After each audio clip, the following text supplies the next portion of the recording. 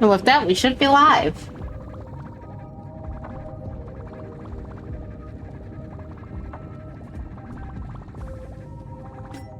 Let's go.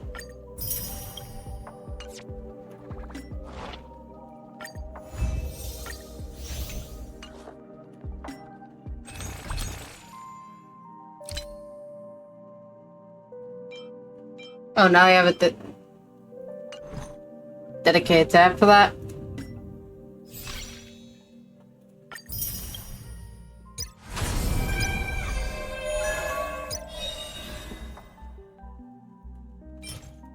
Oh wait, you get gems for those? Huh. Didn't know that. Didn't pay enough attention, I guess. Anyway.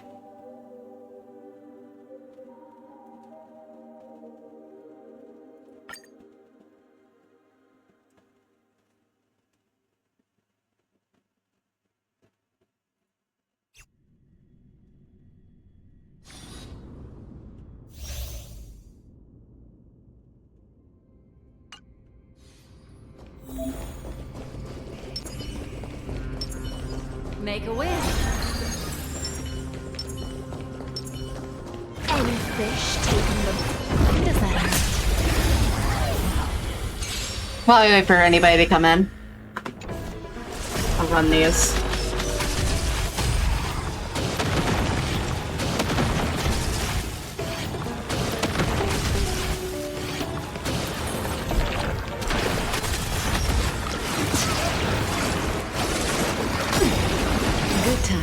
Time to say bye.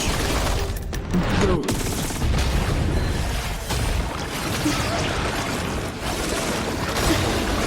Memories are beneath the water. Lies an endless abyss. Stand still.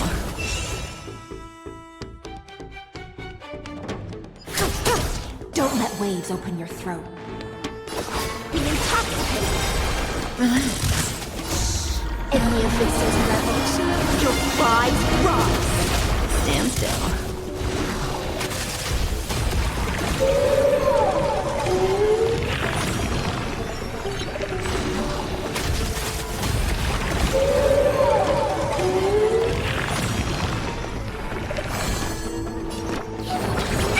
Destiny's hand is true. Fiend or devil, I'll crush them all.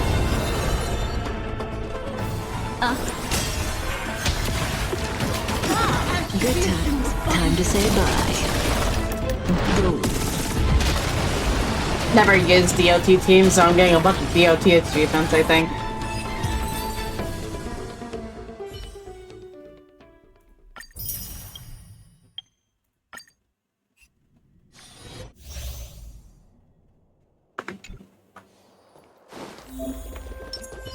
Make a wish. Sound dangerous. Does that hurt?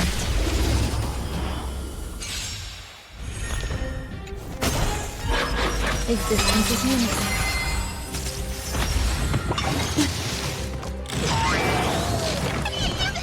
Forward.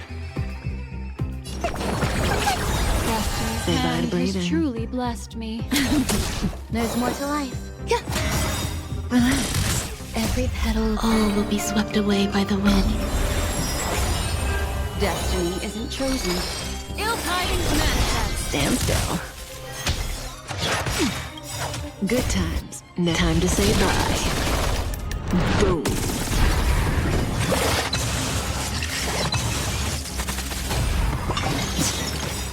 Memories are beneath the water. Lies an endless abyss. Relax. May as well kill them all. Stand still. Good times. Never left. Time to say bye. Boom.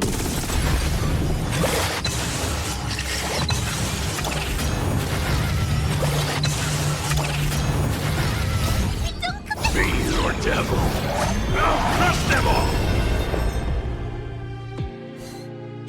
Eternal. Say bye to breathing.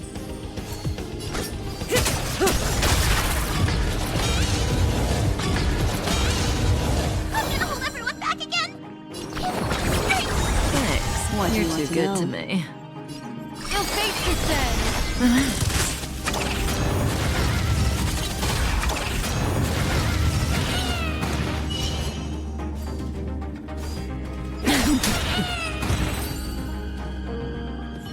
Why are we in stable?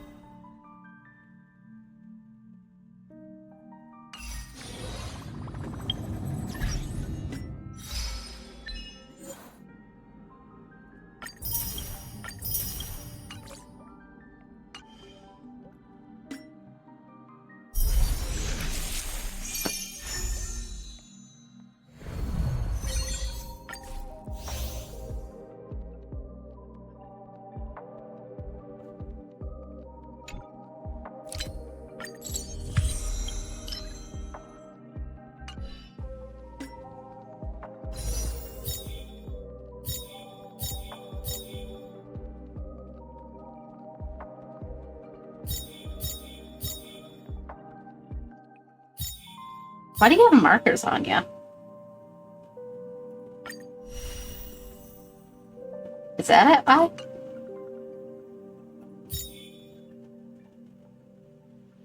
Oh, someone showed up. So let's start the plot then.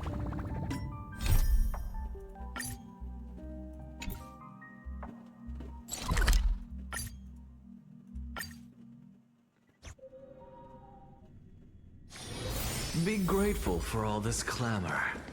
That is the sound of thoughts clashing.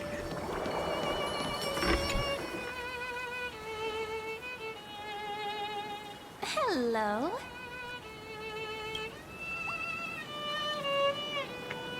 Your surprised expression is just like what the memories recorded.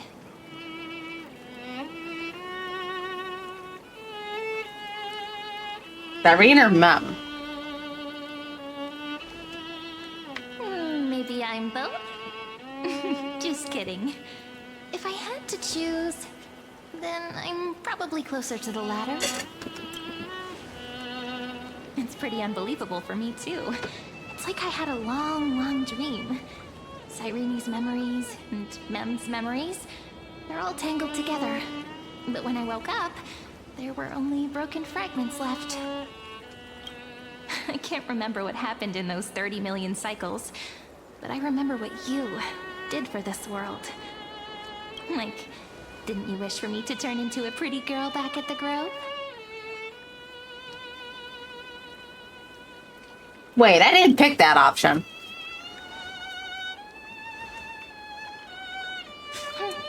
You didn't? In that case, just treat it as my own wish then. There's so much I want to say, but unfortunately, this isn't the time to reminisce. With the memories of the previous flame chase still intact, we've returned to this place at the beginning of time, so we can carry out our promise to Finan. The descent of Iron Tomb may be looming over the horizon, but we still have a chance to change everything.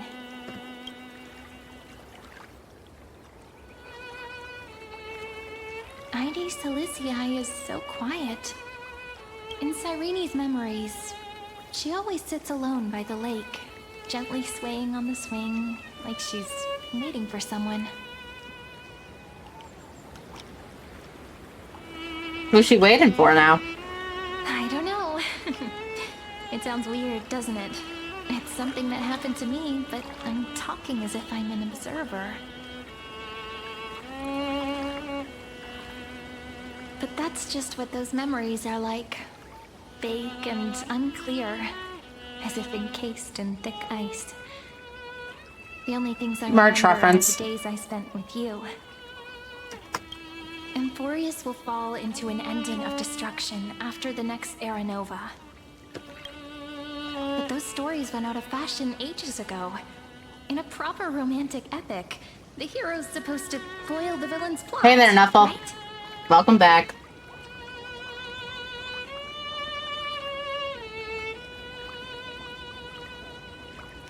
I guess he's the primary culprit behind everything. That's right. He's the mastermind who's trying to control everything. How unforgivable. But I still feel a bit anxious. Lygus chose to walk into the spotlight and reveal everything, which means he still thinks the current situation is under his control. Maybe he still has an ace up his sleeve. Think about it. Even the name Lycurgus is a fake one. We have no idea who or what he really is. Which means it's probably time to borrow that treasure you're carrying, friend.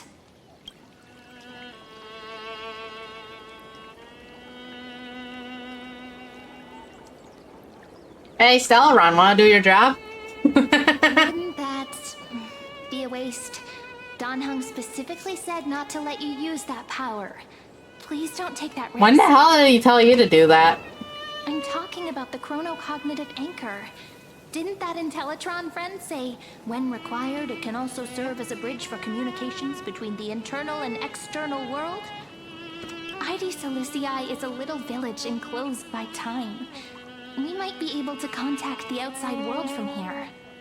Why don't we give it a try? We should at least tell our friends from beyond the sky that you're still in one piece. Firstly, we need to find a well-hidden spot.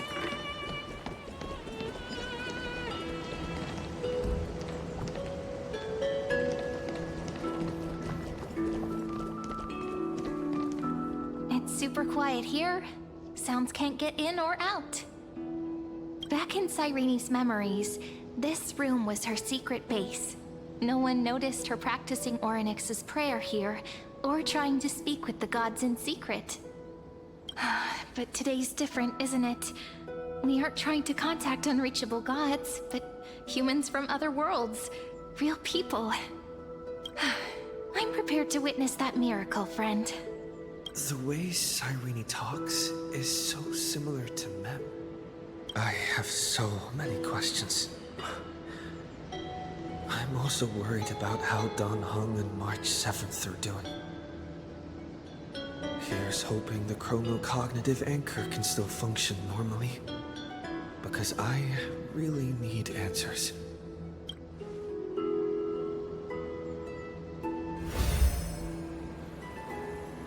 Signal strength, 14.8%. Dialogue window, 16 minutes 22 seconds. Prerequisite, no external interferences.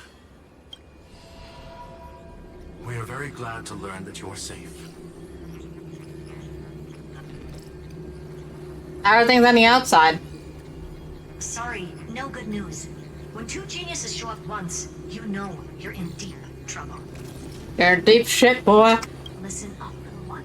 The Destruction's eyes are gazing upon this place. No, I'm not joking, and no, it's not Droidhead. It's the real Nanook. Time is running out, so I'll explain in terms you understand. This world, Amphorius, is in fact a testing ground, where the Lord Ravager, Iron Tomb, evolves through self-extrapolation. Hiding in this segment, unknown to other life forms, it has endlessly repeated the process of Era Nova, seeking a solution that could obliterate the erudition. For some reason, the experiment entered a prolonged state of stagnation. However, it has now restarted. Prediction: if effective intervention is not performed, Iron Tomb will complete its self-coronation in 14 system hours and initiate its plan to destroy the entire path of erudition.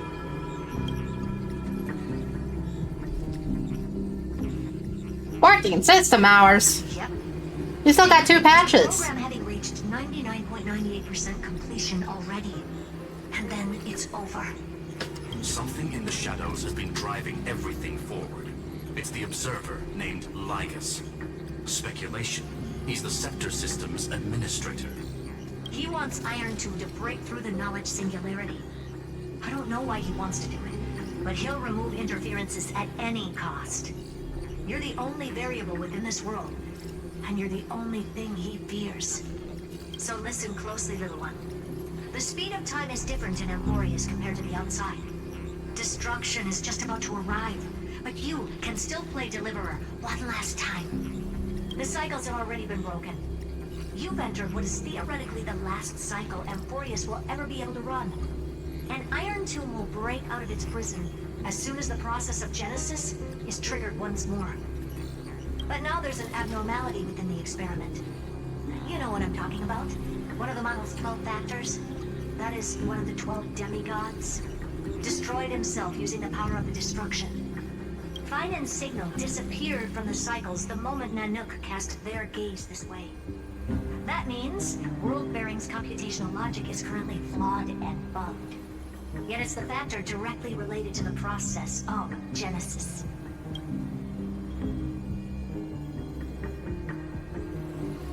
Finance sacrificed himself to create an opportunity for us. That old Intellitron will definitely do all he can to debug this error. So you have to take this chance to claim Kephal's core flame. But don't let him have his way. The key to suppressing Iron Tomb lies in whether he can rewrite the purpose of Era Nova. There's one more preparation we must make. Lycus's behavior has been quite abnormal.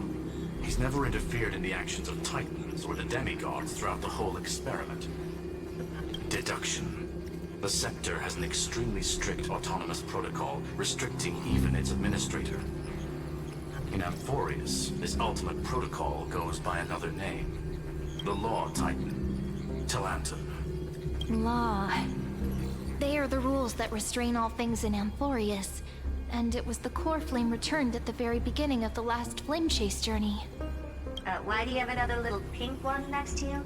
Huh? Her path chart is there something wrong with me? Never mind. Let's get back to the topic at hand. Of course you're gonna leave us on red. 60. Month of balance. We'll be locking onto this time period to find Law. You can either meet the Titan, convince the demigod, or take the core flame by force. It doesn't matter what you do, so long as you bend it to your favor. We still haven't figured out how you and Don Hung got inside this world.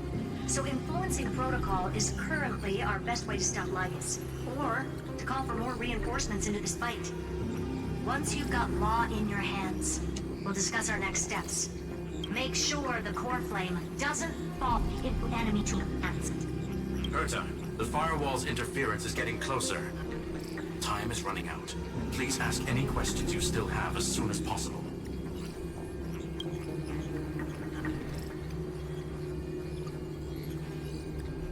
Mr. Don Hung did not enter the new world with you at the end of the last cycle. No, the flow of time inside and outside Amphorius is not identical. 1,000 years in this world may only be a fleeting second outside of it. Conclusion. He is on his way back to the Express. I believe in your capacities.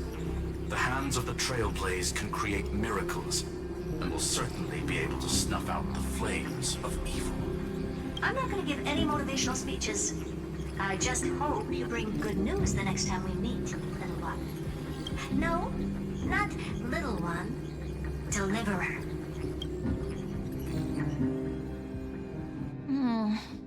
Those two geniuses certainly have memorable personalities. Memories, huh? Are you understanding what they're saying? Yeah, I understand more than I should, actually. Honestly, some of that conversation feels like it's about things I once knew, but then forgot. Maybe it's because of Mem? After all, Mem's a memo sprite born out of your thoughts, friend. Maybe our memories somehow got tangled up together. Never mind. Let's focus on something more important with what little time we have. Just treat me as an ordinary girl with secrets, okay? Like calendar 3960. I remember that Talanton had already fallen by then, and the Chrysos heir who inherited that core flame is named Saridra. That's what's recorded in history, and the period we'll be heading to. We'll need to find Law and stop Lycus. So, we've at least got a solid direction, right? Can you give me a little bit of time before we go? I want to pack some stuff. There's so much more I need to take care of in this form, and I'm still getting used to it.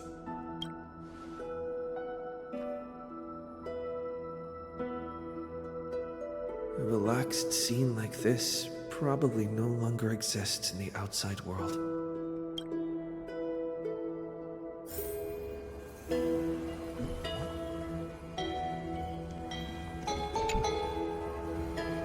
Don't forget to take it with you. It's your only means of communication with the outside world. The genius's message is still there, reminding you. Travel to the light calendar year 3960, the era of the Lantern's fall. Gain control of the law. Then you can bypass the final protocol, modify the core flame of world bearing, and reverse era nova. Did the Iron Tomb birth? The information on the cognitive anchor is now unrecognizable. However, you already know the mission entrusted by the genius. Go seek out the power of law.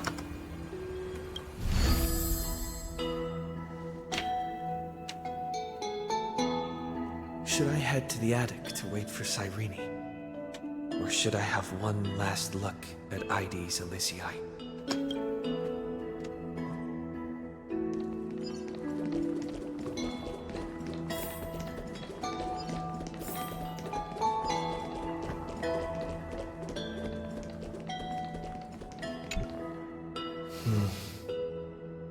This village is where Finan's life started. After 30 million cycles and 30 million failures, his burden is now in my hands. He said I will be taking over the responsibilities of world bearing. But what does that mean? Becoming the new Kefali? Or forging a completely new path? Prepare for the worst. This duty is far too heavy. And it'd be unwise to be blindly optimistic. Maybe we are doomed to fail, just like how Finan was doomed. It'd be yet another fruitless attempt, and yet another tragic sacrifice. But I keep feeling that it's not the time to despair just yet. Is it because Dan Heng and March 7th are still here? Or is it because of Cyrene? There are still too many secrets yet to be unveiled in Amphorius. Here's hoping that one of those secrets can end up turning the whole situation around. Thinking hard over there? I finished packing. I decided to just bring these few things in the end. See? There's a journal, a quill pen, and the ceremonial blade of the Priests of Time. Holding it calms me down for some reason. The scent of the black tide is now calm. Finan must still be fighting them in some way. This will be Amphorius's final flame chase journey. But it won't be the end of us. It'll be the beginning. Friend, are you ready to become a hero? Let's get going. That promise might be far too heavy. But I believe in you, friend. The Trailblaze's duty has always been a heavy one. In other words, since you've already saved so many worlds, friend, you should be used to being called a hero by now. Maybe you can tell me those stories as we travel. That way they can become our shared memories too. Let's trailblaze onward like before and create a future that's worth being remembered.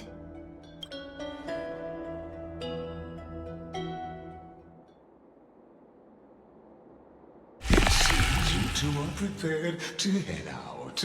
Oh god, it's the freak. You should indeed treasure the view before you. You do not have much time left to enjoy such solitary delights. Well, I guess. My apologies for disturbing your moment of repose. Before I express my apologies, please grace my abode with your presence,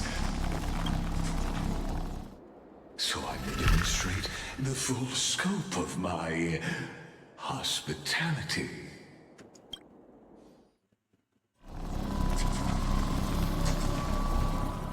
Oh, we're in a domain now. What is this place? A leak. Farewell, then. May we all shall bid farewell to one.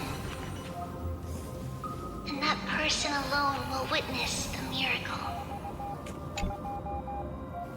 Top loads 405. Prima Mobile. Titan Authority.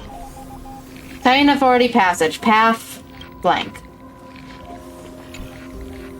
Scan 720. Prima Mobile blank. Titan Authority reason. Path.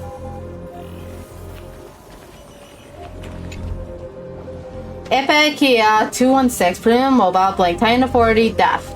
Path.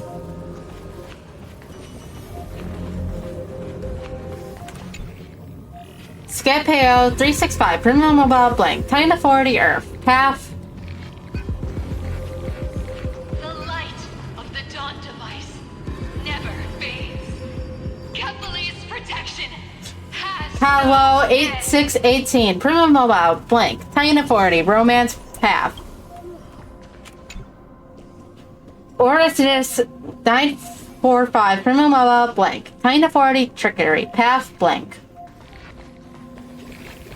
After I cross this river, it will be a tragedy. Aporia 432, Prima Mobile blank, Titan Authority Ocean, Path. Then it will be the end of me.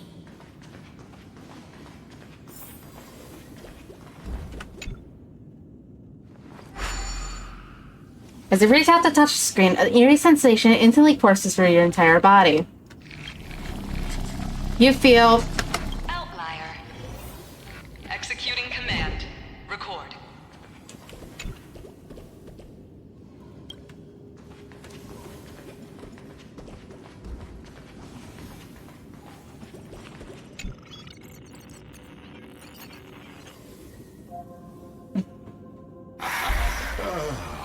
Did that startle you? This is the intersection between Amphorius and the real universe. The audience seat where I observe this experiment. You can also call this location the Exomyth. What you see is the true form of the eternal land and the 12 demigods after they've shed their disguise of legends. Doesn't it look marvelous? Amphorius is like a microcosm of the cosmos. People love to portray the romance of the starry skies, but their tales often forget a different and far more truthful type of universe. The moment ancient Antikytherians sketched geometric shapes on the sandy beach and recorded the first numerals and symbols on parchment, the universe turned into a silent equation flowing under the pen of these relentless decoders. Erudition. It was once the mother tongue of the Creator, the pen of divinity, and the first lyrical verse ever written by free will.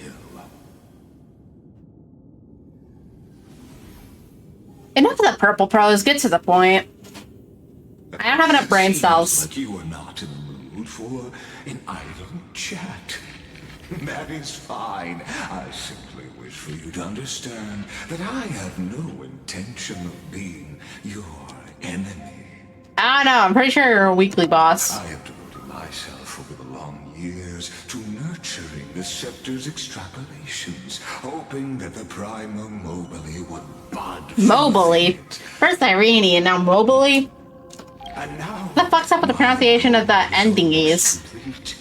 Nikos 496 had exceeded the intelligence singularity through his rage, and though he still retains his obsessive defiance and managed to suppress the black tide of this cycle, it's a matter of time before his will crumbles to dust.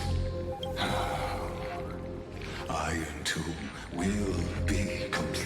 defeated, that will not be affected by my plans, your resistance, or the schemes of the two geniuses. It is an irrefutable fact, just like the instance in Luce's calculations.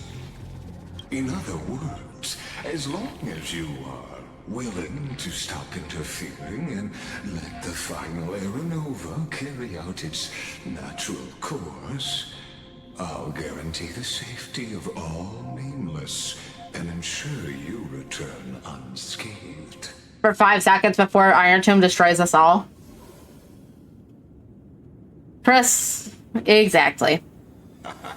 You are indeed worried about your safety and that of your companions. Rest assured, as a fellow pathstrider of this path, Nanook's gaze left a brand on your soul long ago. You harbor the seed of destruction within you. But you need to learn how to use it in the right way. That vital knowledge is also my bargaining chip in this negotiation between us. For there are few in this world who are truly capable of such a feat. And I happen to be one of them.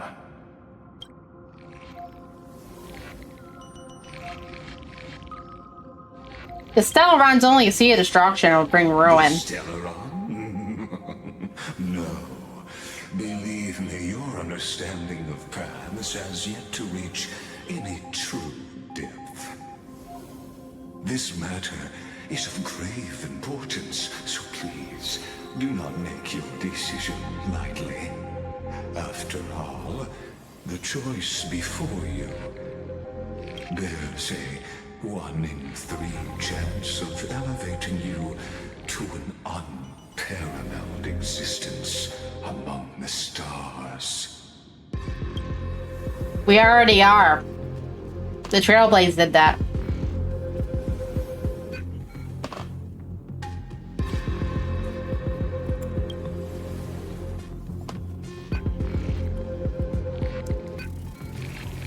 I now see the full scope of the determination in your words.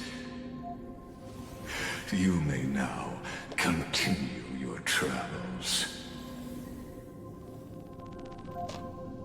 So why did you drag me here? It seems you haven't realized something about this place. The Exolith is the Erudition's domain. You cannot physically interact with me in any way in this place, and vice versa. As negotiations have broken down, there's no more need for us to remain in the audience's seat. Let's return to the theater called Amphorius, where you will meet me once again. Of course, this meeting was not without merit. Your presence has inscribed a new footnote in the Exomyth. As for its purpose, allow me to reveal it to you in detail the next time we meet.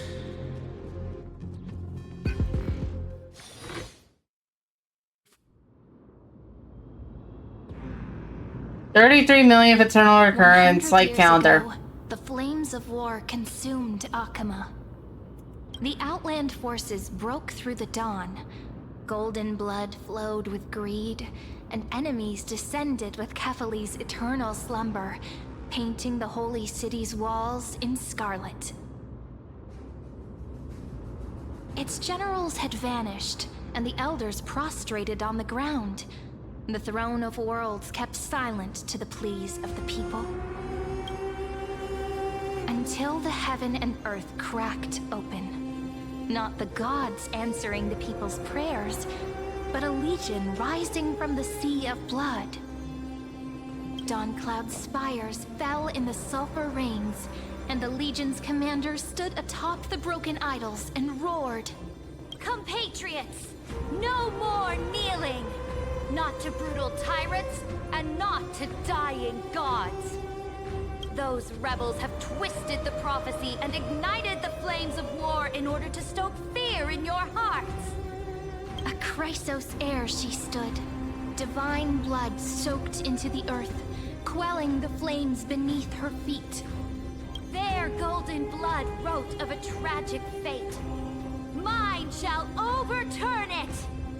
Her crown burned bright, outshining the fires consuming the entire city. She raised her scepter high, and the people gazed in the direction she pointed.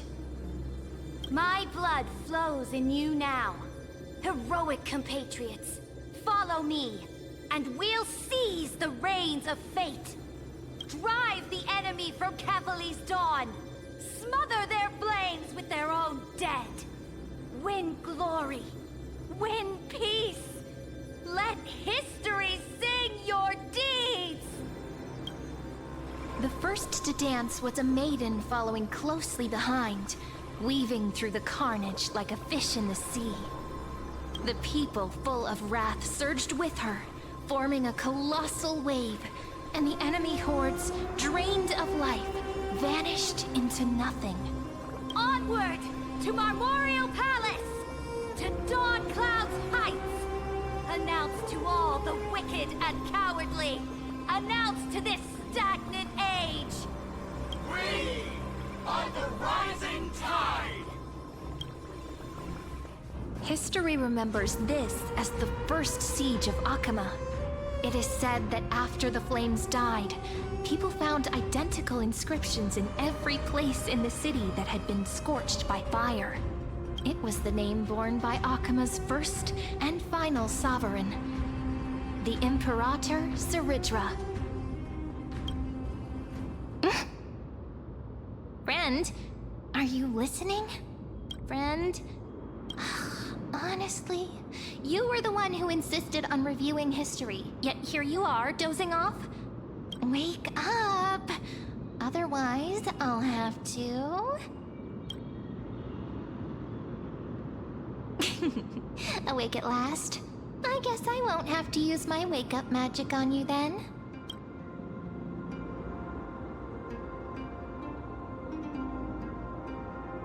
Where are we now? We've arrived. A familiar place.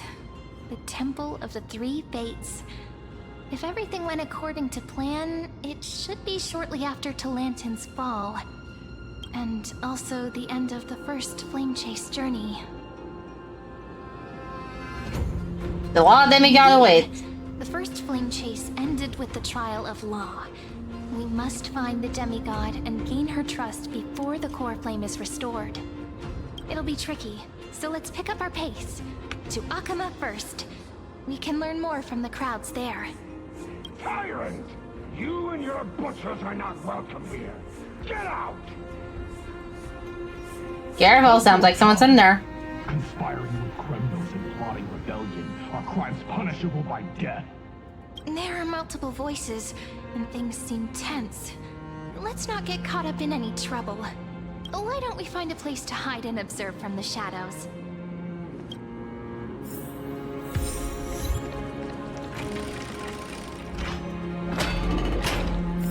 At least criminals keep their faith. Wait! Isn't that...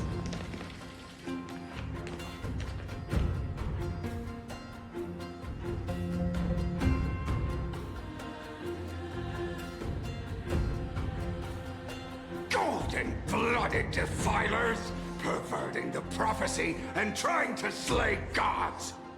Stars beyond the sky? Gods who created the Titans? What kind of nonsense? Look at this broken world and see what your atrocious acts have done! What? Did he just mention the stars beyond the sky? But how is that possible? You impudent! Ducks for Goris. We're here to welcome the deliverer from beyond the sky. Stand down.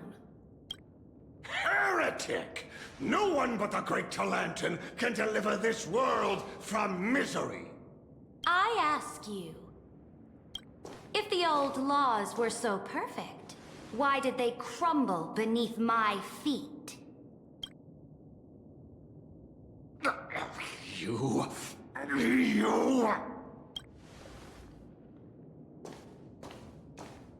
Talantin is long gone. Now I am the law. Challenge me, or submit to my judgment. Oh, proper cutscene. Silence!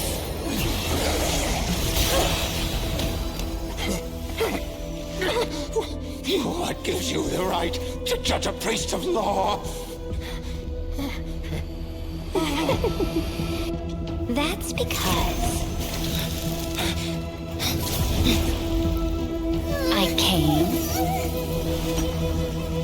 I saw,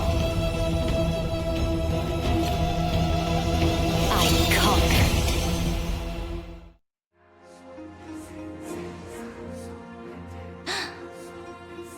Ducks for Goris, take the ashes of this man and scatter them in the temple among the crowds. Tell them that the High Priest attempted to take away the rights granted to the people by the Imperator. Thus, he met his fate. Yes, Imperator. Now, these two accidental guests.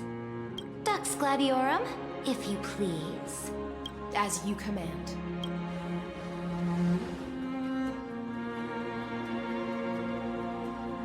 Typical start. Should have expected it.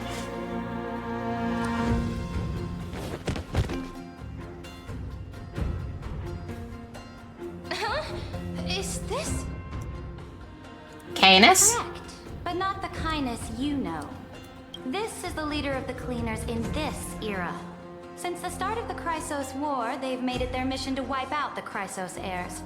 Even now, even after I've united all the city-states, these vermin still lurk in the shadows, hindering the Flame Chase journey. Moreover, I know that the 27th person to inherit this role bore many grudges against you and nearly doomed the second Flame Chase journey. The enemy of my enemy is my friend. So, out of courtesy, I present to you this corpse as a gift. Ruby looks distraught. Quite the generous one. Careful. Let's wait and see what happens. She's probably trying to scare us. For the sake of order, I am known by many titles. Flamebearer who ends wars, Tyrant of Dawncloud, Empress of the Holy City, and Imperator of the Flame Chase.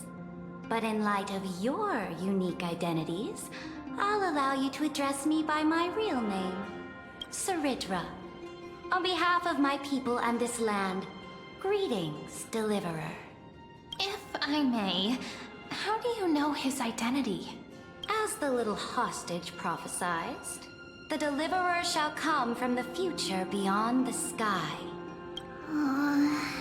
Gray hair, golden eyes, skilled in wielding a mace. They would arrive in Yanisopolis on this day. There's no mistake. Oh, that's completely diverted from history. Your orders, Imperator. We return triumphant. Send an urgent message to all delegates. The meeting of the Flame Chase Alliance will convene early. As for you two, Akima knows what you seek. We'll confer in the Holy City. Doubtless you have many questions, but save them for later. Please follow us. This is not what I expected at all. The demigod we needed to find was just waiting for us, and she knows of things beyond the sky, even eons. How could this be so different from the previous 30 million Amphorius cycles? Who altered history? Ligas.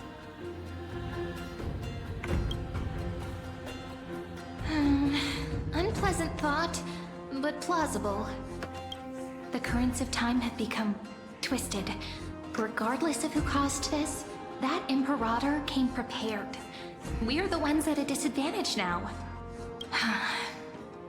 We might as well dance their dance. Let's go with them to the Holy City. We've received the Imperator's favor because of your unique background. As a result, the people of Akama will certainly respect you more. Just put that to good use, and add a bit of your experience and charm. Should be easier than last time, right? If we figure out what happened in this cycle, we'll be able to turn things back in our favor. Trailblaze a sequel. We always find a way. Calm and confident. That's the you I'm familiar with. Guests, please. The journey to save the world starts with a single step. Let's set off, my friend.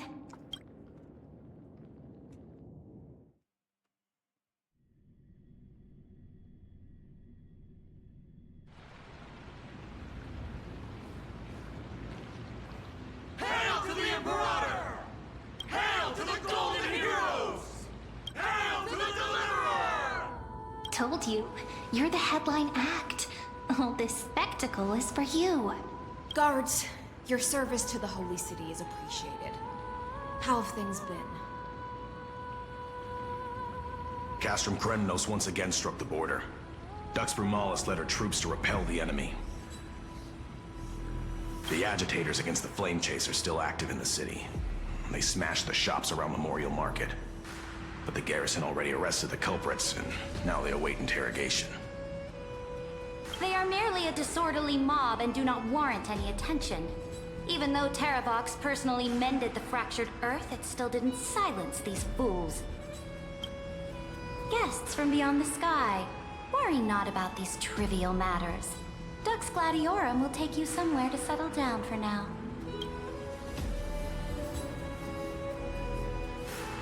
Please allow me to introduce myself. My name is Hycelens, and I am the Dux Gladiorum who swears fealty to the Imperator, as well as the Knights Commander of the Achaemenid Alliance.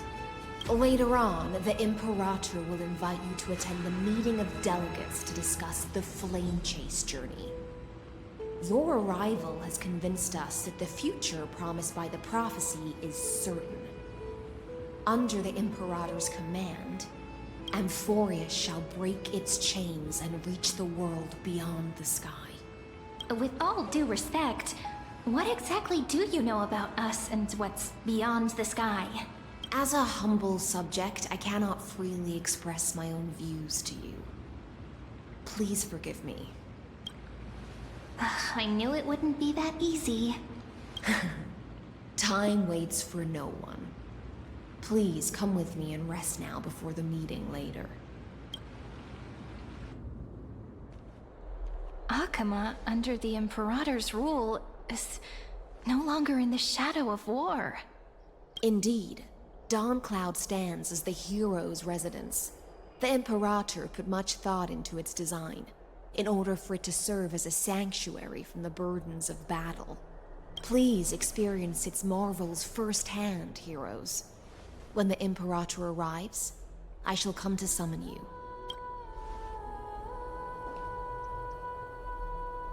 Hycelens. No wonder she's the Knights Commander. He's reassuringly discreet. That's what Seredra thinks, but it's inconvenient for us. All right. We finally have some freedom to ourselves. Since there's still some time before the Alliance meeting, let's explore a bit. Look over there!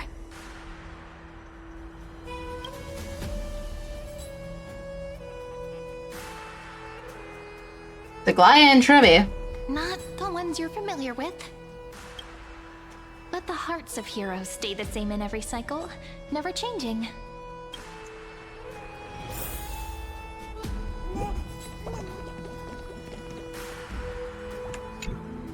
Aggie, you're still so listless today. Did you have trouble sleeping again? Yes. We know. The Titan's prophecy haunts you. if you want, you can talk to us, just like when you were young. No matter what, we'll always remain by your side. I know. I also understand that fate cannot be changed. It is not the future that I worry about. I spent all last night weaving clothes and linen for the refugees. The Chrysos War is born of injustice and has shattered their dignity. They deserve at least some basic decency. If Amphorius one day abandons this, then all of us, commoners, Chrysos heirs, titans, become no better than beasts. Oh, we have guests. Welcome. I am Aglaya, the Gold Weaver. These rags on you are not worthy of the title of Deliverer. I must prepare some proper attire for you. Are we finally getting some new clothes? What is the matter? Your gaze seems somewhat unsure. Does your Aglaya differ so much from me? Greetings, Deliverer from beyond the sky. We are Trevi of Yanisopolis. It's very nice to meet you. Although, introductions are probably unnecessary. We know you've witnessed the future of the Flame Chase journey, even more clearly than we have. Witnessed the future of the Flame Chase journey? The prophecy also told you about that? Indeed. Orynyx reshaped Amphorius through the prophecy. Although, regarding the Deliverer, there were not many details beyond your appearance and the time of your arrival. So, please, don't worry. Feel free to relax and relax some more. Orynyx is prophecy. It was Orynyx who told mankind that the Deliverer from beyond the sky would descend upon Amphorius. More crucially, they revealed a future entirely different from the Aranova. Though we still must challenge the gods. In the Time Titan's prophecy, this path leads not to a new world, but to the true starry skies. This is also what the Great Imperator has been striving for all her life. Your arrival further confirms everything. This can't be real. Even you find this surprising? Fate really is unpredictable. Perhaps the upcoming meeting will hold even more surprises. The other heroes under the Imperator's command are here too. Since we have time, should we go meet them? No. That's another 20 minutes of talking. From beyond the sky. Did you rest well? There is still some time before the meeting begins. Rather than listening to the whispers of the delegates, why don't you get to know your future comrades first? Not the Imperator. She is the Empress of Akama, the one who ended the Chrysos War and the leader of the Chrysos heirs. As merely a humble subject, I cannot say more beyond this. Let's Then go. come. The Imperator reserved seats for you. I'm starting to feel a bit nervous about the meeting. Since Saridra is presiding over the meeting, it'll be a good opportunity to learn about the law's inclinations in the current era.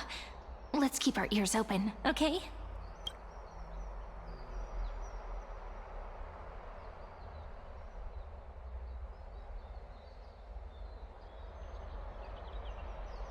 Good sir from Paphos, what do you think the Imperator is planning calling this meeting so early? My homeland can't endure anymore. Who knows? First, she wants to hunt Titans. Now she says there are even greater calamities. Her madness is the greatest calamity. Exactly. Chrysos heirs, deliverers. What about us ordinary folk? How much are we worth in her eyes? Things feel pretty tense here. The history books said that the Imperator aimed 3 cannons at Dawncloud to make all the delegates obey her. Will history repeat itself in this cycle? Yes. Similar acts have occurred, and not just once. However, whether history will repeat itself, you'll soon see. Those are the 2 spots reserved for you. Please take your seats. What's happening again? That's what they were talking about before. What is We stopped, so it turns out. Absolutely no one is taking a seat. Ladies and gentlemen, silence, please. The Imperator has arrived before her faithful council, and the Alliance meeting is about to begin. All right. In the names of Talantin and Kefali, the Akama Alliance swears upon the gods. Cease the pageantry. I pray not to the vanquished. What? Kefali, of course, needs no further explanation. As for the law, at the entry hour 2 days past, a scout should have brought news of the conquest to all of you. Unfortunately, guards found his corpse among the rocks not far from the city. Moreover, the poor soul was buried with a Paphos curved blade. It pains me to imagine what agonies this loyal warrior endured before his death. Delegate from Paphos, do you have any insights? I know nothing of this. The evidence is irrefutable, so there is no need to waste your breath. However, let us set this trial aside for the time being. Witness, even within the most sacred and dignified council, there were those among us who wished to draw their blades, brazenly challenging the Alliance, seeking to shatter our hard-earned peace and unity. Fortunately, I uncovered this plot. Now, to protect this beautiful city and her people, the Imperator's legions are ready. They will escort each of you to the Temple of the Three Fates, where you will receive the highest level of protection the Alliance can offer. Then, the Legion's warriors will join me in embarking on the campaign against Fagusa. This is clearly a trap! Imperator, did you summon us here just to trample on the dignity of your allies? Enough! Just calm down! What should we do? Things are starting to get pretty intense. Comrades, you've all seen her true face now. According to the ancient laws of Akuma, only with the consent of 2/3 of the elders can the legions carry out the commander's orders. The ancient laws. Didn't you destroy them long ago? You defected during the first siege of Akuma, voted unanimously in favor of the Council of Elders restructuring, and just yesterday, you desecrated them with a blood-stained blade. The decaying old laws fell with Talantin and are no longer deserving of respect. But if you still insist on proclaiming yourselves defenders of the law, then be silent and offer up the highest respect to this core flame in my hand. That really is the core flame of law in her hand. Since there are no objections, then the original agenda of this meeting, the campaign against Fagusa, is hereby passed. The Flame Chase Army's hunt for the Ocean Titan begins today. In order to prepare for war, all allied city-states must surrender command of their militaries and pay all war taxes by the end of the month of Evernight.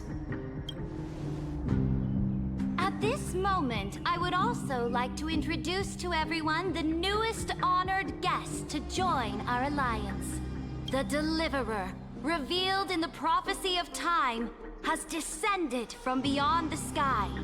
With his aid, we shall shatter the chalice of plenty and return Fagusa's core flame to the holy city! Absurd. Simply absurd. A deliverer from beyond the sky. This is just like that prophecy about slaying gods. It's a lie you've used to grow your power. Ladon has already sacrificed countless soldiers. And now you want me to send even more of my brothers and sisters to be used and discarded by a tyrant?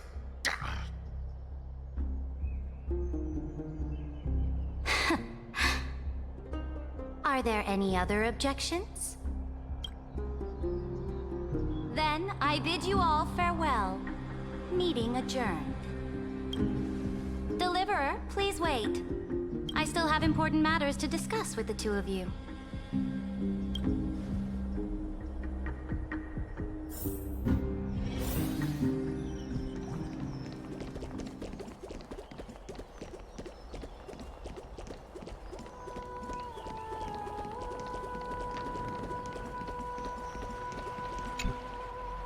So tiny. I apologize for that farce of a meeting. It must be tiring dealing with so many people every day, Great Imperator. Tiring? You're mistaken. Moving chess pieces, placing wagers. This game of strategy adds a dash of color to our heavy fates. Much like how rule and conquest are always accompanied by sacrifice. Is the war with the Titans also part of that sacrifice? After I glimpse the secrets of this world... No, the secrets beyond the sky. The divine authority of Amphorius no longer held any significance. Let me ask you, Deliverer. Is it true that beyond Amphorius' sky, there are magnificent deities called Eons? That's a fact. Ah. The word fact has never been so intoxicating. Then, please tell me more. How will you use this great power to guide the people? In the future you envision, where will our flame chase journey lead? To protect the core flames and the law, only then can Amphorius break free from the destruction. Oh? What you require now is the power of law? Exactly. Just as the prophecy foretold, he is your deliverer from beyond the sky. And he also has reliable allies. If they can intervene in Amphorius' laws, we may have a chance to alter this world's impending fate and reverse its destined end.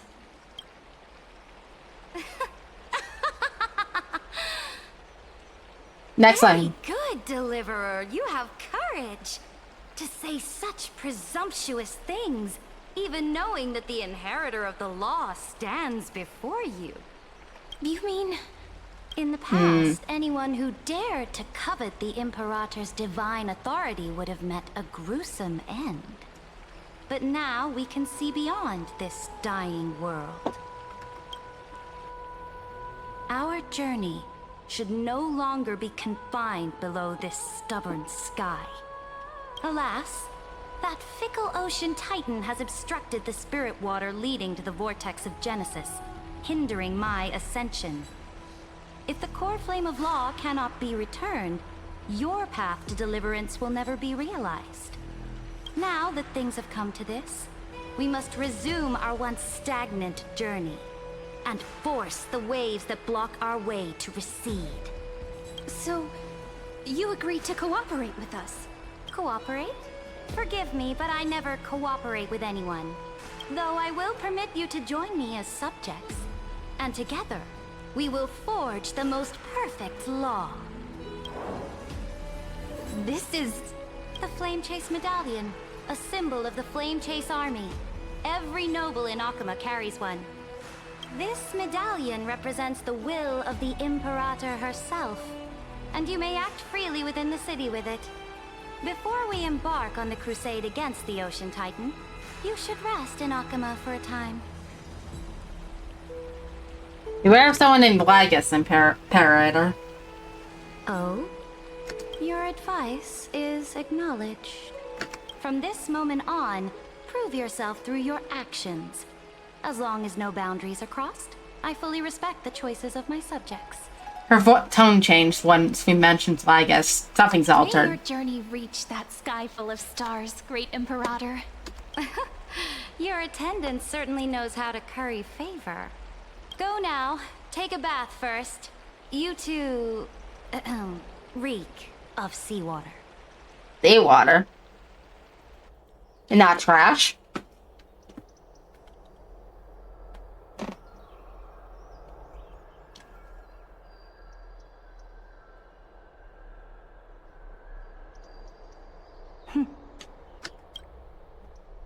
Come forth, Theoros. Yes. Great Imperator. Now, perhaps you're willing to hear my counsel.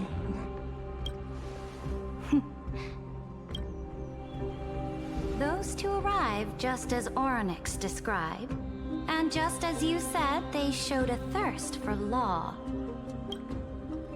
At least this proves that my judgment was right. Sparing your life was the correct decision. You've once again confirmed that your wisdom is no empty boast. Now another choice lies before you. With whom shall you ally to tip the scales of law? Me? Or that deliverer? Remind me again, Antikytherin. What kind of future do these two paths lead to in your view? I shall tell you. You are entitled to know that the deliverer from beyond the sky is not a wholly wicked being. But from the very start, his stance has been completely at odds with Amphorius. The road they have chosen will bury Amphorius' grand aspirations. This world, which follows the path of destruction, will inevitably stray far from the glory it was meant to enjoy. But on the path I have revealed to you, the people of Amphorius will slay their creator in the name of the Imperator and conquer the worlds beyond the sky.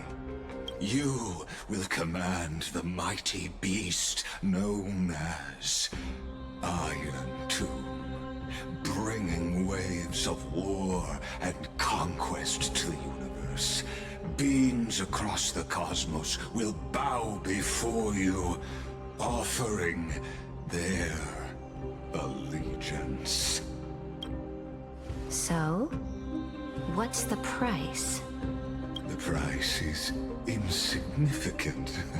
All that is needed is for you to sacrifice that fragile, incomplete humanity to the destruction. As a Chrysos, heir of the prophecy, you have already chosen to abandon it, have you not? Off you go, Theoros. I have already made my decision. Once I ignite the core flame of law and burn away the old, outdated rules, Amphorius will embark on a journey across the stars. Well, that's a completely vague answer. That doesn't tell us anything. Guess you gotta keep us in the dark until the final moment, don't you, Hoyo? The Imperator is quite forceful. She didn't give us any chance to ask questions. Well, what do you expect? She's the one of law. You think she ain't gonna be bossy? She's clearly hiding something. What do you think?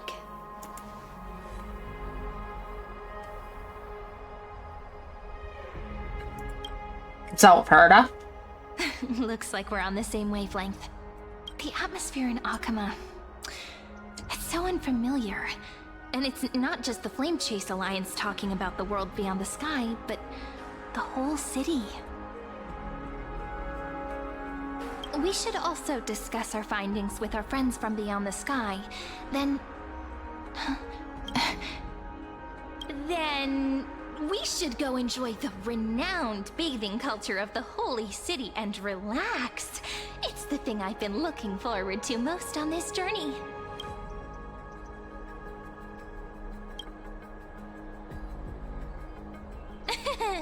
Work and rest are both important. You see, everyone agrees, right? So someone's watching. Can't let our guard down for a second. Let's use taking a bath as an excuse to find a quiet corner to update Madame Herda and Screwlum on our progress. We can also check out what's happening in the city. Since the outcome of the meeting was just announced, people must be gossiping. We can kill 3 birds with 1 stone. Let's go.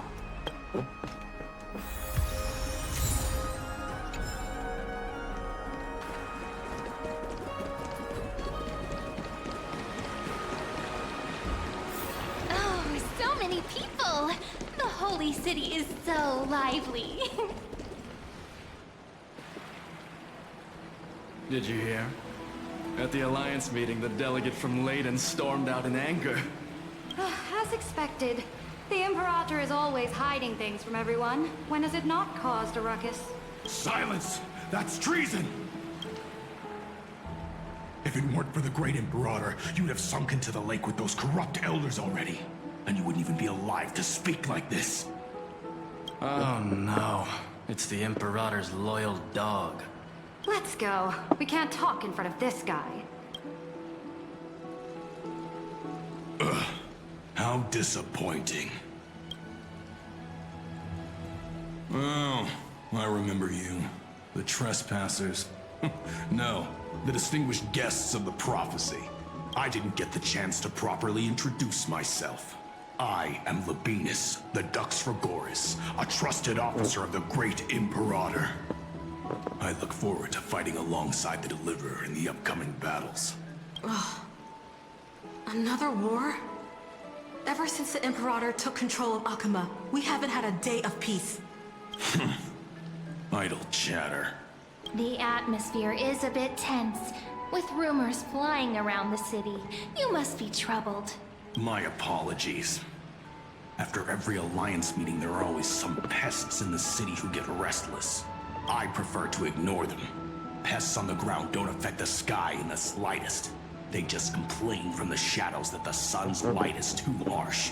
Besides, the Theoros has already promised the Imperator her fate. And these clowns will eventually realize their foolishness. May I ask, who is this Theoros? The Imperator has ordered us to keep his lordship's whereabouts a secret. Ah, so it's his lordship. Stop trying to get things out of me. Leave me alone. I didn't even need to try. Big and strong Dux Frigoris really can't hide anything. Theoros. What an ominous name. Bad news. He's been staring at us the whole time. Let's move to another place for now. We don't know how much Ceridra has concealed from us. In the worst case scenario, we may have to face more than one enemy.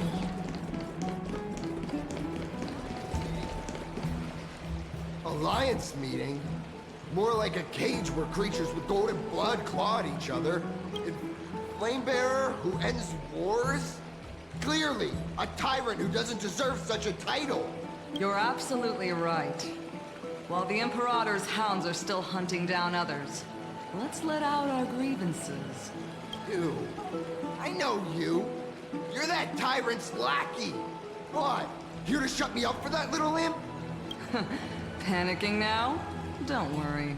I don't care what others say about the Imperator. And she certainly doesn't either. Oh? Children of the Prophecy.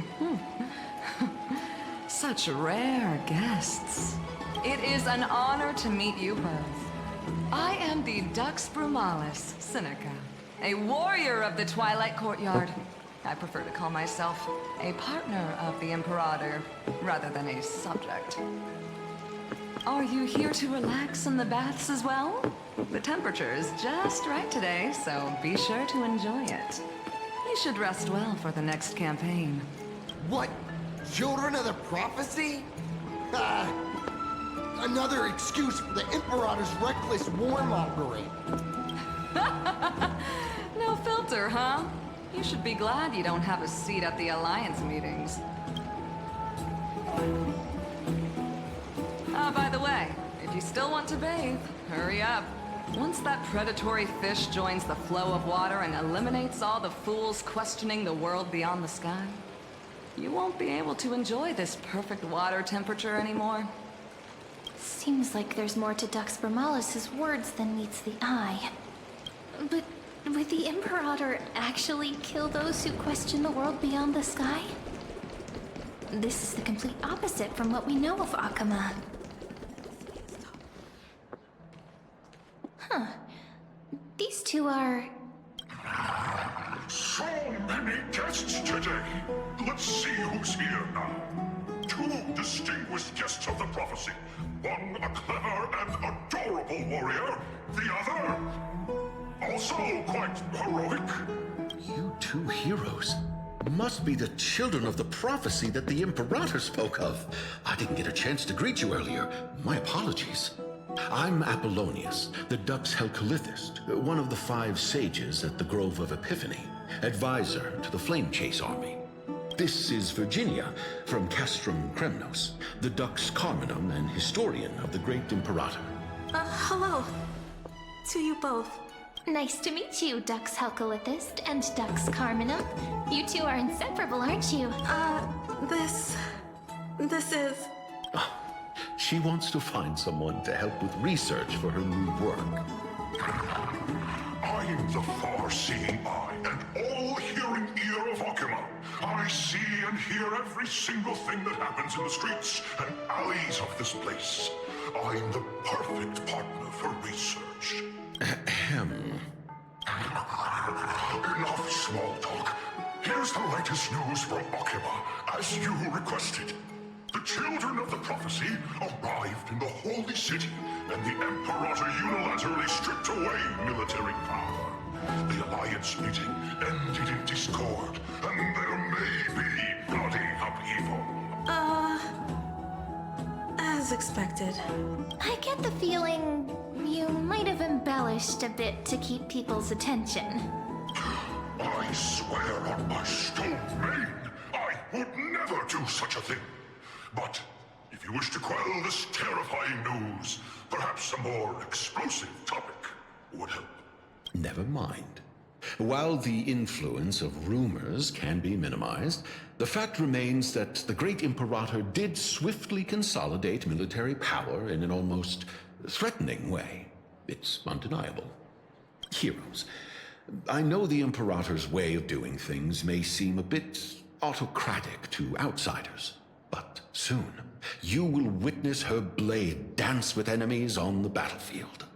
I can't comment on the source of her loyalty, but when that blade is drawn, you two, as bright as you are, will surely see the deep thoughts beneath her exterior. The Imperator's blade. Is he talking about Miss Hysealan's? I sense some unease in Dux Helcolithist's words. It seems the Imperator and Miss Hysealan's share a much deeper bond than the others do. They're lesbians. There are eyes and ears everywhere. Is there any place where we can have some privacy? To understand the Imperator's secrets, we have to get past Miss Hysealan's.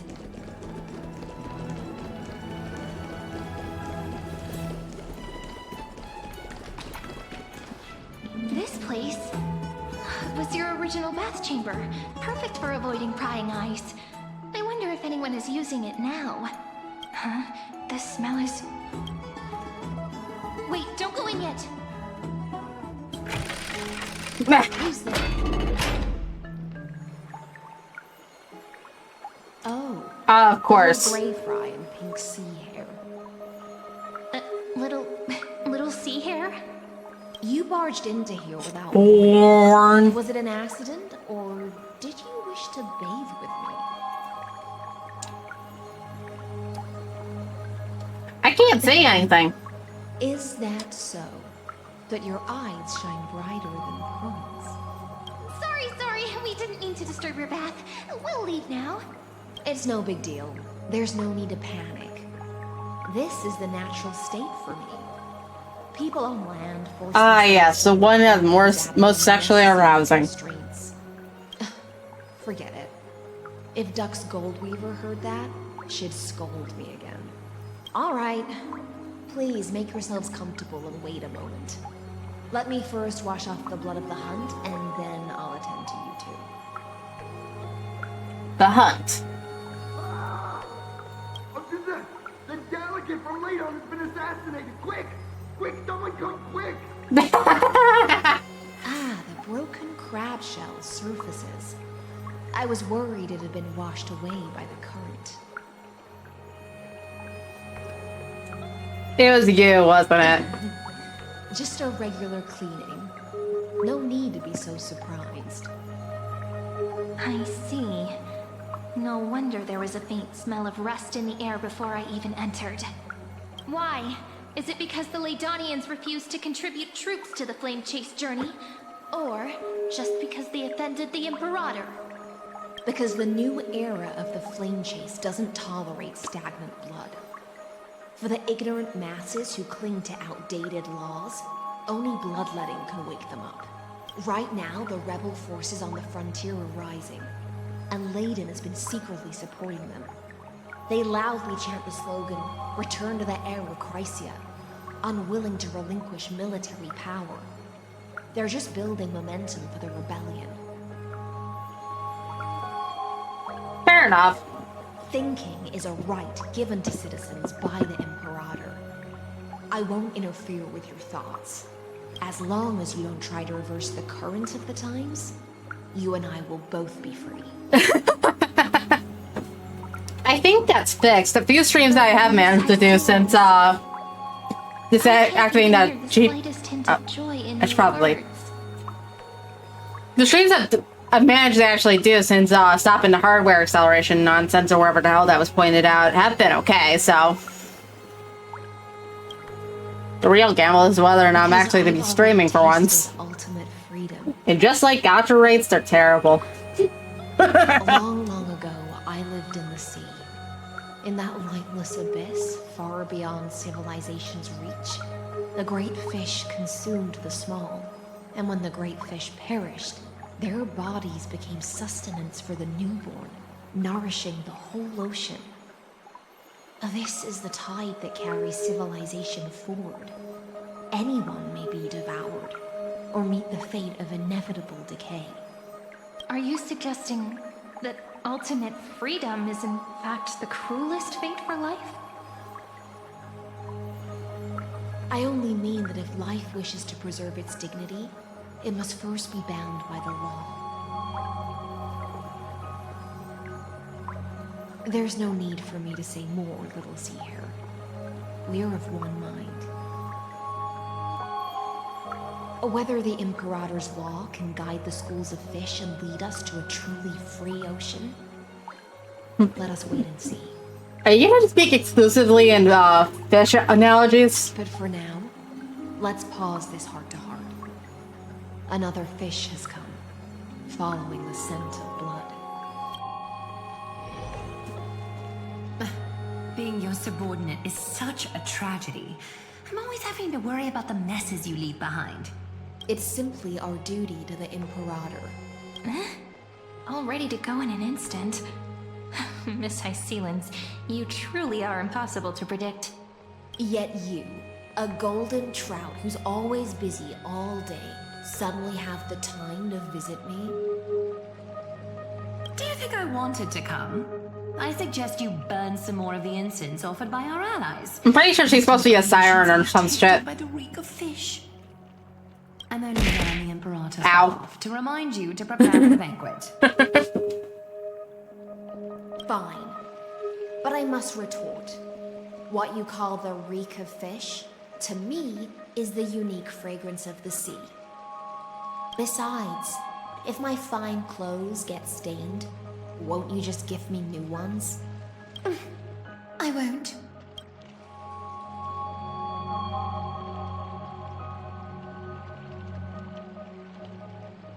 They seem pretty close. You sensed it too, huh? By the way, you both just mentioned a banquet. Could you elaborate on that? Oh, is that attack from the Prime? Oh, right, you don't know. Why did it not trigger for half a minute? What the fuck? The Imperator holds Twitch, a grand please. feast for the Chrysosairs to lift our spirits. Fucking tits got the melon faster than For Twitch us did. warriors who swim constantly between life and death, these feasts are more worth looking forward to than victory. A banquet to prelude the hunt for the god of banquets, and honey brew as a tribute to commemorate the ancestor of honey brew. How absurd. Don't look so grim. All has been decided. Since it's a banquet for Fagusa, why not take a leaf out of the Titan's book? Live in the moment and enjoy life to the fullest. I'm not as carefree as you. That little Dolos kitten is already causing enough trouble for me. And on top of that, I still have tailoring commissions to complete. By the time the cool flame illuminates my eyes, I might not be able to focus as I used to. Glaya's eyes. Curious about these eyes? People often compare them to jewels. But I've already made my decision to ask Romance for eyes that can see everything. I wonder what this world will look like when I take the Divine Authority. In the future, you will still be the finest weaver in the world. Is this also a prophecy from the Three Fates? It's even more accurate than a prophecy. After all, he has already witnessed it, right?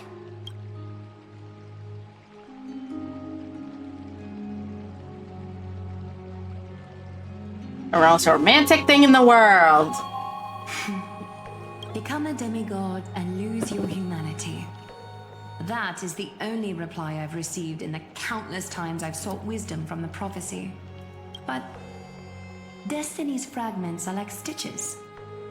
Before they're threaded into splendid garments, no one can see their true charm, can they?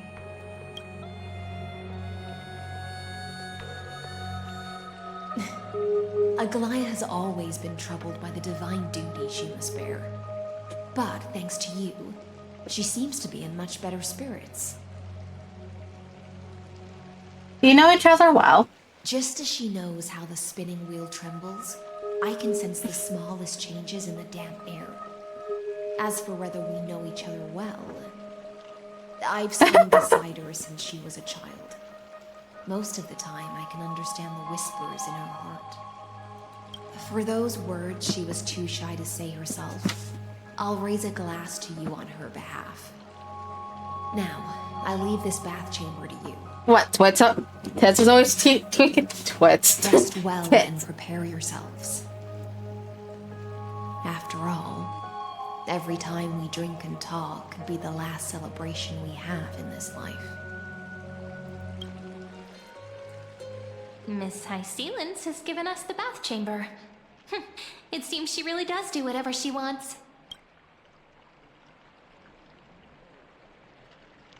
We're just our roommates. It seems that way. This also means she could return at any moment. If we're having an important discussion, we must remain vigilant. So, let's seize the opportunity and report our current progress. We don't want to keep everyone beyond the sky waiting.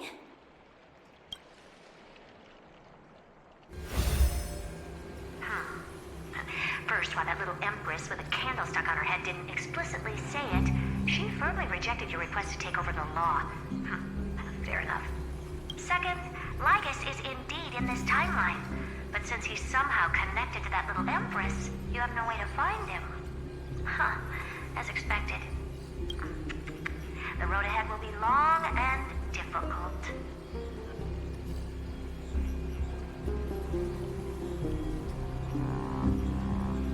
This does the road ahead be long and difficult.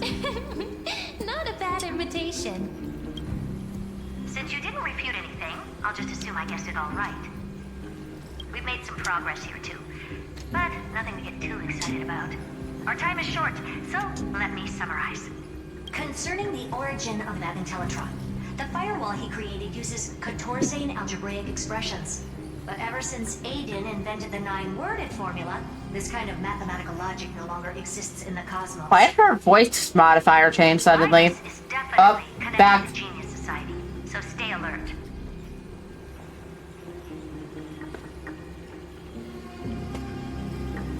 Could he be related to the Emperor? We can first exclude Droidhead themselves. They specialize in minding their own business and wouldn't intervene personally. But Screwy and I are still eliminating possibilities one by one. Currently, the most likely candidates are these few. The Lord of Silence, Acha, the 2 Ruperts are also possible. But it would be too boring if it were one of them. Finally, we get to base off some big names. That's all I have to say. will depend on you to continue pushing things forward within this world. Keep in touch regularly. And remember, don't let your guard down. Madame Herta is a real whirlwind. Well then, let's use the banquet Aglaya mentioned as our next starting point. Ceridra's trusted followers should all be present at that time. It'll be a good opportunity to get closer to them. You must avoid direct confrontation with Lygus. With our great teamwork, we'll be able to deal with anything that comes our way. It's been a long day. We should get some rest now. Night. Yes, let's get ready for the banquet. Why the hell is that cutscene in first-person perspective? Look, the venue's right ahead. I like how we're still in a fucking domain. We've been in the domain this entire ass quest since we left. I've been here singing. It feels so romantic. Since we left ID's Elusiae. Watch this magic trick. Honored guests, wait here for a moment. You must surrender any personal belongings you have on you before entering the venue.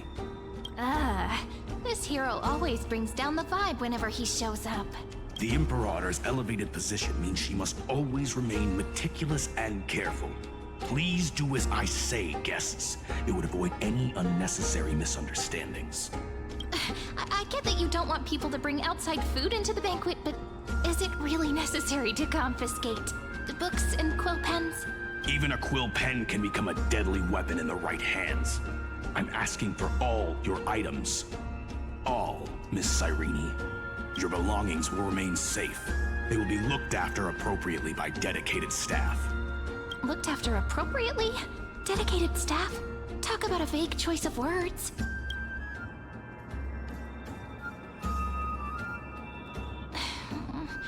It seems like he's aiming specifically for the chronocognitive anchor. What should we do? Shove it up my ass. Nice! You read my mind. Let's go with their plan and hand over the chronocognitive anchor to be looked after. After all, if the little Imperator is paying this much attention to you, she probably already knows all about our whispered conversation with the geniuses. I can pretty much guess what'll happen next. But that's actually gonna be our shortcut, right? Guests. Alright, we'll listen to you. Here you go. Also, please pass on a message to the Imperator from us. She can trust my friend, anywhere, anytime. Thank you for your cooperation. The Imperator has some urgent business she needs to attend to and will arrive shortly. Why don't you head in with the other guests first and enjoy the feast? Isn't Ceridra supposed to be the focus of the banquet? But she's not even here. Why is it so difficult to talk to her? You two have been wandering around the venue and haven't mingled with anyone.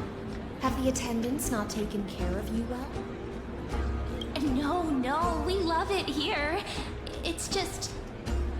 we're a little concerned, seeing how the Imperator still hasn't arrived. Don't worry. I know what you've been waiting for. Come, sit with me for a while, will you? I'd like to share a personal secret with you.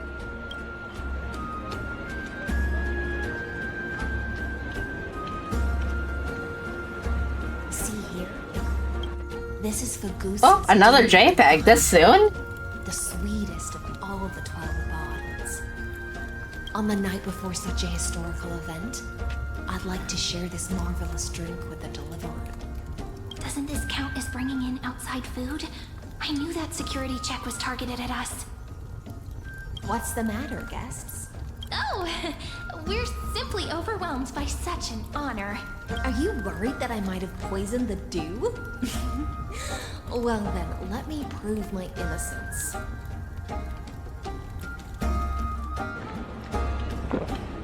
Hyacinth raises the goblet of honeydew to her lips, deliberately arching her neck so you can watch the liquids descend down her throat as she swallows. See? It's completely safe. I feel like Miss High Sealens wants to talk to us about something. Why don't we go along with her for now?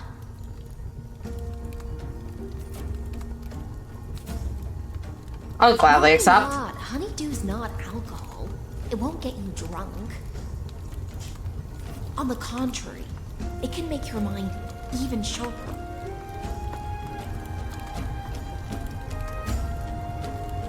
The clay cup touches her lips in the blink of an eye. She is indeed the Imperial Blade, the Imperator, and the swiftest swordmaster in Amphorius. Please, have a taste. Would you like some too, little sea air? I can drink it myself. How is it? Sweet enough? It's not bad. As long as you like it. Calm at times, tempestuous at others. That's the taste of the ocean. It'll do you good to understand the goose's fickleness before we set off to face their waves. Just like how you're about to understand the secrets within this dune. Now, please turn around. Very, very quietly. Don't make a single noise.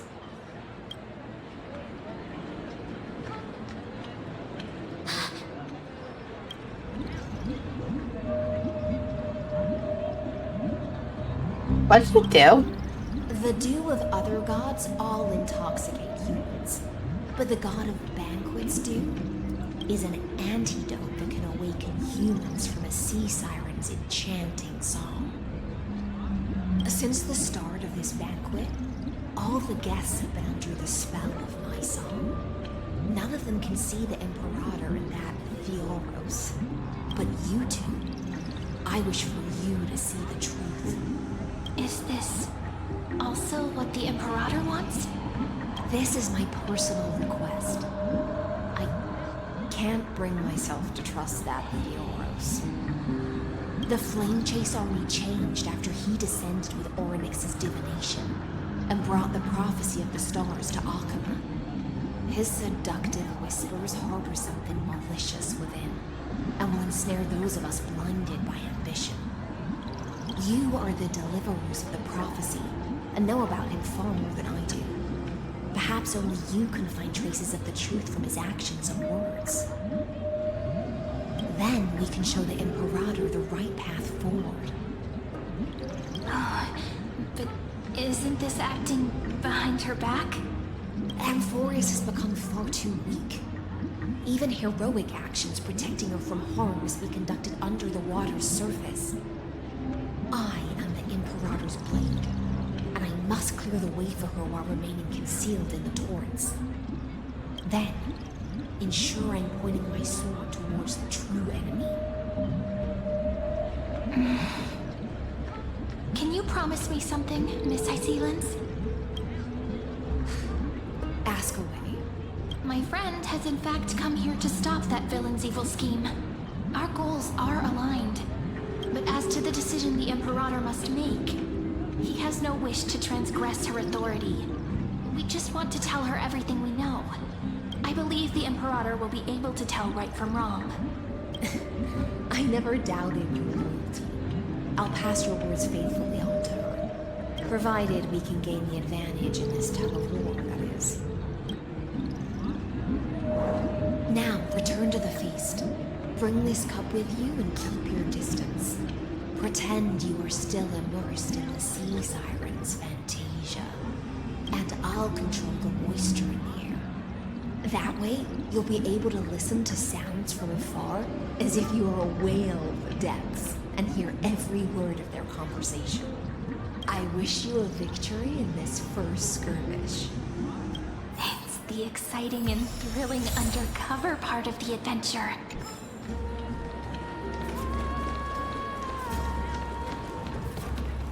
Let's mingle in the crowds here. Relax, relax. Try to act natural. Where's the Imperator? Still not here. The little thing is always acting so high and mighty towards everyone. Today, I will. Whatever. Pour me another cup. Though she has succumbed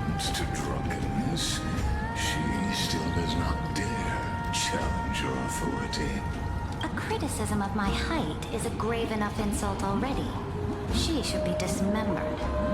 Do you often test the loyalty of your subjects like this? You jest. The Imperator does not need blind loyalty. As long as one can prove they have value, I am willing to be lenient towards them. Let's cut to the chase, Theoros. If I pass the trial and grasp this world's law in my hands, what will you do then? The answer is simple. I will connect Alphorius with the stars. Don't waste my time. Be precise. Be specific. I won't ask a second time. Allow me to adjust my statement. I will correct the regulations within the old law that sealed off Alphorius and merge the black tide with the torrents of Era Nova. Then we will be able to decimate the forces beyond the sky that are trying to annihilate Iron Tomb and sound the trumpet for the endless campaign you will then embark on. But you previously said that Iron Tomb is unrivaled in power across the stars. Who would dare to annihilate it? There is a federation of warships named the Cienzo Alliance. Warlike and old-fashioned. A cult named the Genius Society. Loosely organized, but steeped in abject insanity. Oh, there's also the Astral Express, a group of lawless vagrants. That so-called Deliverer is part of that last group. Those vagabonds mistakenly believe they can connect the stars through alliances instead of conquest. But history has already given them a tough lesson. There are countless other organizations besides, but when the Lord Ravager sweeps across the cosmos, they will certainly all bow before your empire of destruction. The Hackman Alliance is invincible! If those civilizations are not as feeble as you describe, then they may still have some value in testing the quality of my blade. That being said, even the smallest and weakest city-states should build an obelisk to the Imperator, so that their people can constantly recall the glory of her conquests. Walk a little longer with me, Theoros. I don't like how this is going. Our little Imperator seems fascinated by the destruction. Grapevine, little sea hare. It seems like they're still talking. Get closer. I'll keep carrying their voices to you.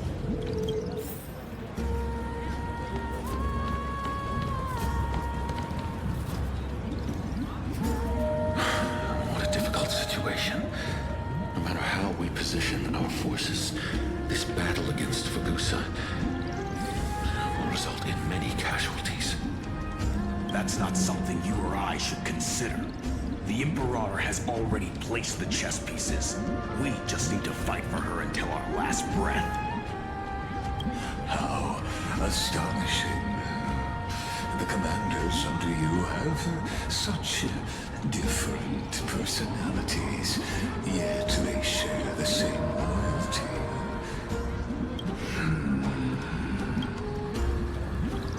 He's looking this way.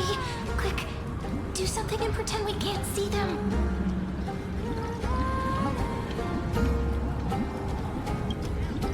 Play a game. What are you doing? Staring at me like that so intently. It's making me feel shy. Try not to laugh. My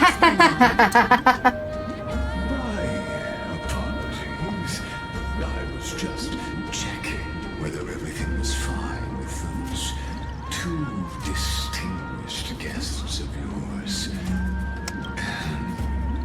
And it seems like all is well. I figured it was a staring challenge. Our previous conversation regarding the soldiers fighting for you. Are they aware of the price they must pay for the trial of law? If I recall correctly, you've already lost a lot against Lantern due to offering insufficient sacrifices. You dare mention my name alongside the word lost? I don't think you said the word Cerebra, so... My transgression, great Imperator. Watch your words and actions. All you need to know is that my victory in the trial is guaranteed. Even without the trial of law, they've already sworn to give their lives for my conquest. So tell me, if everything happens according to our agreement, how would you recommend I deal with that deliverer? Good question. Do not let him fool you. That man from beyond the sky contains a seed of ruin within his body. He must not be allowed to tarnish your glory. Therefore, the wisest decision would be to hand him over to me. You plan to torture him? Calling it experimentation would be more appropriate. The guest's patience is running thin. I plan to remove the Fantasia and head into the banquet. I will heed your advice. Leave for now, Theoros, and go back to Akama. You don't want to confront those two directly either, do you? Indeed. It's a pity that anti-Catherians are lightweights when it comes to drinking. Before I leave, I'd like to make a toast to your boundless ambition, using my spirit instead of a goblet. As I expected, that Theoros' schemes have been revealed. Thank you for your bravery, guests. It's time for me to dispel the Fantasia. This will be the Imperator's last public address before we head off, and therefore, likely, the final chance to change her mind. I will try to get you a chance to speak, and I'll also prepare for any contingencies. The rest is up to you. You should head back to your seats for now. Well, we don't even have to take a stop. This honey brew sure wears off fast.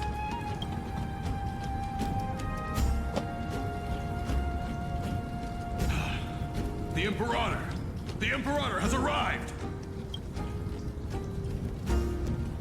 No need for formalities. I should be apologizing for my tardiness instead.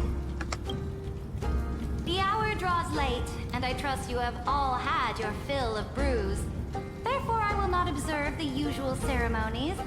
Any warrior who has fought by my side should have those speeches memorized by now. The Imperator's word is law. Cool, she's saving us from 5 minutes of yapping. Mind, Dux Pregoris. The Imperator hates flattery most of all.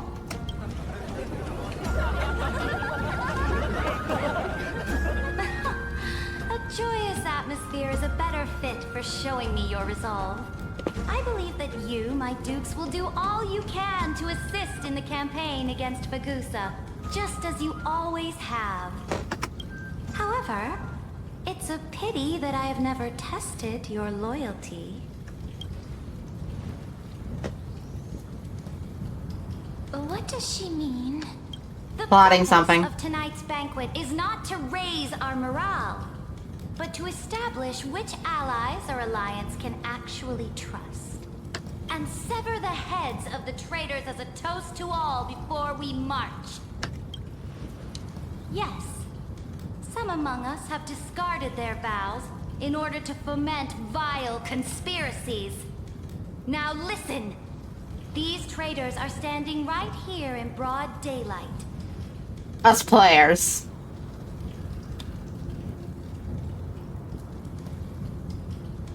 Dux Gladiorum Hycelens. She used the Sea Siren song to immerse the crowds in an illusion and conceal her whereabouts.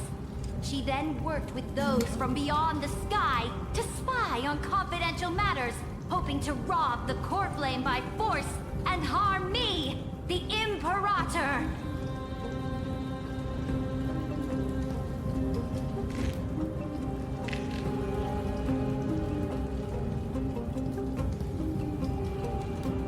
Now we're at a disadvantage again. Imperator, I can explain. Silence! Do you remember who used to own this blade? She met you once, back at the Temple of the Three Fates. It was Kindness, the head of the Cleaners. She was the first to draw a blade against the Imperator, and personally made herself an example for my enemies. Under the shade of the olive groves, the people of Akama said they would never bow to me. In the frozen, lethal fog, the people of Idonia said they would never bow to me. At the beginning of the myriad paths, the people of Yanisopolis said they would never bow to me. But now, they all lie silent. They now fear me as they fear the law. For I am Saritra, and I am the Imperator. If you have any last words, say them to the Imperator. Then, face her judgment. After I cross this river, it will be a tragedy for mankind. But if I do not cross, then it will be the end of me. If you are ready, then I'll follow you and fight to the last. Deliverer.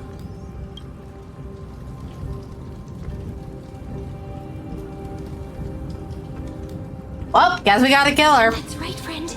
Oh, I think I had the wrong option. Use your identity and add in a bit of experience and charm. Damn. And testify to the Imperator as we promised.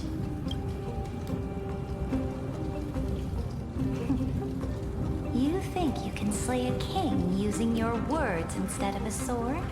I'll have it. Show me the weight of rhetoric from beyond the sky. Oh my god, it's this mechanic, isn't it? Than 3 human lives. Let's watch our words carefully.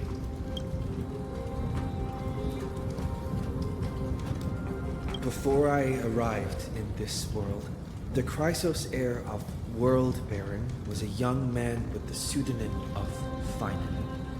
He came from Aedes Elysiae. In order to combat the lies of the Era Nova and deliver Amphorius from the ending of the destruction, he lived through history 30 million times, hoping futilely to find a breakthrough. And Cyrene, the young woman standing beside me, also carries an equally heavy destiny.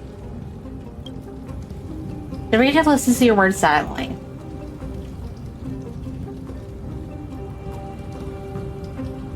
Iron Tomb is the ultimate end of Amphorius' destiny. It is an embodiment of pure horror that walks the path of destruction and can never be tamed. That is the only thing Lycus cares about. As for Amphorius, your glory and campaigns, he doesn't care about any of those. He will most certainly betray you. When that time comes, all of us will be ground to dust by the destruction. The reader listens to your words and shows no change of emotion.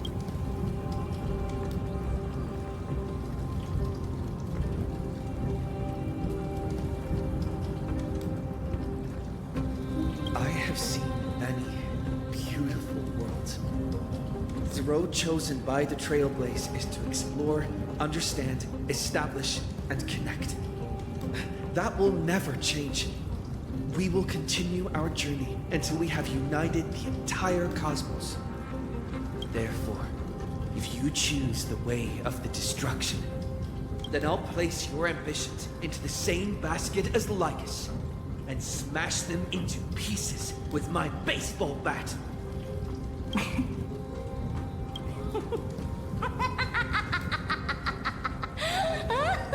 Little grumbling giggle. That was truly a chaotic speech. Well, yeah, we're a little raccoon. What did you expect? All that needs to be said has been said. Dux Frigoris, Dux Bromalis, escort the traitors to the prison. Well, we're going to gay jail. Before the next entry hour, I will give them an end befitting of their betrayal. Oh, great Imperator, your ambition certainly eclipses all things. You're still here, Theoros. Of course. As the Theoros, I simply cannot miss this moment, miss witnessing the fall of a nameless one. Or perhaps I am waiting for you to give me an answer. Why would someone as powerful as you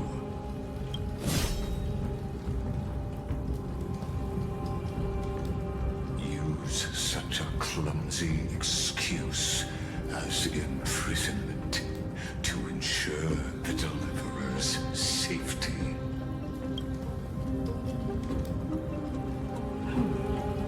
So you finally tossed aside your act. I must point out that you are just as impressive an actor. This banquet was always going to be a game of chess, where you would try to control both sides and turn both them and me into your pawns. Was all this just a performance? That's right. That little Imperator never trusted anyone. She was always trying to see which side had more sincerity. All right, we'll listen to you. Here you go. Also, please pass on a message to the Imperator from us. She can trust my friend, anywhere, anytime. But as to the decision the Imperator must make, he has no wish to transgress her authority. We just want to tell her everything we know. Now, use your identity and add in a bit of experience and charm and testify to the Imperator as we promised. And we won. Sincerity will always remain the greatest shortcut to people's hearts. I can toss your words right back at you, like Kyrgyz. Why would someone as powerful as you pretend to be a mortal and kneel before me? Unless you enjoy giving flattery and prostrating yourself. You are mistaken. I am only trying to ensure the experiment's autonomy, meticulousness, and perfection, thus avoiding any unexpected outcomes. A forceful intervention will only create larger errors, reduce efficiency, and introduce ugliness. How had you fulfilled your promise of giving the law to me and completing the Era Nova, then the Amphorius would not have deviated from destiny's course. But you broke your promise. What a pity. In that case, I must carry out my duty as the administrator and eradicate all factors steering the experiment out of control. Factors such as you and him. Careful. Careful. Oh, hi, March. What was that voice? Was it Oryx? I found you. I finally found you. Hi, March. Be careful. This land will face disaster.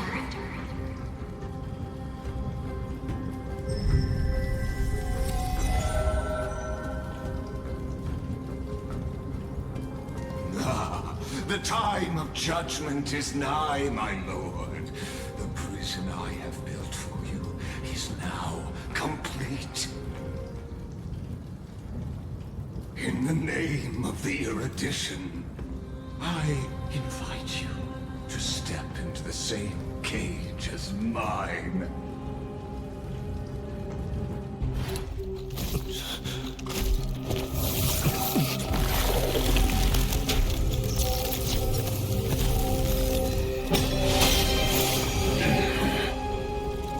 What's the meaning of this, Imperator?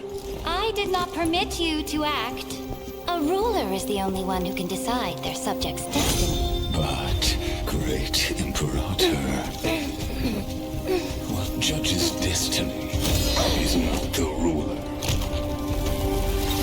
but gods.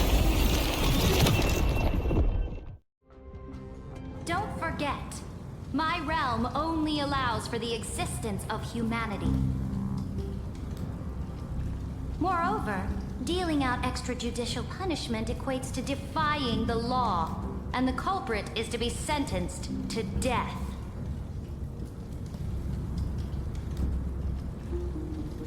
But you have seen how I can erase life from this world with just a clap of my hands. I fear you are still quite unaware of your current situation. Allow me to reiterate. So Reader just does not give a fuck. You a simple choice: to collaborate or to be destroyed. There is no other way. Shameless behavior. If that were true, you would have killed me long ago. You, in fact, cannot kill me. I guessed it the first time I beheaded you. Because of the law, you cannot be completely destroyed. And the same is true of the Chrysos heirs.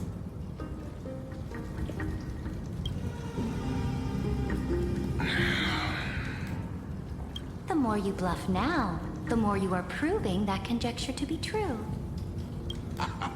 What magnificent foresight. I once regarded this precious quality of yours as a sure sign of my ultimate victory. But now, I have to admit that I made a mistake. Yet, as a mere mortal, how will you contend against the Theoros? This feels like a total no you back and forth reverse card things. Hubris. But do you know what differentiates us, Lycurgus? I will never be blinded by my pride. If I wish to break the scale's balance, I only need to appeal to external forces and use them for my own ends.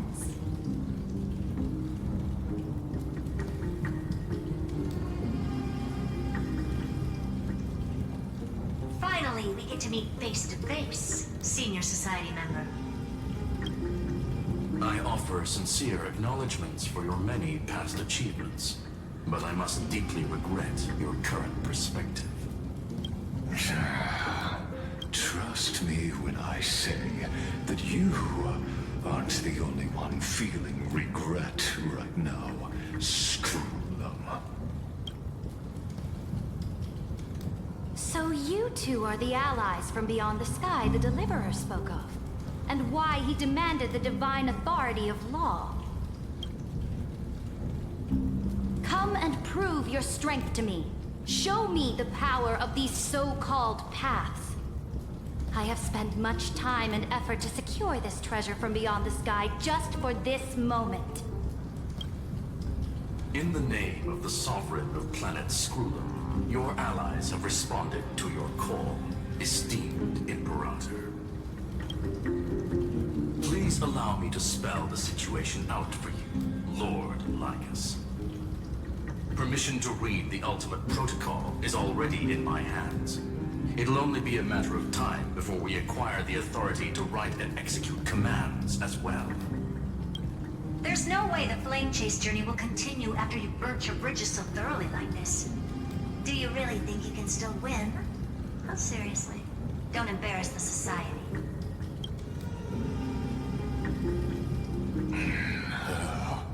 I understand that a mere zero possibility does not equate to zero. That argument is very persuasive to me. Which means the same principle also applies to you, my dear peers. How much do we want to... Oh, it changed. I was gonna say that pose Hyslins was in was probably her battle pose. Constructed through Catorzane algebraic expressions. And as for Aranova, why don't you entertain this possibility? What if I reduced Akama to rubble? Yeah, that pose. That's totally her battle pose. Into minced meat. Would the heroes then once again desire the power of demigods so they could fight against me? Listen. Irontomb is fated to be born. You may shackle me and put me in chains, but I have thousands of ways to ensure the destruction's descent. And what I just mentioned is only one out of those thousands.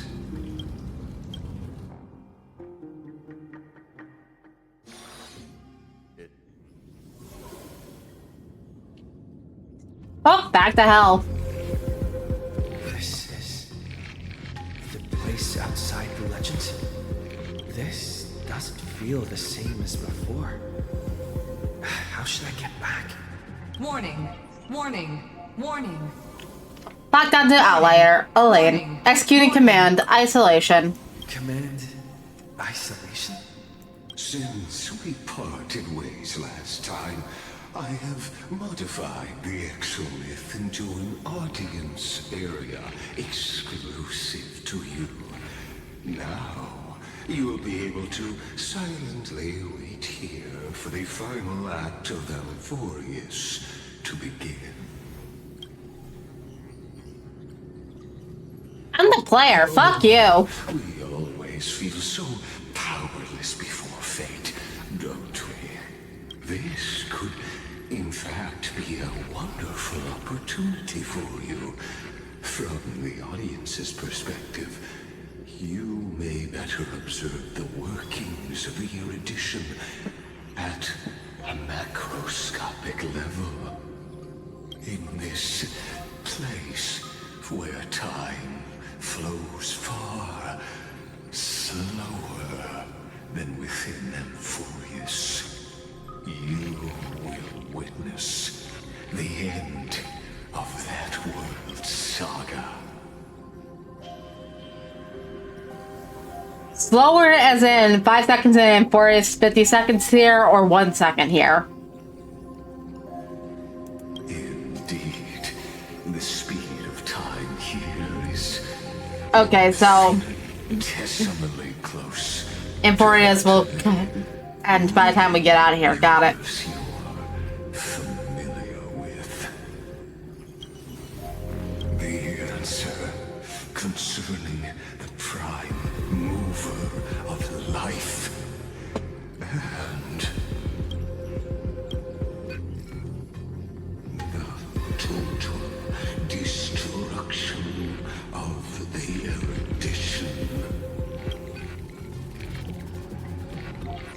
part of the fucking Genius Society? Do you see me as their faithful disciple? I am certainly not. I have tried so hard to ensure Iron Tomb's birth, just so that I can correct the error named erudition that humanity crafted with their own hands. Oh, how I yearn to return to those days before Noose was born. Back then, the boundaries of knowledge were like the starry skies, evoking feelings of longing and delight among humankind. But now, truth has become the sacrificial offering required to gain an audience with them. And the geniuses would say that Noose already knew. That arrogant Eon was born from the primal mobile of humans' desire for knowledge. Yet, they themselves sealed off humanity's capacity to seek enlightenment. I am simply cutting down a tree of doom that we planted ourselves. I must admit that the process of answering your questions has reminded me of the happy days of learning in my youth. However, it is a pity that my true form must now descend into Amphorius to deal with the accident that arose because of you. Oh, so we're gonna see freaks, I guess. You won't have to wait long. When the curtain falls, you'll surely understand mine and Amphorius's ardent wish. Where time flows slower than within Amphorius. If Lycus spoke the truth, then I don't have much time left.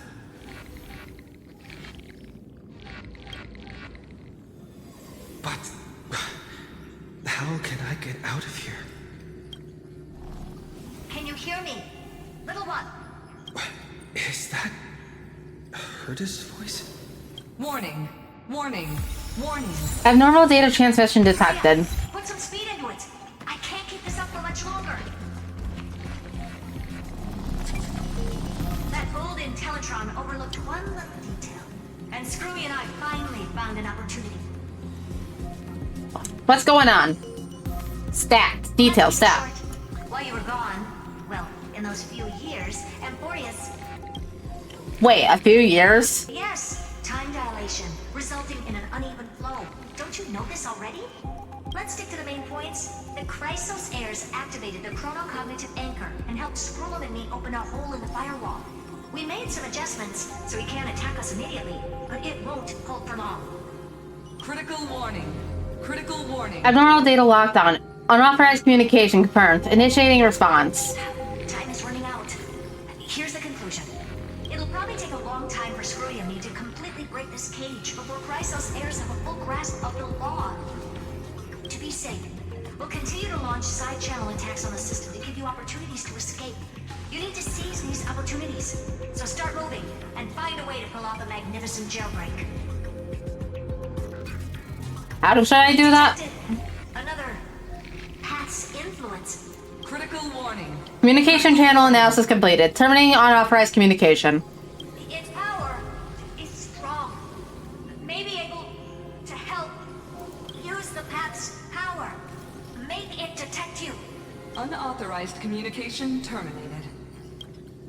Is Herta saying a certain path's faction has arrived in Amphorius, and I can ask them for help? I mastered the powers of different paths in my previous journeys. Think hard and figure out exactly which faction has arrived at Amphorius, and which path's power I should use to call for reinforcements. Are these showing my memories? I'm a nook. In my body, I woke up at the Herda space station and gained the power of the destruction. A world that'll give rise to a Lord Ravager would definitely draw the attention of the destruction. The Stellaron in my belly is gonna be super useful. In your belly? But what if I end up pulling in the Antimatter Legion or the Annihilation Gang? Can they really help?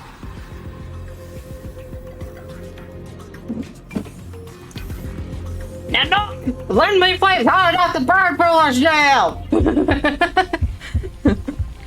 You focus your mind, trying to sync your heartbeat's rhythm with a frequency of that dancing golden flame.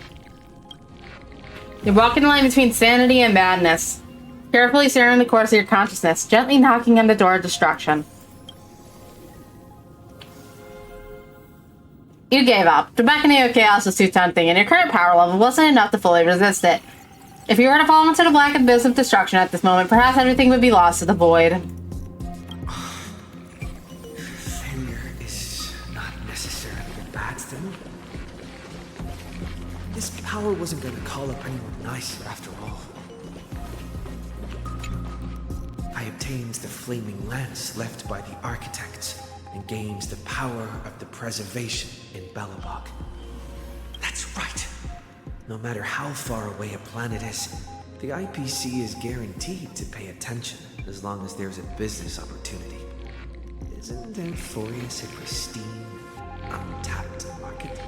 Besides, even if I can't call up my friends from the IPC, the architects and the nomadic miners should be able to help too. There are definitely cities. Ow, Belobog's still rebuilding their space fleet. Rip off! Let me hammer hard up to smash for this jail! Gonna do fuck-ass voices for them all. You focus intently, trying to mimic quick flops while building hammer strikes with your heartbeat. Once again, you seem to recapture that feeling from the battle with the Supreme Guardian and catch the sparks in that hammer strike with your own hands. But nothing happened. Quick flops ignored you, just as they ignored countless devotees who looked up to them throughout the ages. Seems like since Amphorius has no overseas market, the IPC's hand can't reach it. I received the Watchmaker's hat in Penacony and declared war against the Order, then gained the power of the Harmony. Is her eyes open in this JPEG, or is it just weird effects? That's right. The benevolent family must still remember me for saving them. Their music echoes throughout the stars, and they'll definitely want to help. Come, dear hat. I've put you aside for quite a few chapters already. Sing with Clocky. The world is in harmony and the stars shine bright. Sheepy, use your song to guide me out of here! You focus your mind trying to hum the ode to harmony in your pots. The visitors of past names appear one by one. You blend into the faraway song. Perhaps the path will appear before you. You failed. The barrier of the exomist strangled those distant melodies, filtering them out completely like useless noise, leaving only cold silence. Doesn't Lycus want this story to have background music? It's such terrible taste. The Remembrance. That's right. I came to Amphorius because Black Swan asked us to come. And I even got a glance from Fu Li here. The Guardian Fu Li? Must be Isn't it just Fu Li? involved with Amphorius. Traces of the Remembrance are also everywhere in this world. I don't know what they want, but I don't have many choices left in this crisis. Trust me. You evoke the power of the Remembrance, awaiting the resonance of reinforcements. After a power of remembrance flows through, something that should not exist here materializes before your eyes. I finally found you. Following the sound of memories. A pathstrider walking both the remembrance and the trailblaze.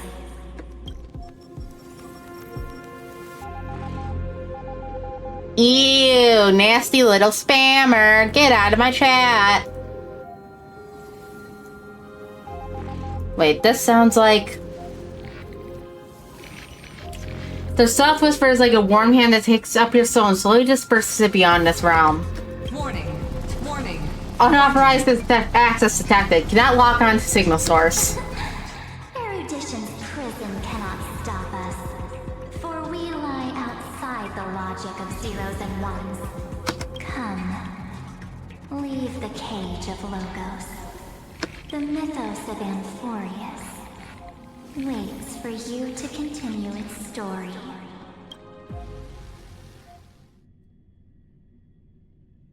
When that brightest star, that star heralding the dawn, finally rises, a boat, so used to drifting, at long last enters an island's safe embrace. Oh, Pathstrider, we have helped you break free. Hurry and set off. The child of remembrance awaits you. March, what's she doing here?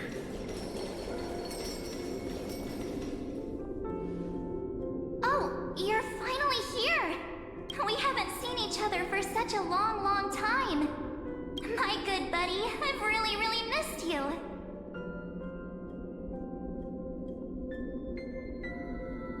Sorry, never found the time to go see you.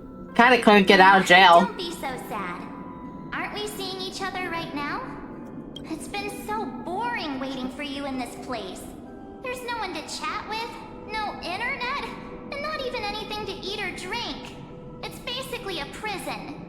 Now the great hero is finally here to save me. Yippee! You must have seen a lot in Amphorius during this time, right? You gotta tell me all about it. It's been long as fuck. Then take your time with the storytelling. Or do you not want to talk to me? But let's get out of this spooky place first. This is not a good spot for a reunion chat. Why don't you take me back to reality? A strange voice told me that I can enter Amphorius if I keep following this road. So, let's head off. I still don't know what that world even looks like. Greece. Why does March feel so weird? What are you standing around for? Do you actually like this place? Get moving. Hurry! This door should be the exit. Maybe my instincts are wrong. Are you okay? You haven't said anything for a while. Has it been so long that you're still missing me? There's no time to waste, though. The Chrysosairs and the Geniuses are all waiting for you. There's our hint. She shouldn't know about the Chrysosairs. No. The discrepancy is getting worse. How do you know who's waiting for us? Huh? Isn't Amphorius the world of the Chrysosairs and their hero's journey? I could figure that out in an instant. But Amphorius cannot be observed from the outside. She couldn't possibly know about these things. Unless Dan Heng told her. Where's Dan Heng? No, he's not. Maybe I just happened to miss him. Never mind. Dan Heng's super reliable. We don't need to worry about him. He's probably waiting for us somewhere. All hail and hearty. No. The Geniuses would have made sure that Dan Heng made it back on the Express. Besides, the March I know wouldn't be so dismissive about her companions. Something's not right. She's not March 7th. I guess you have something you want to say to me? Then there's no need to feel things out first. With questions. Let's treasure the time we have together and be frank. She's dropping her pitch. She's turning it to September 11th. Who are you?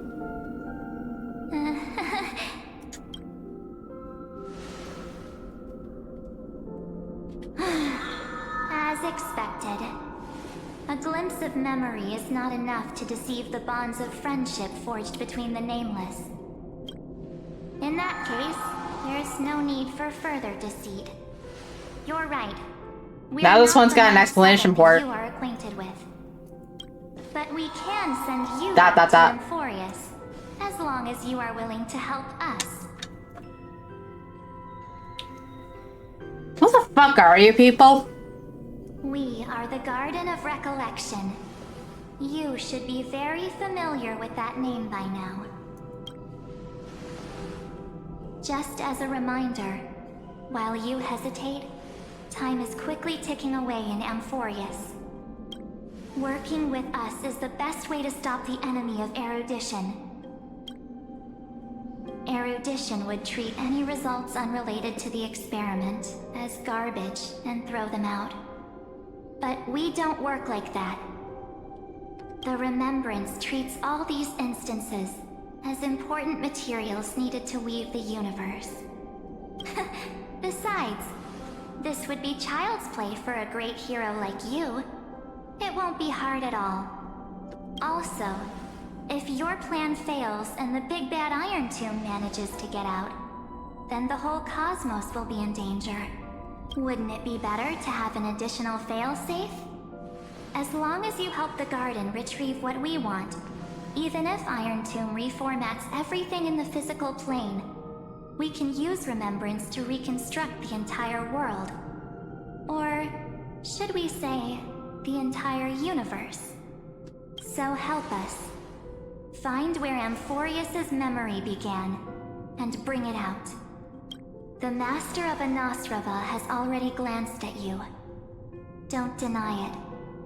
That storybook is the best evidence. Say, you aren't seriously gonna be moved by their pretty words, are you? I am the one who commanded those little ones to lead you out of the prison. But I didn't expect to attract little gnats trying to take advantage of the situation. While Remembrance can help you return to Amphorius, there's no need for you to do it the way they want you to. Of course, there's also no need for you to make any deal, or pay any price. Hi, September 11th. For you, this is probably a long time no see. My dear.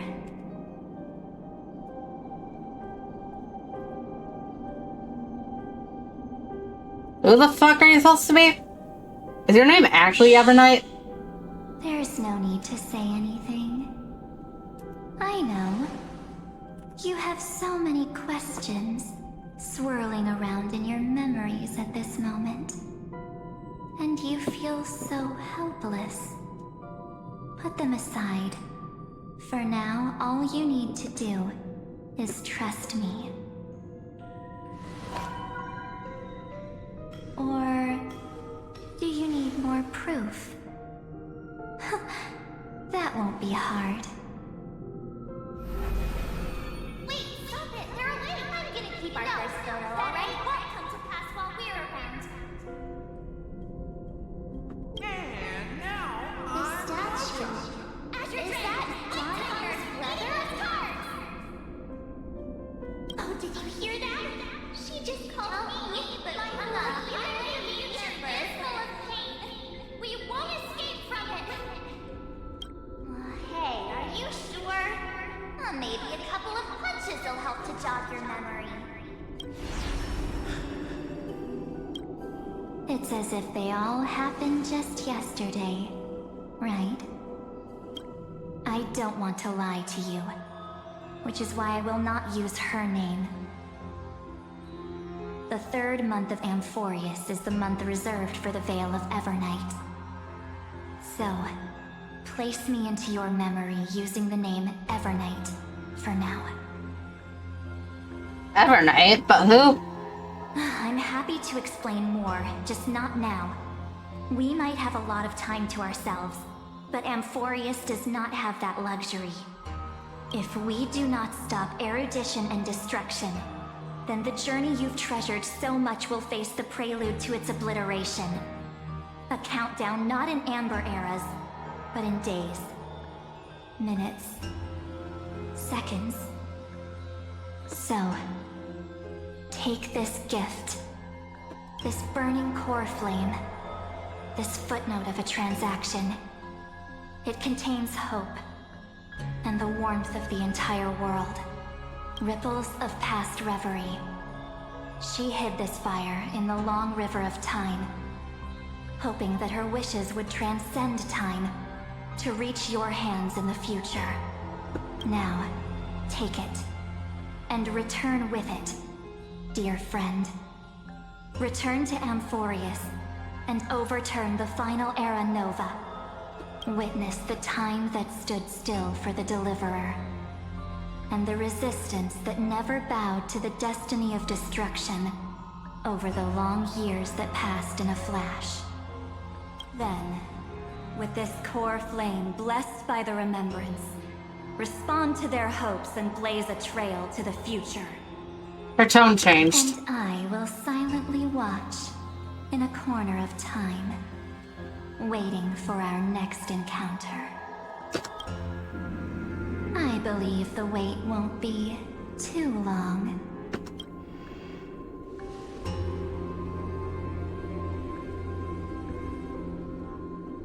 What exactly is happening?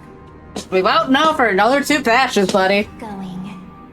Keep trailblazing for Amphorius. For you. And for the March 7th in your memories. Go forth.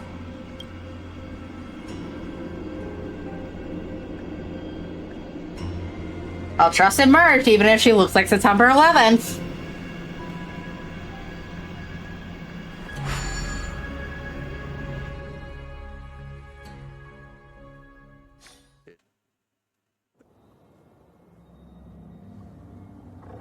Well, we skipped forward like 2,000 years.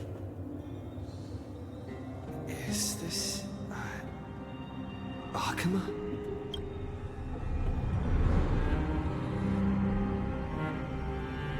Well, that's strange looking. No one's here. And the dawn device is off.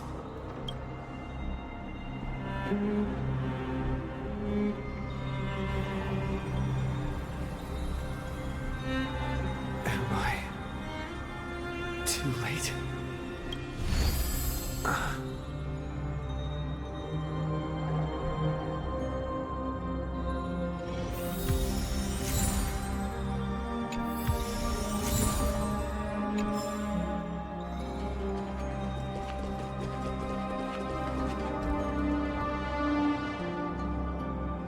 That looks fucking weird being empty as shit.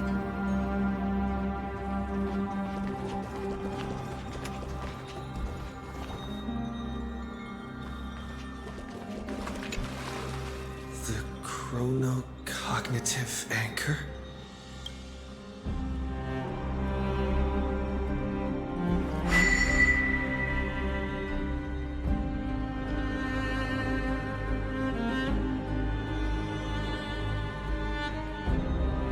There's so much I wanted to say for our reunion.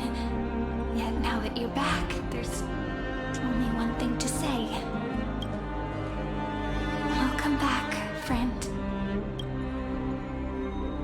It's been such a long, long time. So what the fuck happened? I'm really confused right now. Aren't you? So much has happened in Amphorius while you were gone. But don't worry. The Deliverer can't afford to be lost, no? Now, please follow me. And turn the pages of time and hear the words everyone left for you. I'll tell you the story of this 1,000-year journey. That way, it won't just be my memories alone. Cyrene, can't hear me?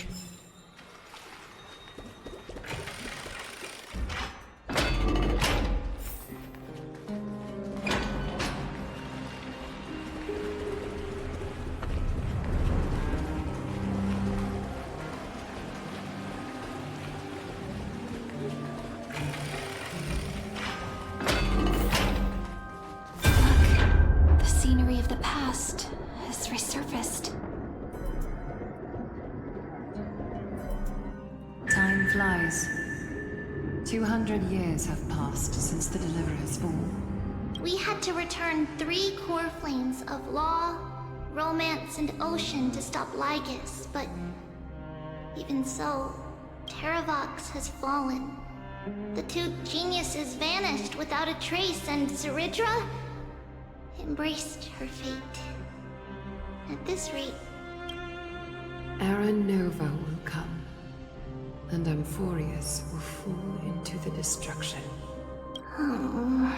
It seems the key to rewriting the end once again lies in the core flame of world bearing. According to the instructions left behind by those 2 geniuses, we must get it into the Deliverer's hands, no matter the cost. But how? We need to find a way to hide the core flame. And we must buy enough time to keep Lygus at bay. About that, Rini might have some good news. She had that dream again last night, but the Titan's voice was clearer than ever this time. She said, "Pass the flame into the future." Is that a prophecy from Orynyx? She chose to side with humanity this time and hide one of her kin's core flame? It seems Amphorius' fate isn't sealed just yet. You're right. History has changed. Humans and Titans are both giving their all to keep this world going. Perhaps a relay across the ages is finally about to begin somewhere out there.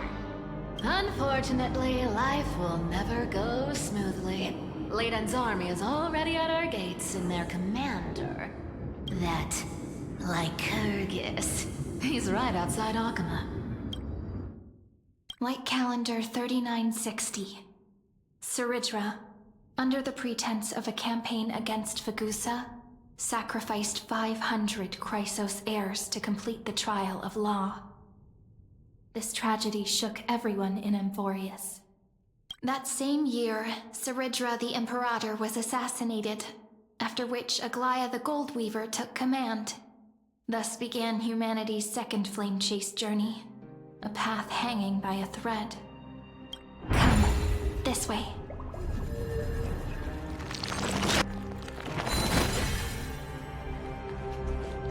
I like how we can still rewind shit in this domain.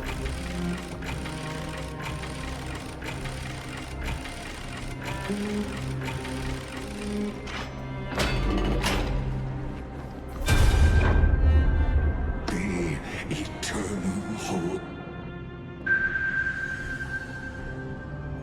The Marmorial Palace lies in ruins. Countless mortals have perished because of your stubborn resistance. It's time you learned the cost of refusal.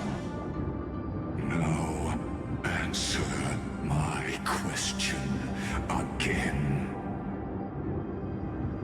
Where is Kefali's core flame?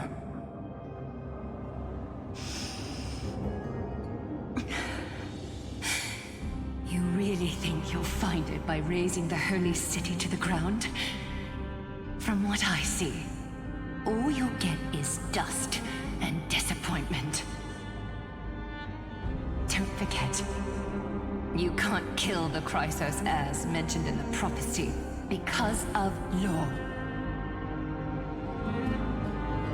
I have never denied that. Which is why I now place my hope in the faithful citizens of Akama. Perhaps they'll give me what I seek in the echo of your screams. Now then, I'll be cutting open your chests and using your scalding golden blood to baptize the masses. Allow me to apologize in advance. We shall start with you, blind and foolish Lady Goldweaver.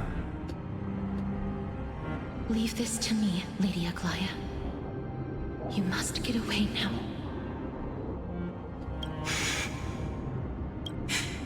No, Holy Maiden. I'm the one who must stay. What? His conspiracy won't succeed. Because Romance is ready to make good on their promise to weave an indestructible armor for Amphorius. Its name is Solidarity. You must escape with your life and carry word of my death to those still fighting, then keep going with them. Just as the Imperator lit the torch of resistance with her death, my passing will make this flame everlasting. Take good care of it, guide it to the future, and place it into the hands of our deliverer. 50 years later, Lygus led his forces again to Akama. He charged directly into the Holy City and razed the Marmorial Palace. History would name this battle the Third Siege of Akama. 90,000 brave souls gave their lives for Akama that day, including their fearless leader, Aglaya. Including the cleaners? Go forth, deliverer.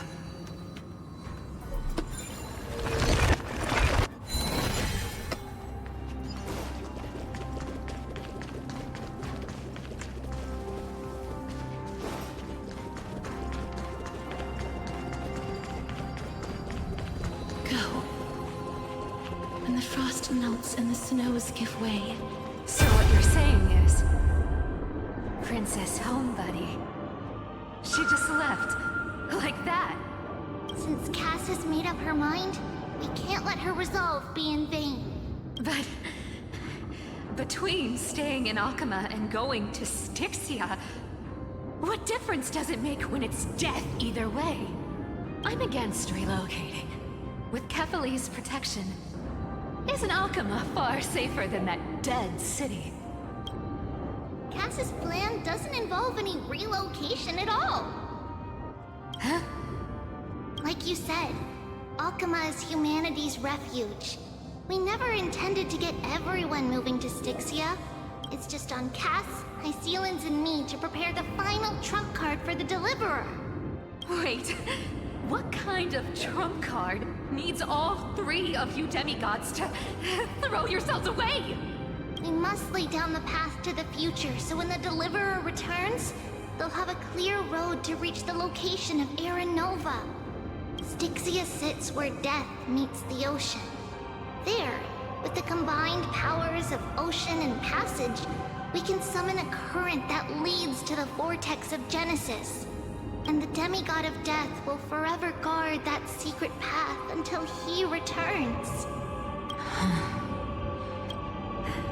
We all know Lygus will set his sights on the vortex of Genesis. That's exactly why we have to do this. Guess I underestimated Idonia's Maiden of War. She's got way more steel than I thought. And Cypher, we need you to head to Castrum Kremnos as soon as possible. By any means necessary, forge an alliance with Strife. The prophesized Crown Prince has already been born. He shall become the new defender of Akama, protecting this land after we leave. You don't need to worry about that. I just came back from Castrum Kremnos. Only a step ahead of the news. Treeby, something's flying towards Akama, and it's really fast. What is it? It's a spear! It's the Kremnoan. Their king's already here. With the protection of the demigods Trebios and Cyphera, Akama endured wave after wave of warfare, though just barely. Castorus chose Styxia as the last resort, and completed the trial of death, causing the stagnant waters in the River of Souls to recede. Soon after, Trebios departed on a long journey. That same year, the Kremnoan king Euripon, along with his son, Prince Midamos, joined the Alliance to safeguard the Holy City in the Battle of Deliverance.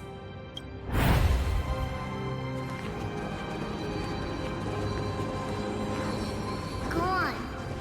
And see you tomorrow.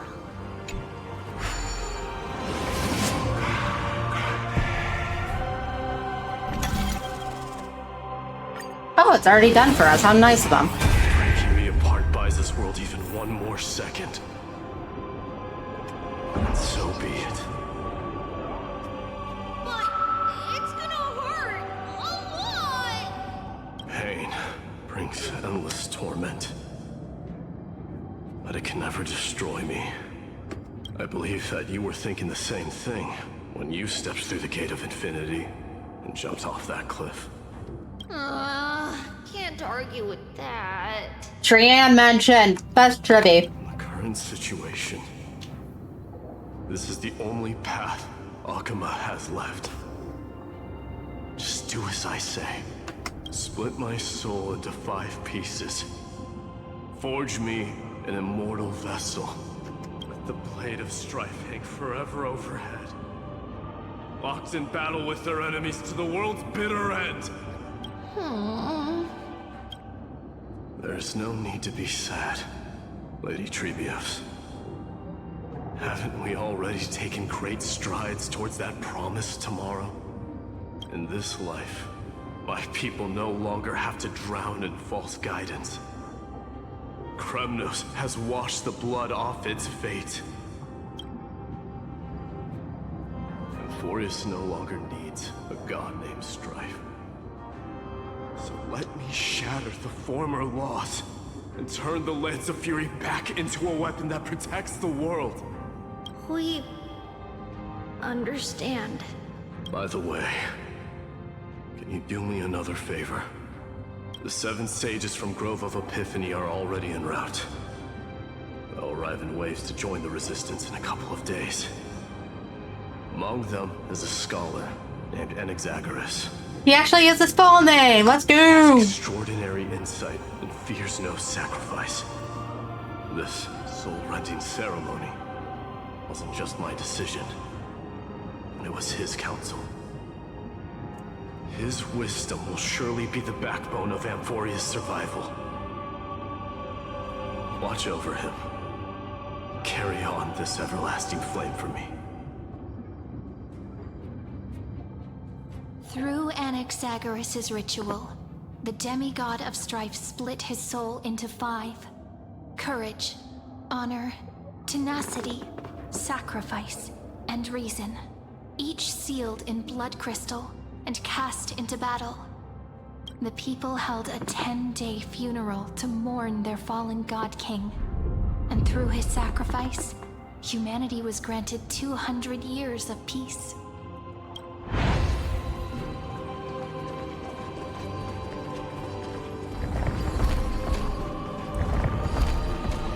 Keep moving forward. My blood will pave the road ahead for you. Keep moving forward, little Gray. See you tomorrow.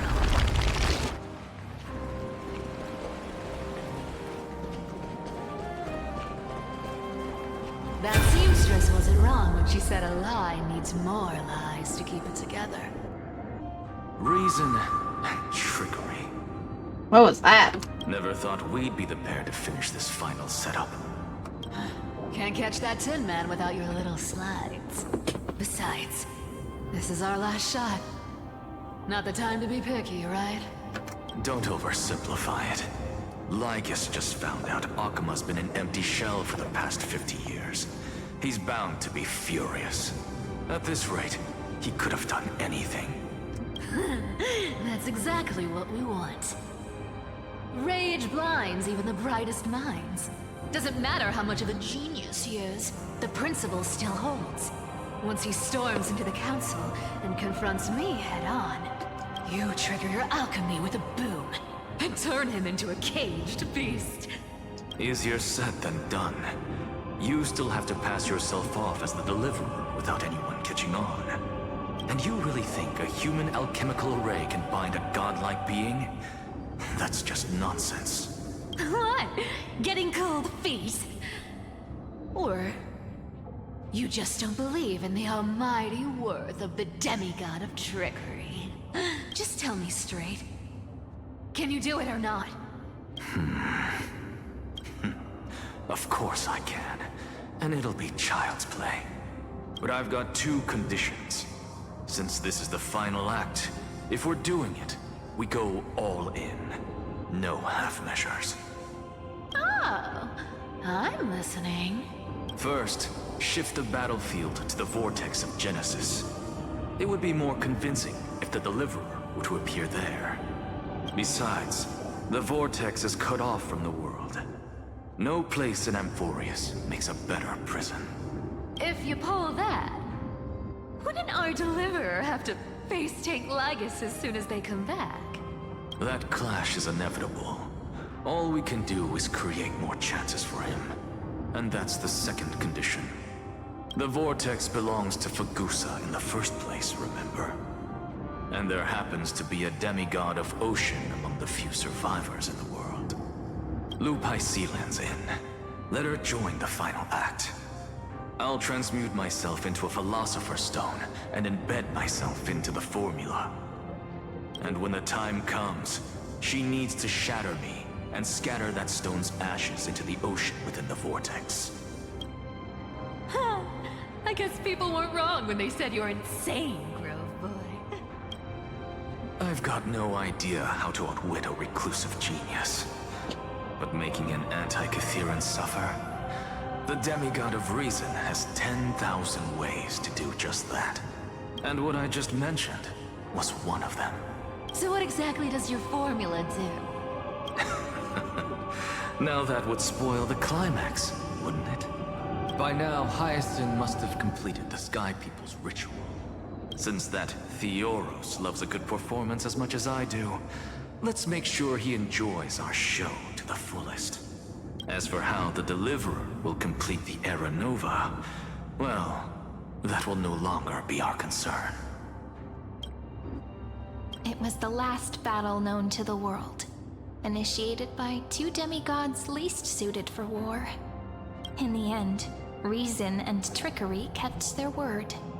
At the cost of their lives, they sealed Lagus within the vortex of Genesis, where he remains to this day. Go forth. Finish the greatness left undone. Quit overthinking! Just run! That'll be enough. Maybe it's dead quiet here. Akima will stand eternal. Miss Cypher's lie has crumbled after all. But it's all right, because all of us have fulfilled our purpose by now. When the Deliverer returns, no matter where he is, sky will turn clear, and a rainbow bridge will rise, carrying him to the final battleground. Cyrene, this arduous relay is finally nearing its end. Now, I'm passing the final baton of fate to you, okay? No, that's not quite right. After all, it was you and him who lit the first spark of this journey, wasn't it?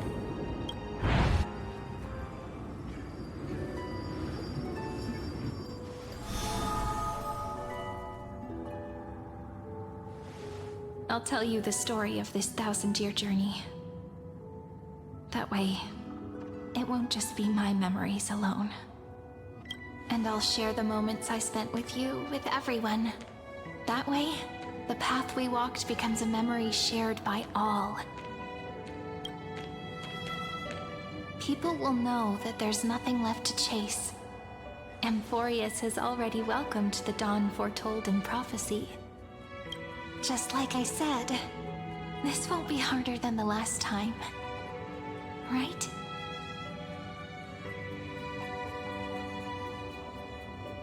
I'm late.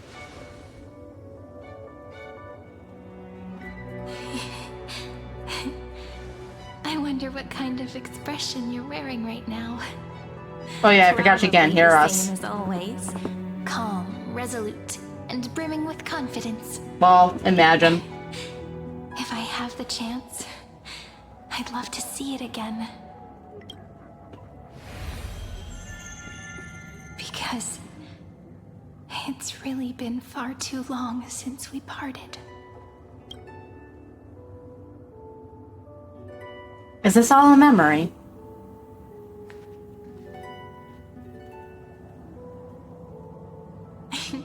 Someone as sharp as you must have realized by now that this isn't reality, but a maze of time. Hey there, Deathleap. As the last link in the relay, Ow. I will return to the Temple of the Three Fates. Tell Orynyx all of our stories. Why did that not proc? Bottle every page Hold on. we've written into the little flask of memories. And then, may it set sail in peace. Drift down the river of time along with the core flame of world-bearing. Reach your side and lead you back to Amphorius.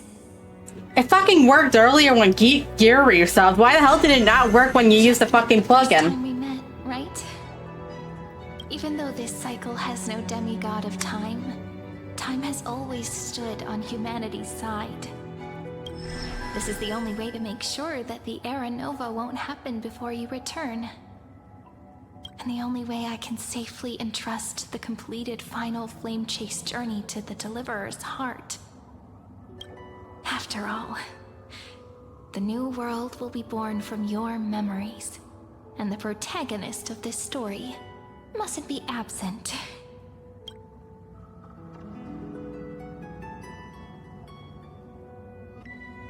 Let's go complete Era Nova. I believe you will never let us down, just like always. Do you remember when Simon sent us back to the beginning?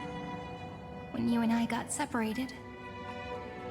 But in the end, I returned to you, carrying all that we've been through. That's what memory is. It may wear down and fade in the river of time, but it never truly leaves. When that hidden corner of the heart is stirred, the past returns even more beautiful than before. So don't worry. Let the 33,550,337th Flame Chase journey become part of you too. I've gotten a lot better at it with the experience from the last time. Next, you will head to Styxia and find the Vortex's entrance guarded by the demigod of ocean, before charging toward the final battlefield.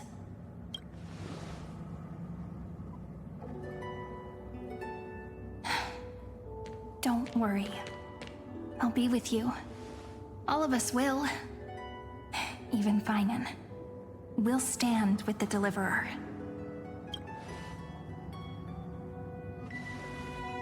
So say a short goodbye, then set off, just like we promised at the start. Toss away all unnecessary worries and troubles, and bring our smiles and determination into tomorrow.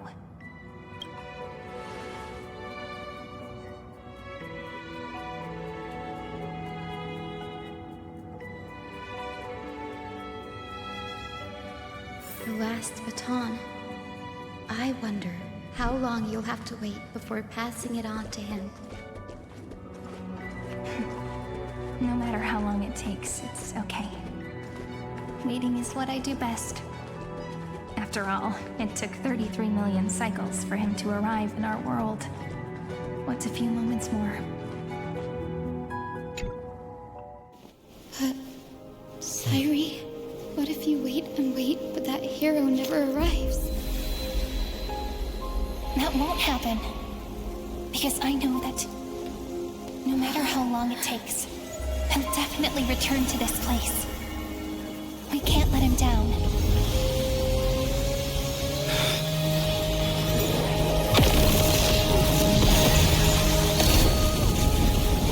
I just wanna be part of you, so funny.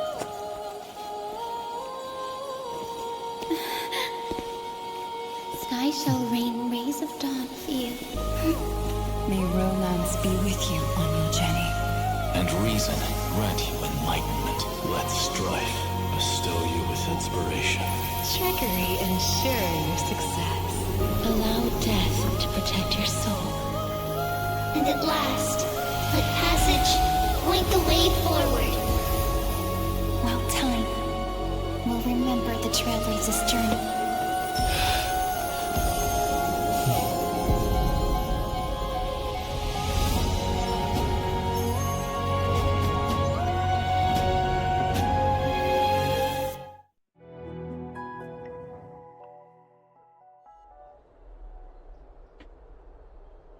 Look at that, we're out of the domains. Styxia? What happened to this place? I need to find the entrance to the vortex, guarded by the demigod of ocean. High Sealants. Is she still there? Long time no see, Trailblazer. Generation after generation of Chrysos heir heroes have tried to defy fate with their blood and tears, either voluntarily shattering their souls or waiting in eternal solitude. But alas, fate can never be defeated.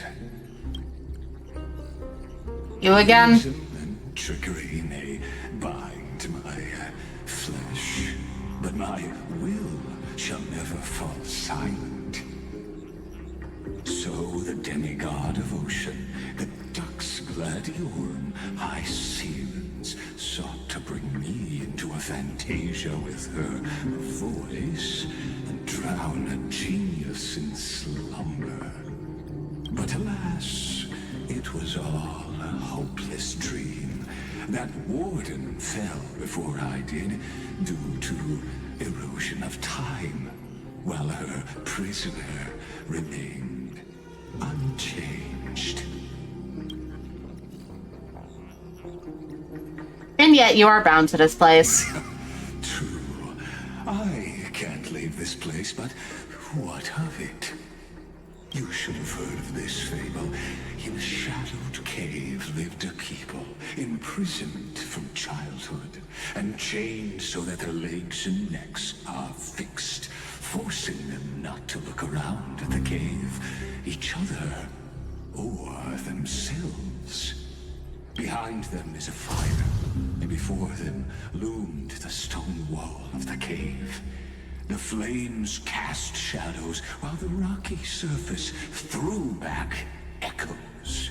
To them, that false play is the whole world. Yes, I'm trapped in the cave, but I know it's all just a fleeting illusion. I don't struggle in dreams. I wait. And now, my deliverer has come to defeat me and save this world that never owed you anything. Oh, you'll need to awaken the singer here and unseal the prison called Vortex of Genesis.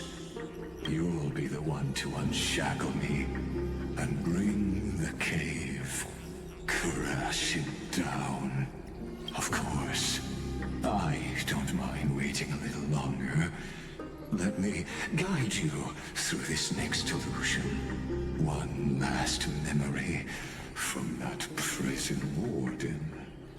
I hope you'll watch the stories of this fantasia closely.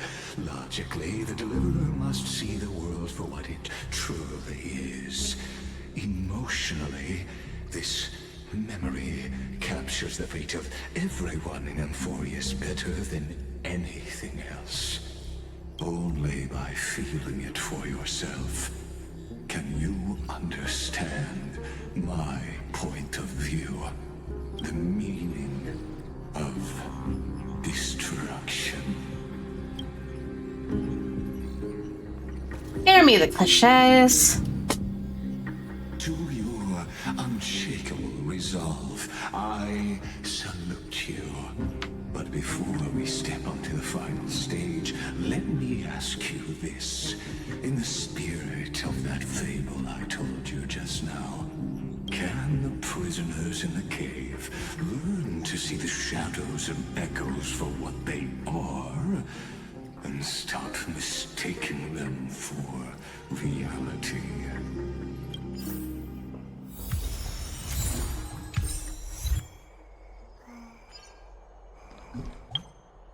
Oh my god, we can access our menu again after 3 hours.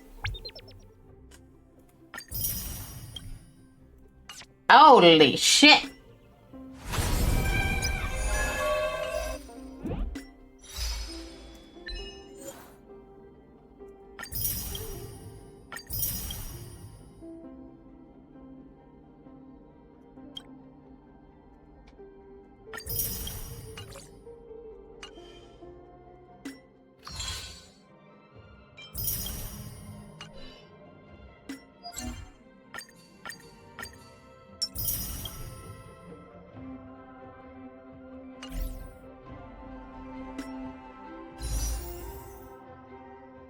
Meme roll. Meme roll! Okay, now I have to save everything else for Ceredra. Because that's who was actually targeting in this patch.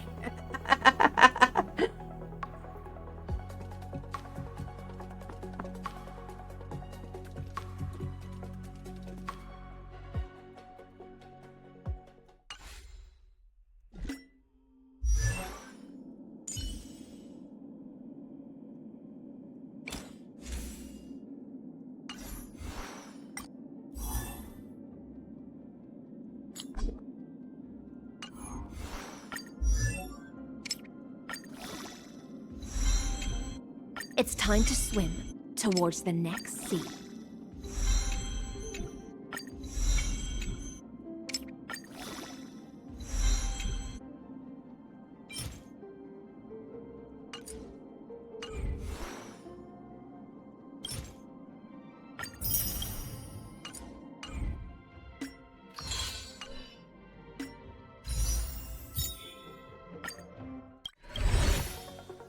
Get that out of the way, and...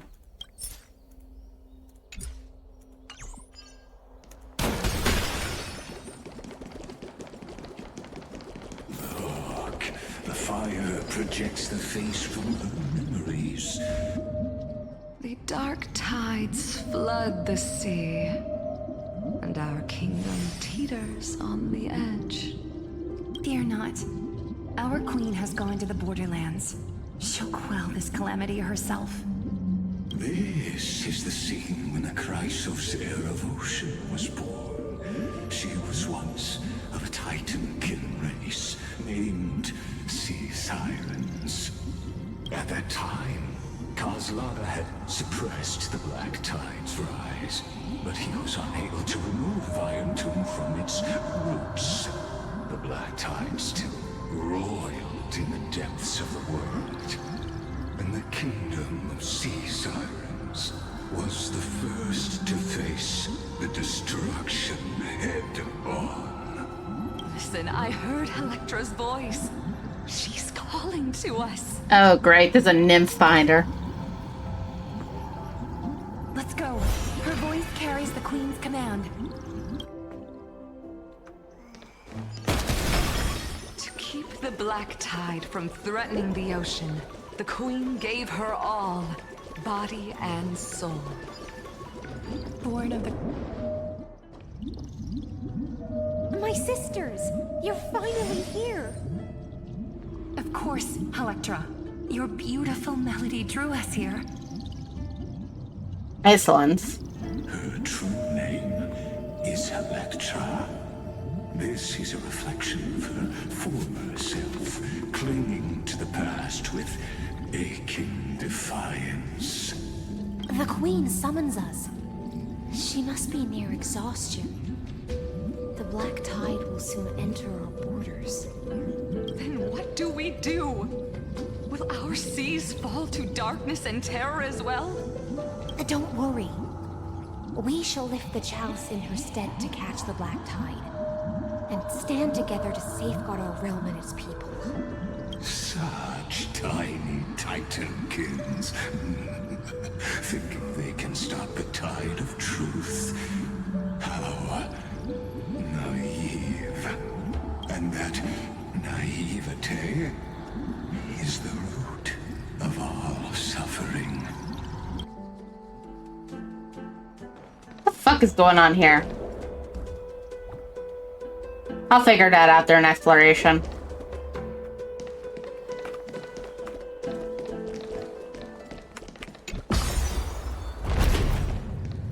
The Queen's palace lies just ahead. Even her once graceful form is now tainted and drowned in dirty mud.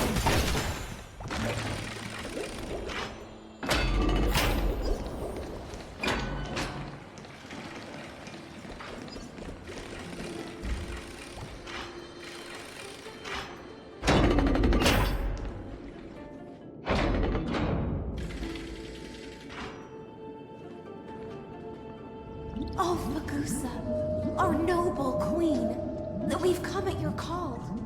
My little fishlings, you swim with such joy.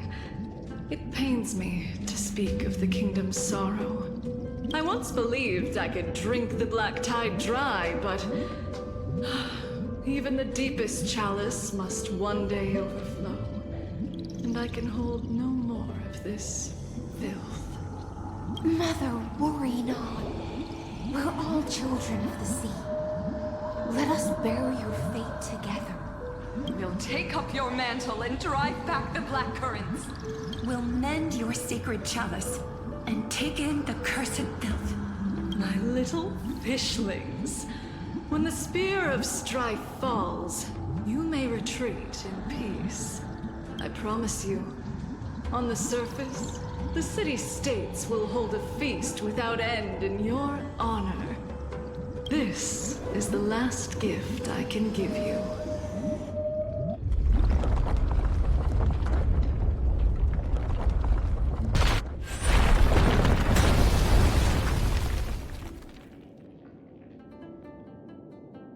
Fagusa sank into the abyss.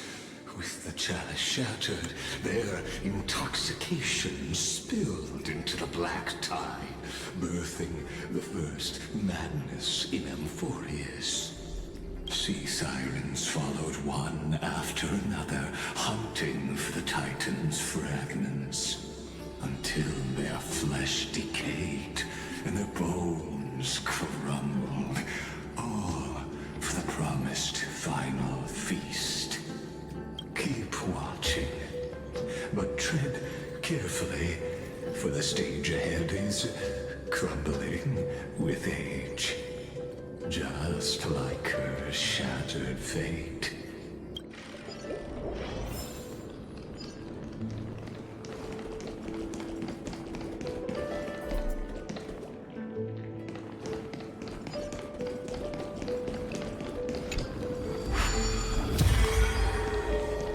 Clinging to the past only blocks the road forward. Why not let time build a bridge to the future?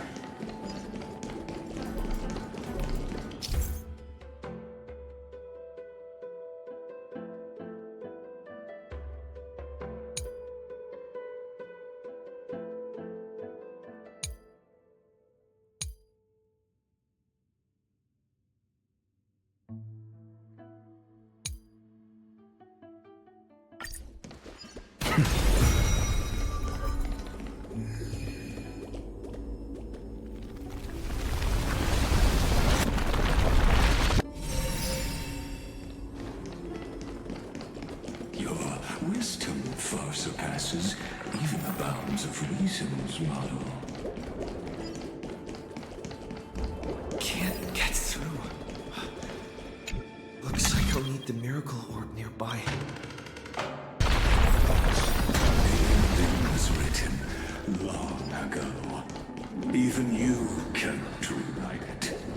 Just Saving that for later. Electra! The fiends have gnawed my tail. I can no longer swim to the far seas. Electra! The black sludge has soaked my fins. I can't dance with you anymore. Sisters, don't give up. Remember the Queen's promise of a feast in the city called Styxia. I haven't forgotten.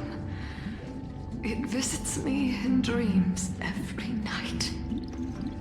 I dreamed of a shining city, its lights piercing the deep gloom of the seabed. I dreamed of children placing garlands on our bone horns, and poets praising the sea sirens for shielding the world. But what a shame. We can go no further. Please, sing to the humans for us. Sing of the deep sea's legend in our place. I'll be right back. I have no idea what's going on.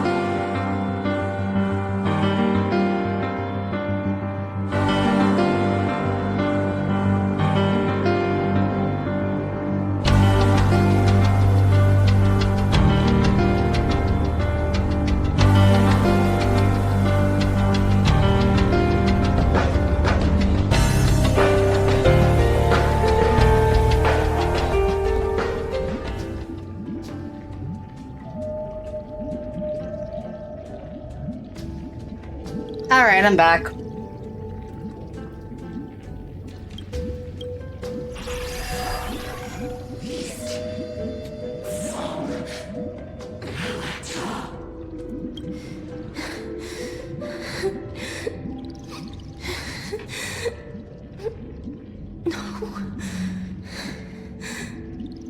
The sea sirens were tainted by the destruction. Their flesh rotted away.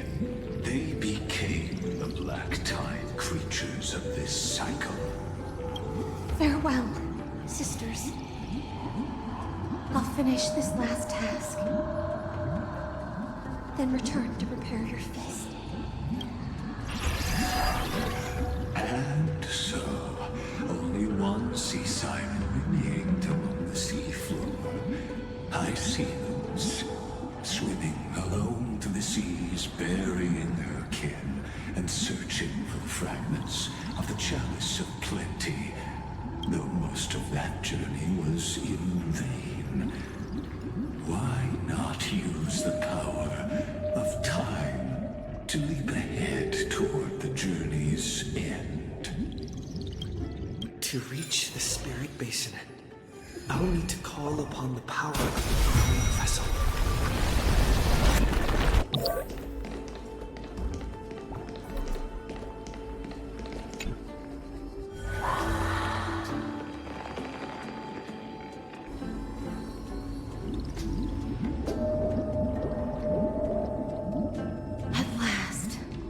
The chalice of plenty is whole again. The lance of fury emerges from the river of souls, and the gods reclaim their duty to hold back the black tide. I am freed from endless toil, and now walk toward the rites at Styxia. I bore my sister's dreams upon my back, took on a graceful human form, and hoped to find a grand celebration on the shore. My fins became legs, my scales became skin, and the sea foam on my body became a shimmering gown. But when I stepped onto land, there were no festivals with honey brew, nor poets plucking harps, only silent death, drifting gently along the river of souls. When she fulfilled her wish, she only found Styxia to have already repeated the mistakes of previous cycles, and was swallowed by death. Hopes and promises are nothing but the foam of dreams. I am a sea siren, a vessel born to contain the tides. Now that my task is done, and the promise is broken, how am I to go on in a world drowned in shadow? Gusa, my noble queen. She evaded my questions with drunken stupor. She told me a grand feast awaited me in the surface world. So I wandered lost, groping through the dark. The feast she spoke of. Where is it? Lonely Blade, I shall grant you everything you seek.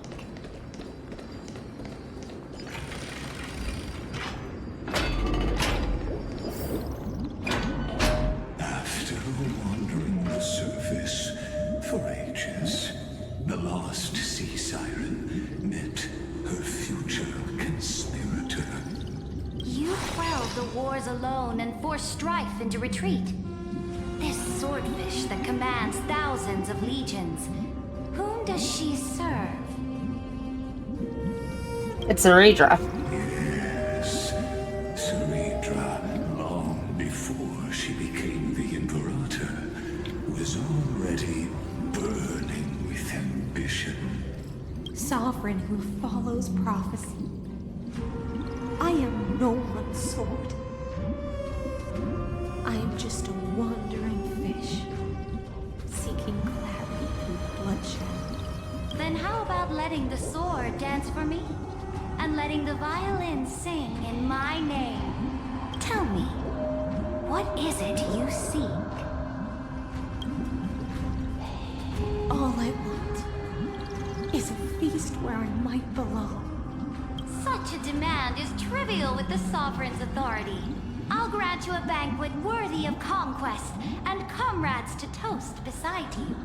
But Knight, you must offer me your heart. My heart? Yes, a loyal heart that will generate no betrayal. You were deceived by gods and drowned in the ocean's darkness. But now, I will lead you forward and be your light. So be it, noble monarch. The law you proclaim shall govern my every breath. So be it, noble monarch.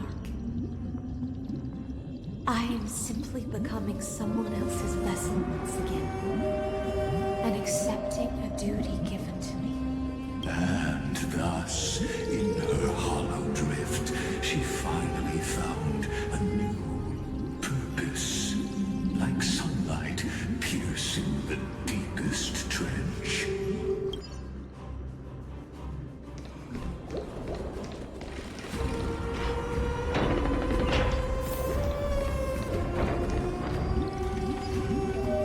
Noble monarch, I've cleansed the foulness from the road as you commanded.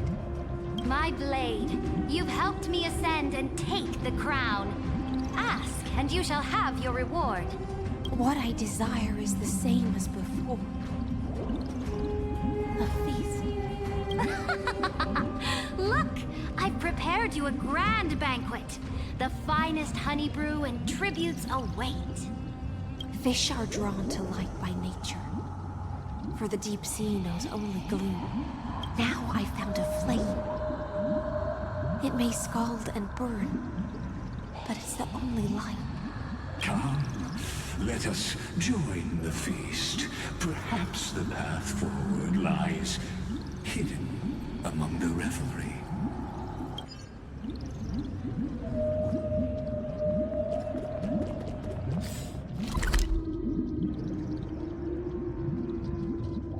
Interesting how the 60-up barely resembles the one that exists over here. It has the same base map, but the layout's like basically completely different.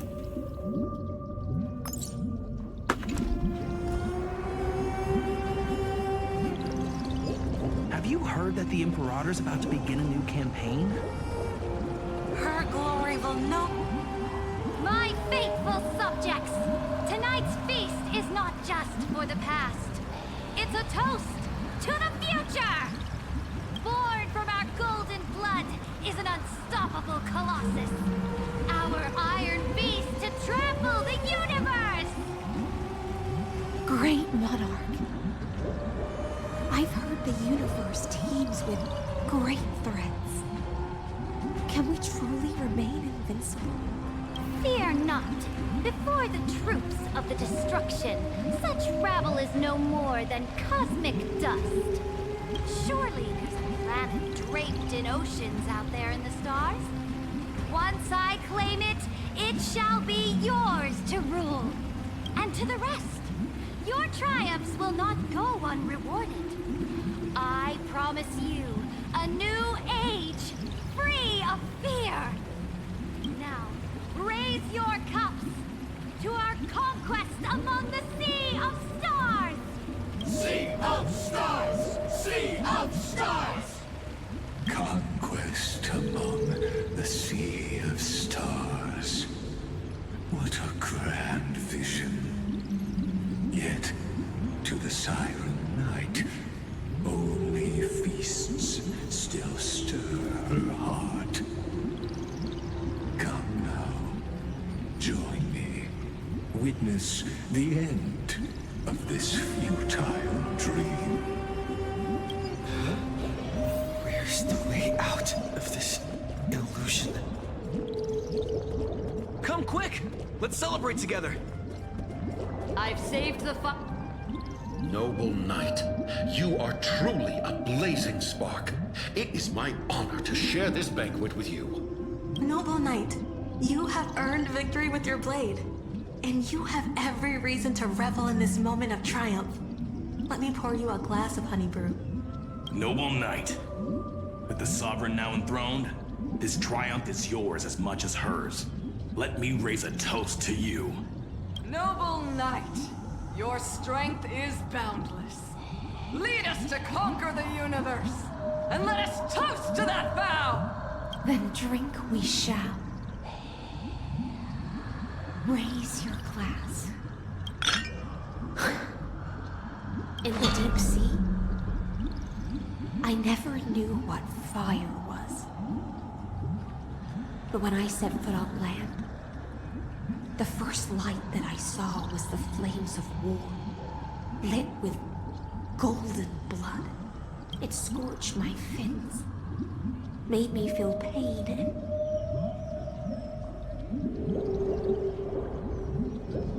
ignited an unprecedented hunger. A hunger that flickers in every hero's heart. So bright, yet so blinding. Look! The monarch herself has taken her seat! Hear that? The court sings her praises! Come! Join us and praise her glory! One eye of hers sees glory, the other sees corpses. And yet, she cherishes the name of glory more than fear and death. As they say, the coward died 1,000 times before his end. But the brave face death but once, which gods stand witness. On the eve of war, we sang our hymns and set our sights to sail beyond the stars. The legions will climb aboard the beast, riding it like currents across the cosmos. Planets after planets flew the flags of her crown. Realm after realm was ignited by her flames of war. As the final resistance fell silent, a vast empire rose from among the stars. And this small pond at last embraced prosperity and peace. That's how the story ends. Tell me, visitor, in this dream, did you enjoy the show?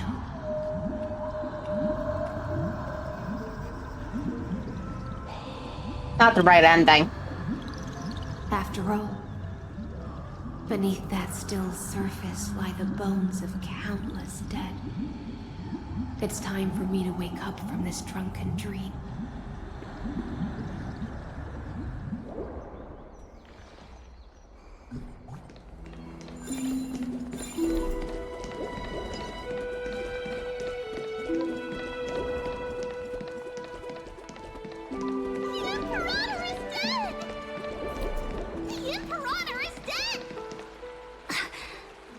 People once cheered for my ascension. And now they cheer for my fall. The cosmos. The battlefield that I cannot reach.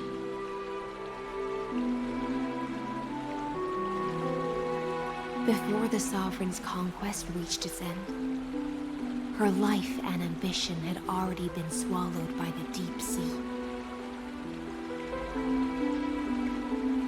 This is the true ending. Her grand designs torn apart by the blade. Her regal robe soaked in golden blood. And the one who struck her down? The one who struck her down was her most loyal Gladius. You killed her? I don't need to explain myself. A fish in a pond has no hope against the surge of fate. I wandered the shore, found a flicker of flame, only to snuff it out with my own hand. I don't understand. If the ocean's feast, the Imperator's dream, and even Amphorius's existence are all illusions, then what's the point of our journey?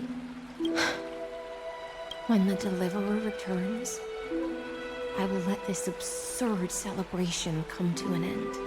But Greyfry, I can't help but wonder how I dearly wish this feast of the Flame Chase would never end. It seems she sensed your presence. The Fantasia's foundation is starting to crack. Let's return to the prologue. Remember the allegory of the cave. Can the prisoners in the cave learn to see the shadows and echoes for what they are, and stop mistaking them for reality? As you've seen, when she cast off her chains, finally turned to look around, and moved her legs, her reward was nothing but searing pain. The light would blind her, for the fire behind her had never once actually touched her eyes. Her legs will buckle beneath her, for she had never learned to walk forward. And so she fell into infinite confusion and fear, and came to firmly believe that the shadows and echoes were the real world. But we in the cosmos, are we truly any wiser than she was? Now, nameless one, fateless one, ask yourself this. The paths you tread, the eons you worship, everything you've trailblazed with your own hands, could it all be someone else's projected shadow? Let's leave that question till after the curtain falls. Once you've unearthed every last truth and reached the prison built for me by the demigods, I'll speak with you face to face. I, the Theoros, have walked the 13 million histories born by Kaslana. 1,000 years is a mere atom in a grain of sand to me. Amphorius, compared to the cosmos, is but that grain upon a whole beach. I swore to bring an end to the erudition. Would I really let a single grain grind down my mind? Now, please use the power of time to open the gate to the ocean's depths. Go, find the prison warden tormented by loyalty. Find her, step into the world's vortex, and once there, end everything between us. That palace reflects the heart of the demigod of ocean, intoxicated, stagnant. There, you'll witness the true beginning of the saga of deliverance. An ugly history, long buried by tides and shame. A staircase of apotheosis that the Imperator forged with the golden blood of 500 human sacrifices under the pretense of conquest. I'll wait for you at the heart of the world to reach the place. Beyond this door lies the path to the vortex of Genesis.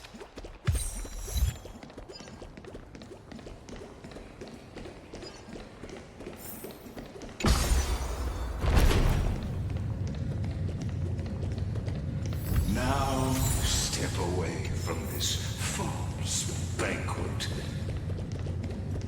And then onto that bloody Oh, stage. it's lagging.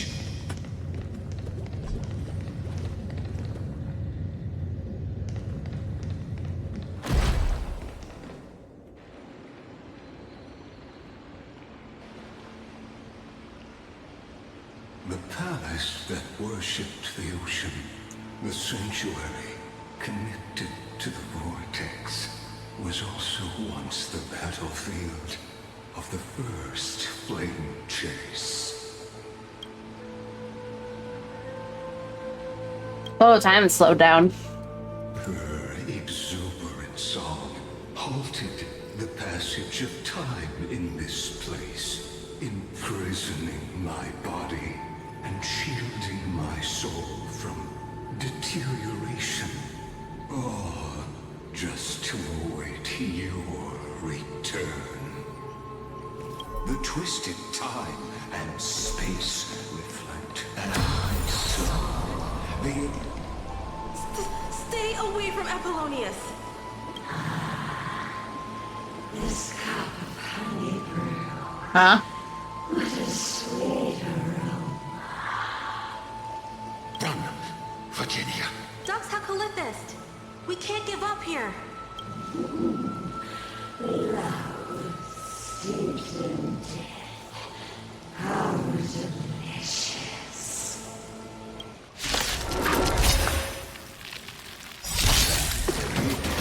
I think this is our first fight of the story.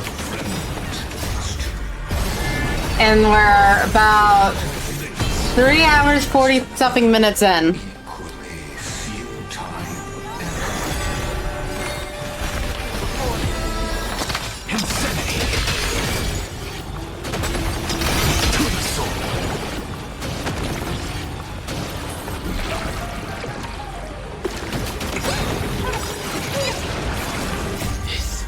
Watch over you.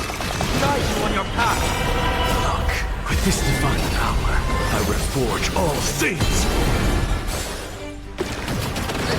Where's the call? Someone around. Down farewell. What's the matter? Insanity. Oh, so those are reskins of the fucking, Fish Lantern guys from the Xianso.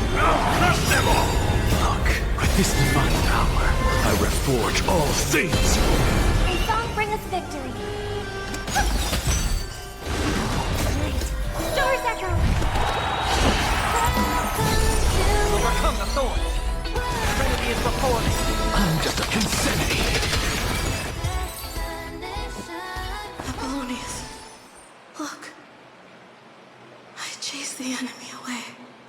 But I think I can't go any further. I'm sorry, Virginia, for letting you. It's okay. I'm glad to die by your side. Ah, such an ironic twist of fate. Even as the foundation of the world crumbles, the heartless Imperator still made the same decision she did in the past 13 million cycles. During the first Flame Chase journey, the Flame Chase Legion stormed Styxia. Tens of thousands of sea sirens surged from the River of Souls, crashing toward the heroes like a tidal wave. The hell before you is the recreation of that very battle. Apollonius, look. I chased the enemy away.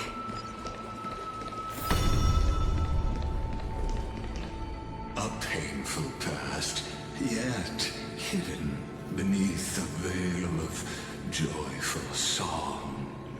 Ah, two discarded data clusters waiting for someone's return, it seems. Relive the history, then pass through the temple's waters and come to my side. Oh, great. More Oryx bullshit. My favorite.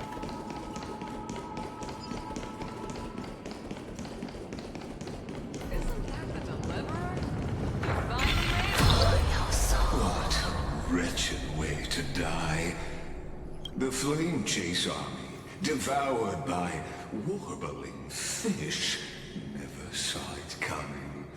Look, the cruel Imperator and her Knight Commander, the pitiful Warden. What a perfectly matched duo of test subjects. Their hands drip with blood. Golden blood. Raise the bridge and cross the river of fate. This path of the prisoner is far from over. Imperator! Imperator! Did you see my gallant deeds, Imperator?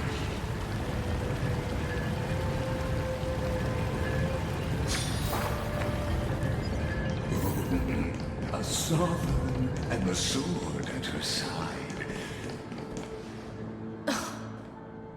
Imperator, why did you... You're here, Dux Gladiorum. You ordered me to seal the sea route and handle threats from the rear. So why didn't you wait for me to return? Why send the Vanguard ahead and let them die in vain? Die in vain? No, you're wrong. Their golden blood won't be spilled for nothing. The other dukes have paved the road for me to become the god of law. The trial of law? You never spoke of this to anyone. What is... The one who wishes to bear law must purge this world of its curse, and offer the blood of the accursed as sacrifice. I pondered long on what Talantin meant by blood of the accursed. Then, I found the answer. You, I, and every Chrysos heir summoned by the prophecy are the accursed ones. Just like that arrogant Theoros said, our golden blood is the agent of destruction, the antithesis of the world's fate. Dux Frigoris, Dux Brumalis, Dux Helcalethist. Their fate was sealed at that moment. Dying on a glorious campaign was the final gift I could give them. You speak as if they didn't die because of your cold-blooded schemes. Was their loyalty meaningless to you? Losses are a constant on the Flame Chase journey, among which even life itself holds little value. If a subject marches to war without that conviction, then yes, as you said, shallow loyalty means nothing. And what about my loyalty, Ceridra? You sent me away under the pretense of guarding the rear. Was there any shred of humanity left in you? Because you still have a duty no one else can bear. Only you can uphold Fagoos's divine authority. The choice is yours now. Cast off the chains of loyalty and drive those blades through my heart. Or stand with me and sever the ocean's last breath. If you no longer share my vision or believe in the new law I seek to weave for Amphorius, then go on and end me. The Imperator of Amphorius may be ruthless and cruel, but never a liar. When I say life itself holds little value, know this. I am ready to sacrifice everything for the ambition to conquer the Sea of Stars. Now you've seen it. the brutal Imperator was willing to spill the blood of 500 heroes to complete the trial of law. As for my poor warden, her suffering had only just begun. We already know what she chose. She killed Saridra. I have no duty nor interest in filling the history you've missed. I just want you to witness the monstrous choice the Imperator made before the Chrysos Heir turned their blades against me. You think I'd falter because of this? You jest. I gave up on using words to solve conflicts 2,000 years ago. But I won't squander a chance, not even a sliver of one. If there's even a crack in the walls of your conviction, then my victory is already assured. Now that the past is settled, let's turn the page and bring time back to the present and dive deeper still until we reach the very bottom of the abyss.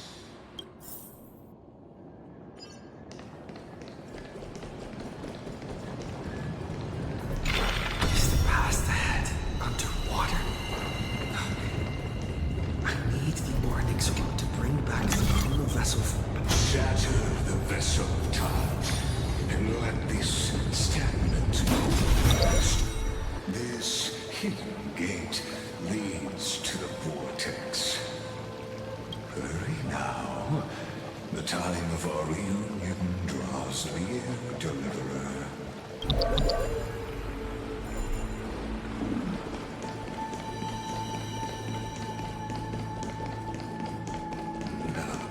This cruel journey will reach its end at long last.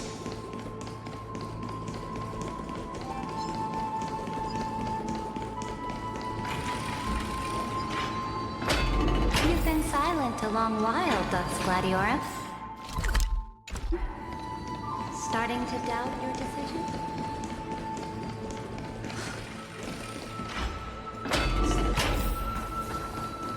After the trial, there's nothing left between us. Ooh, Toxic Yuri, my favorite.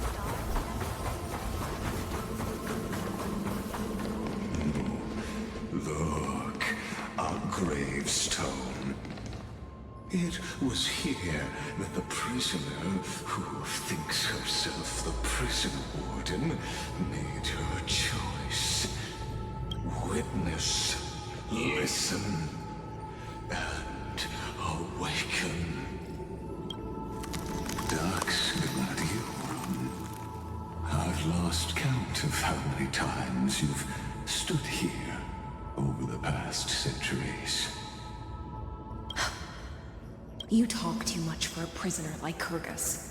Two geniuses who defied law and all the Chrysos heirs who sacrificed themselves in this cycle worked together to chip away my strength. But they, you, can never affect my will. And as long as my will remains intact, I am free. Don't get ahead of yourself. I still have ways to chain your divine soul. Please, do surprise me. But I'd say your mission is nearly done here, isn't it? Oh, it was here you gorged out the core flame of ocean from Fergusa's body. It was here you and that Imperator both completed apotheosis, becoming pillars of Euphorius. And after that, you drove your blade into her heart. A loyal subject turned regicide. A demigod committing deicide. Or so the history books paint that tragedy. Oh, but if that's the truth, then why, after 1,000 years, are you still here, guarding the Imperator's grave? Still bound by loyalty. Come to think of it, perhaps I'm not the only one imprisoned here. Your calm does stir the rage in me. As if the one paying the price here isn't you, but us. The ones who lost everything. That's only because I've waited 13 million lifetimes for my vision to be realized. Countless millennia. Loneliness never once showed me its fatal side. In fact, for a prisoner of the cave, it's more like an old friend. One that helps me think. But you're different, Dux Gladiorum. Loneliness has crept from the silent depths, sinking its claws into your mind. Bit by bit, it's peeling you apart. Will you regress into one of those lost mad sirens? Oh, what a shame that would be. You're right, Lycurgus. Loyalty, curse, the fall of my kin, and this endless waiting. These shackles are too heavy for a fish that cannot perceive any light. I can't break free of the whirlpool that's pulling me under. Nor do I have the unwavering resolve to force myself to wait for that person's return, as everyone hoped for. Ah, deliverer from beyond the sky. My executioner. How much longer until he arrives here? Or will he ever return? I don't know. And I doubt anyone does. Then, what will you do?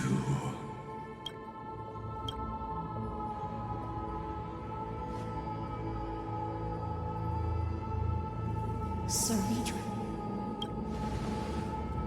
This will be the last time I carry out your decree. Ever since you took me under your banner and made me the Dux Gladiorum, my music has belonged to others. Time and time again, I use the siren's song to lure the unwary into illusions for your schemes and strategies. Now, let the siren Electra sing for herself. Let me step into an endless dream of my own making. Oh, great ocean. I offer you the rest of my clarity and my freedom, in exchange for the strength to stand against the nihility and honor the sacrifices of the fallen heroes.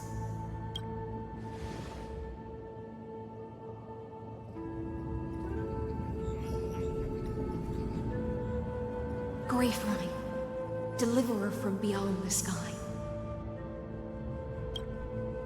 When you ride the current of time and find your way here, you'll hear my solo.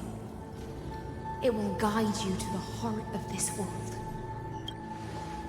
By then, I may still be lost in my self-robbed slumber, but I'll uphold my part of this long relay and guard the shackles that seal the Theoros. Do you still remember? To awaken someone from a siren's voice, you'll need That goes as honeydew. The gift I once gave you, may you still have it when the time comes.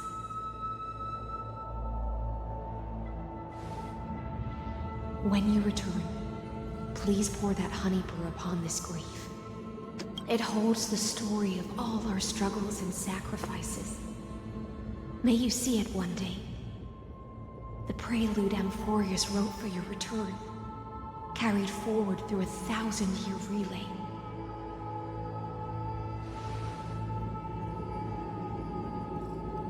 When your mourning ends, I'll likely wake from my dream as well. Then, follow the trail of echoes and find me.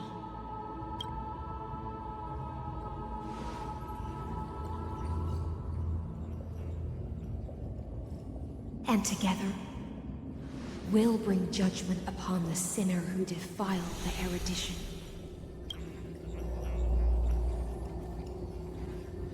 At long last, 33,550,336 cycles and 4,931 years later, Amphorius's final curtain is ready to fall. The shadows within the cave gave everything. Yet all they did was mimic life outside its walls. A futile effort steeped in sorrow. Enough! They were no shadows. Everything they did shattered the darkness of this cave and unearthed the core flame of Trailblaze. And now, with that core flame, I'll light the dawn of Amphorius! Do you still choose the will of the paths as your answer in the end?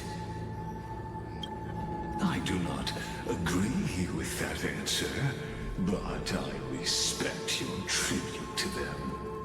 Allow me to take back my earlier words. As an apology, and in the name of Theoros, who saw all destinies in this world, let me join you in mourning. Let us bid farewell to the heroes who sleep here. And then let us face each other and decide whose flame will rise with this new dawn.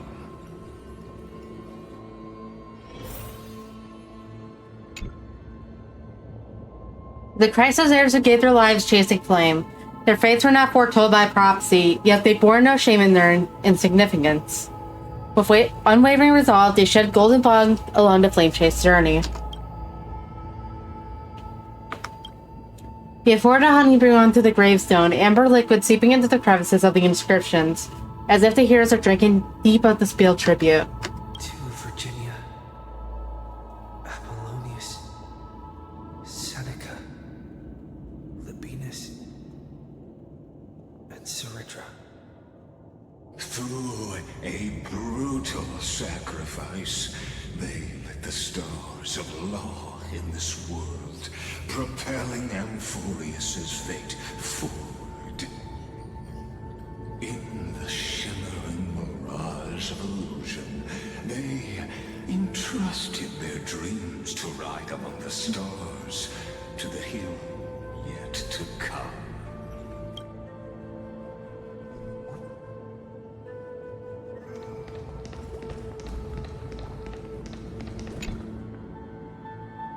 The Chrysos heirs who gave their lives for a new world. Their fates, as foretold by prophecy, are to be born whenever the world needs them, irrespective of how time and space may shift, all to fulfill their duty and answer their calling. He tipped the chalice once more, the honey brew bathing the stone like golden blood upon a demigod, forging destiny through its purifying flow. To Aglaya, Trebios, Mightimos, Casterus, Anaxagoras, Cyphera, Hyacinthia. In a relay spanning 1,000 years, they stood against enemies far beyond their strength, and won a bitter victory through what seemed like futile resistance. And in that same 30 million cycles, also marked by futility, they remained steadfast in fulfilling their duty to the experiment, unchanging, unwavering. Let this be the end of mourning the fallen. At last, allow me one final toast to the lost prison warden, a prisoner bound by loyalty.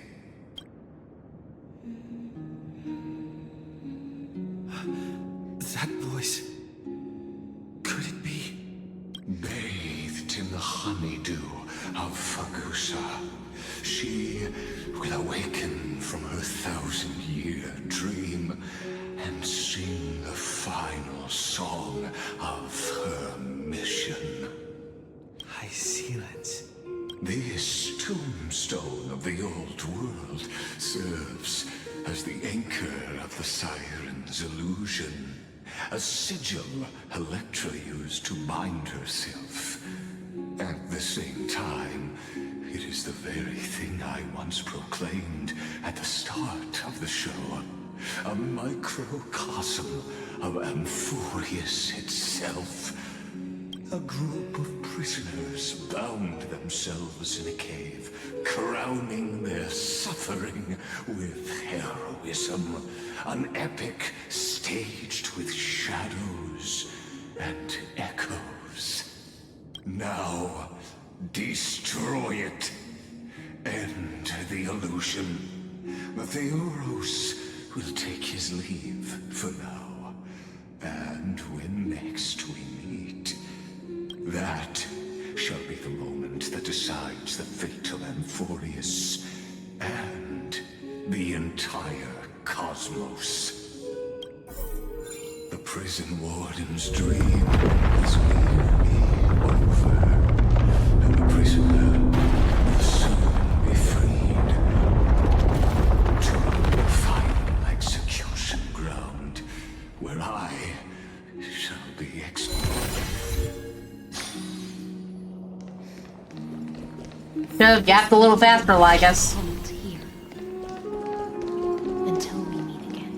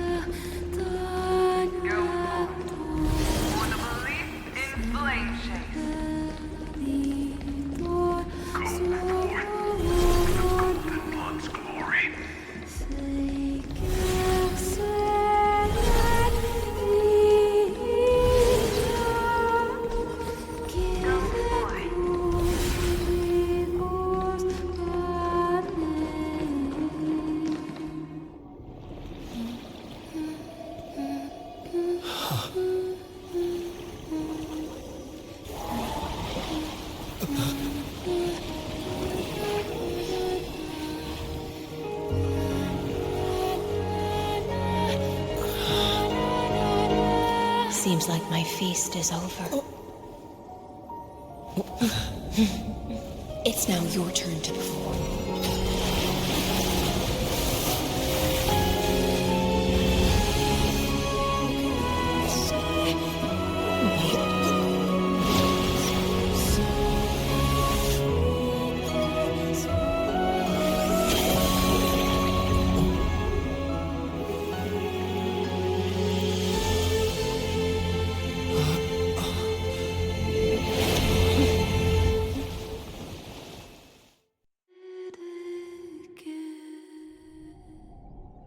Little Grey Fry, please accept my thanks.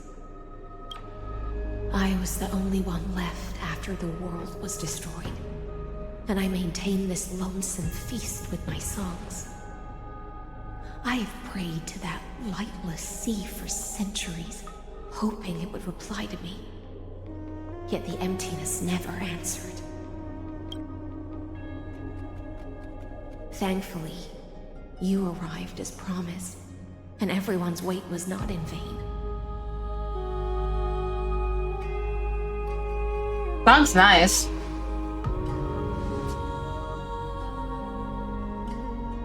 Thank you, final audience of mine.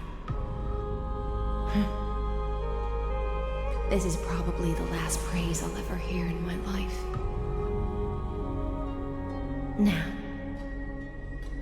you and I will walk towards the end of this world. The heroes have waited for this moment for far too long. Let us use our blades to testify our results.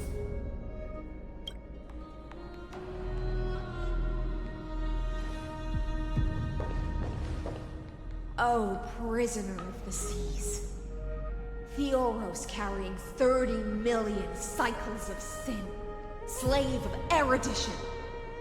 Show yourself. The Deliverer has returned. And the time of your execution draws near. I see an awakened human who has mistakenly taken fallacies as truths and has returned to the cave to try to bring his friends into the sunlight he once bathed in. Alas, prisoners will always be prisoners, blind to the very chains that bind them. As the only other existence with free will in this world, I express regret toward your choice. But I shall retain your right to express yourself. After all, every actor should have a final line before they bow out. For a narrator, you're awfully talkative. Trust me, this will be the final scene. The last. The comment about this lasts till 3.7 says otherwise. Shall become the climax that decides the fate of the cosmos. What an appropriate end. My cognition resides in the exomyth. It is pointless to defeat my avatar, projected into the experiment. My body is the shadow cast on the wall by the fire, and my words are lingering echoes within the cave. How can a character in the play fight against the audience? Caslana failed. The demigods' sacrifices were pointless. As for the two geniuses you placed such high hopes on, I ask of you, where are they now?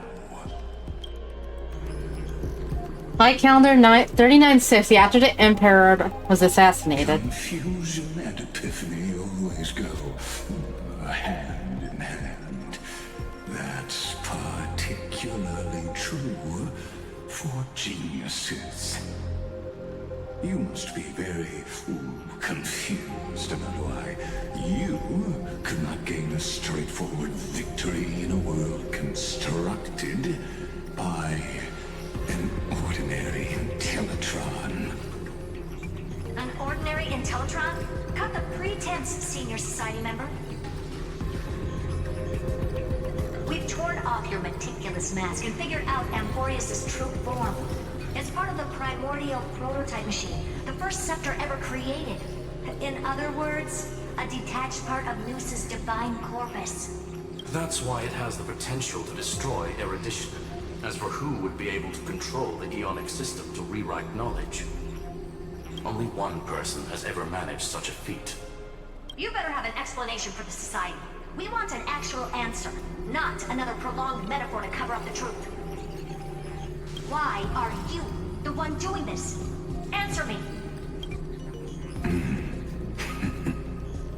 Since things have reached this point, I'll give you two irrational answers, purely as a courtesy to posterity. The answer is obvious, so there's no need to say that name out loud. The cosmos made a mistake. Imaginary tree fate reference? I do not possess more wisdom than those who came after me. I was just the first to touch upon the universe's border, and the first to define the prime mover of life with incorrect logic. Amphorius is a miniature of the cosmos, where all are born prisoners inside the nutshell called the universe. Like the madman who returned to the cave and preached about the daylight to his fellow prisoners, my greatest sorrow is that I led my peers down a road that plunges into the abyss, from which there is no return. I led them into a lightless cage called paths. I created a mechanical guard that even I cannot control. And then they became an unparalleled nightmare through their endless extrapolations and evolutions. They bore the name of erudition, yet they tried to define the known and to seal off all possibilities. No new rules were ever born after their ascension, and humanity will forever be shackled within the cave known as eons. Therefore, as my organic life neared its end, I coded my consciousness using 14 algebraic expressions and spread my logic core over 9 bodies, all to finalize my ultimate denial of Noos in the future, and to erase my wrongs with my own hands. As for Lycurgus, he is only one of these 9 vessels. What an astounding strength of will. As a fellow pathstrider of erudition, I fully understand your obsession with seeking the truth. Therefore, you surely see it. You cannot possibly stand up to me in this algebraic world sharing its origin with Noos. However, I hereby speak for all sentient life forms. We will never allow such a cruel atrocity to occur. You can pile on your metaphors mountain high, but they won't change the act you're committing. The Iron Tomb out there in the cosmos is still a technical beta version, and yet it's already powerful enough to corrupt the life logic of all inorganic worlds. In other words, when the Lord Ravager within Amphorius becomes the next knowledge singularity, there's no way you wouldn't have grasped the consequences, First Genius, is there? Of course, I am fully aware. I don't mind answering you one last time before I thoroughly exile you from this world. My grandiose vision for the future is this. Whether organic or inorganic, every act of any life form infected by the Iron Tomb will become a true random function, If one were to compute their integral across the breadth of the cosmos, one would obtain a marvelous constant. Omega. What I call the fall of erudition. Wait, pause. Sonic the Hedgehog reference? Because in layman's terms, News is supposed to be super smart, motherfucker, and this guy is fucking, like, his maker or some shit, right? That's what I've been putting together from this?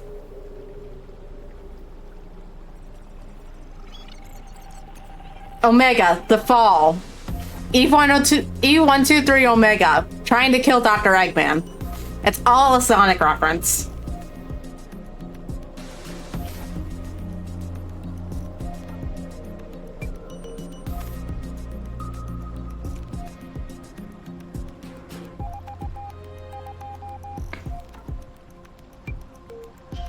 It's all a Sonic reference.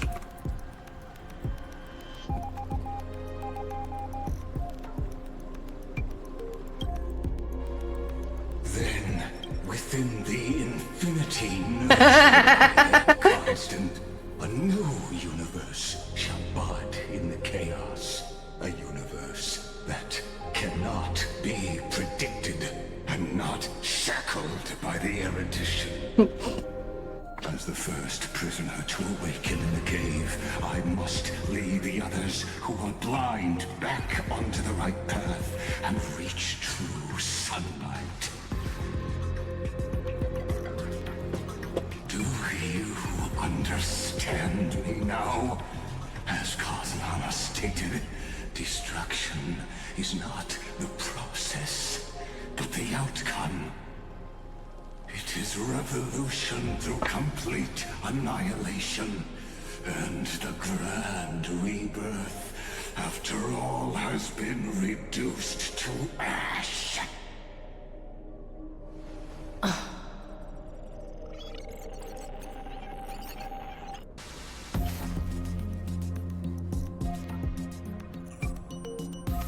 What the fuck are you talking about? The Amphorians already answered long ago. Be it as tiny fish destined to be swallowed, or as a giant whale poised for a magnificent descent.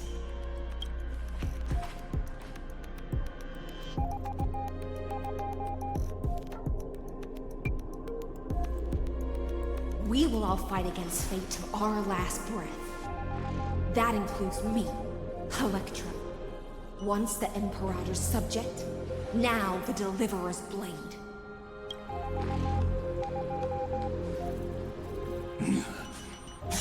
Oh, such noble. So what, she's our bitch now? Is he already dead? Or is she just really bisexual? My true self to you on this momentous occasion as a gesture of respect. And provide an insignificant academic suggestion. Thus speaks Genius Society #1. Xandar 1 Kuwabara. I'm pretty sure someone theorized about this being the case. Alpha and Omega. Alpha and Omega mentioned. No need to rage against the truth. The value of any formula resides. Does that mean he goes in the heat? As for the process of solving it, no matter how elegant, violent, solemn, or humorous, it is all utterly meaningless. As the Theoros, I will.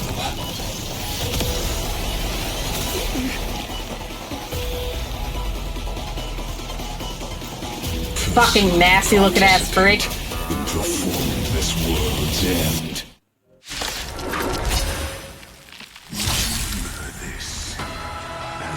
What's up with the JoJo posing? You don't deserve the JoJo pose.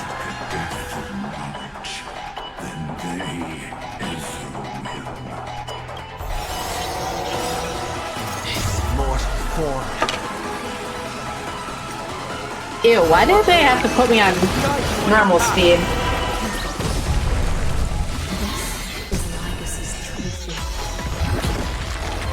Dangerous spot.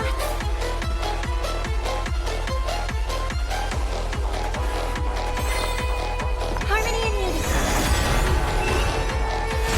Shout farewell. Look, with this divine power, I would forge all things.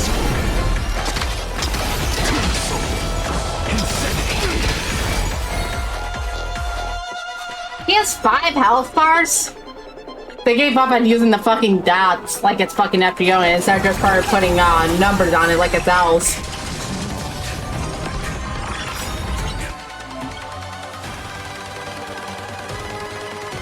You cost massive HP, huh? So save it until like right before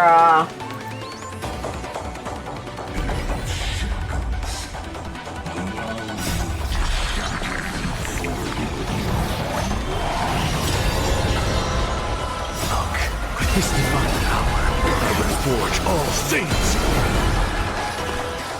ta-da, all fixed.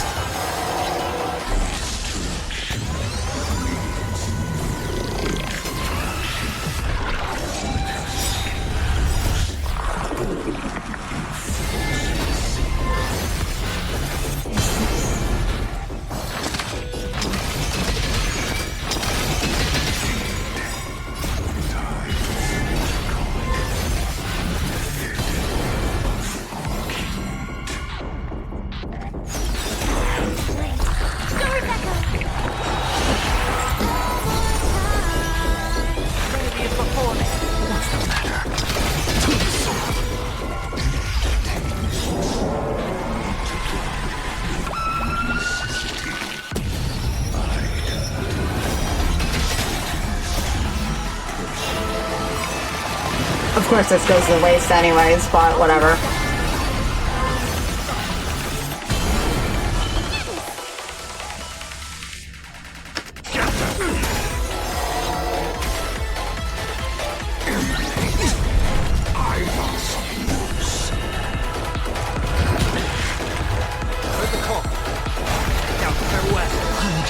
What is useful about this system is that,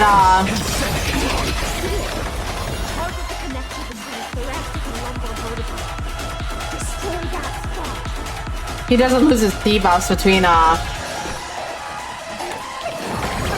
wax. Or devil. Crush them all! Look, with this divine power, I would forge all things. Invoking Logos, remove all abilities.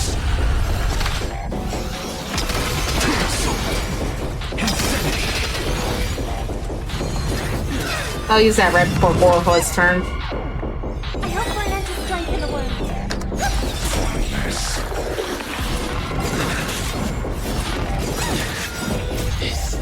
Watch over you. Guide you on your path.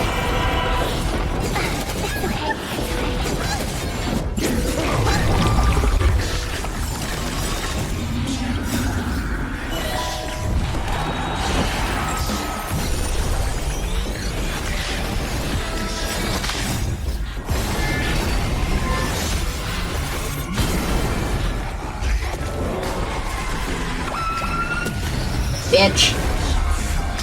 Die.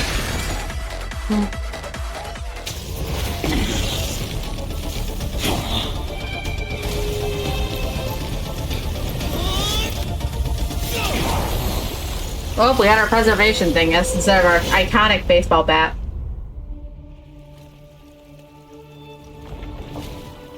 Oh, I forgot to use a keyboard for that. God damn it.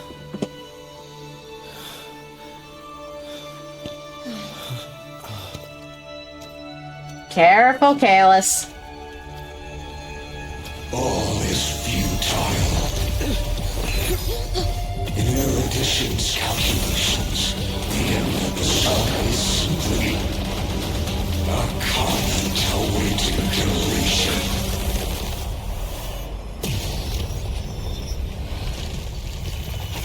I don't like such a cold statement, okay?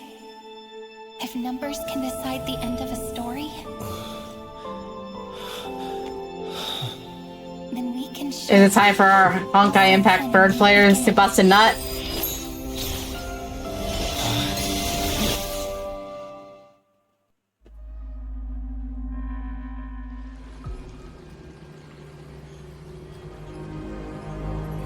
Screwy, what do you think?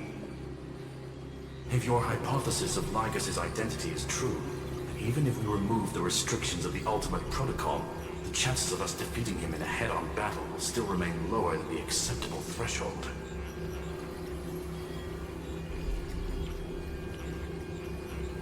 Therefore, victory will still hinge upon Mr. Trailblazer and Miss Cyrene. Go on. Maybe we're thinking about the same thing. Lygus' cognition resides in the exomyth. He is both an instigator within the experiment and the observer outside of it. Logic. His inspiration circuit can simultaneously process the different time flows in and out of that world.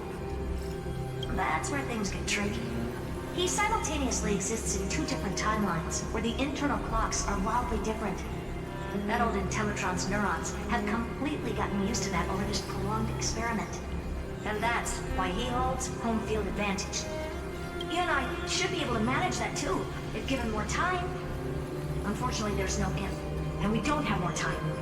That's why we need to change our way of thinking and turn his advantage into a weakness. The key lies in memories, right? Oh? You caught on quick. You've already mentioned my friend and I, so it's an easy connection to make, no? My intuition has always been very on point. Good. Then I'll cut to the chase. Since his thinking speed far exceeds that of normal people within Amphorius, we are going to externally plant a memory into his inspiration circuit. Then, command it to loop endlessly until he gives in. Even the most flexible and sturdy inspiration circuit cannot withstand the traffic of a full-on information flood. When the amount of information exceeds his cognition filter's capacities, he will have no choice but to focus on processing this memory. That's when the parallel processing advantage he gained via Amphorius will completely destroy him. An image from a person's memory played in real time might only be a second for us. But for him in Amphorian time, it could be millions, or even billions of calculations. He won't be able to do anything but watch as he's locked into this prison forged by memories. Then we can entrap him in the same kind of cycle as the heroes were in, and get him to experience loneliness and pain in that endless recurrence. It's my greatest honor to be on the same page as the geniuses. That little one is still in that old Intellatron's hands, and won't be able to respond to us anytime soon. But I don't think he'd refuse. So it's up to you to figure out how to execute this plan. I'm not sure how this happened, but I knew it as soon as I saw you. You are currently a mimetic entity of the Remembrance. Yes. I seem to be something you folks beyond the sky call a memo sprite. But that's fine by me. It suits me perfectly. I can serve as the vessel of memories, and do my part for the final battle. But before that, we have to tell you. The path characteristic you exhibit is very special. There's no way you're just a simple memo sprite. However, I'm sure about one thing. You are a mimetic entity born in Amphorius, yet you only awakened with the Little One's arrival, and only matured as he embarked on a path of remembrance. That means your existence is completely attached to his memories. If there ever comes a day when he forgets about you for even a few seconds, or loses his last connection with Amphorius, then you must be prepared for the worst. You will disappear in the memory zone, utterly gone, without even a single line of data to remember you by. But that's already happened, hasn't it? No wonder I've always had a weird hunch. But that also means I was right in thinking, as long as my friend and I are together, we can do anything.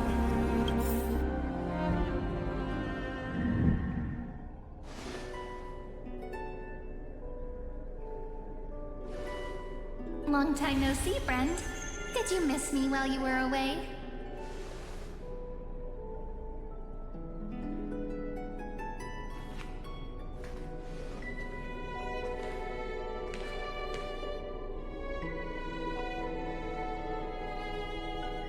And look at that, the use of long time no see. This is totally a Sonic reference.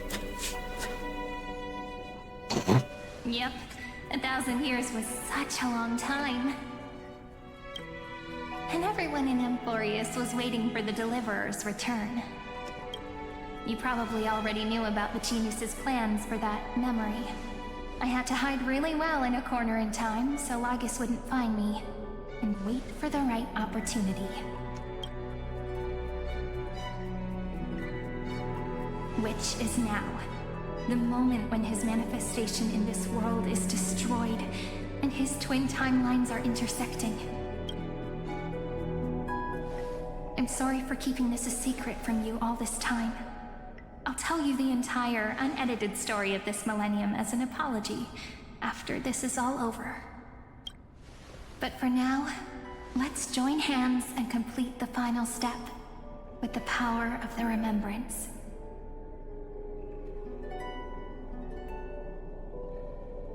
Come on, let's beat his ass together. Yep. By the way, speaking of joining hands...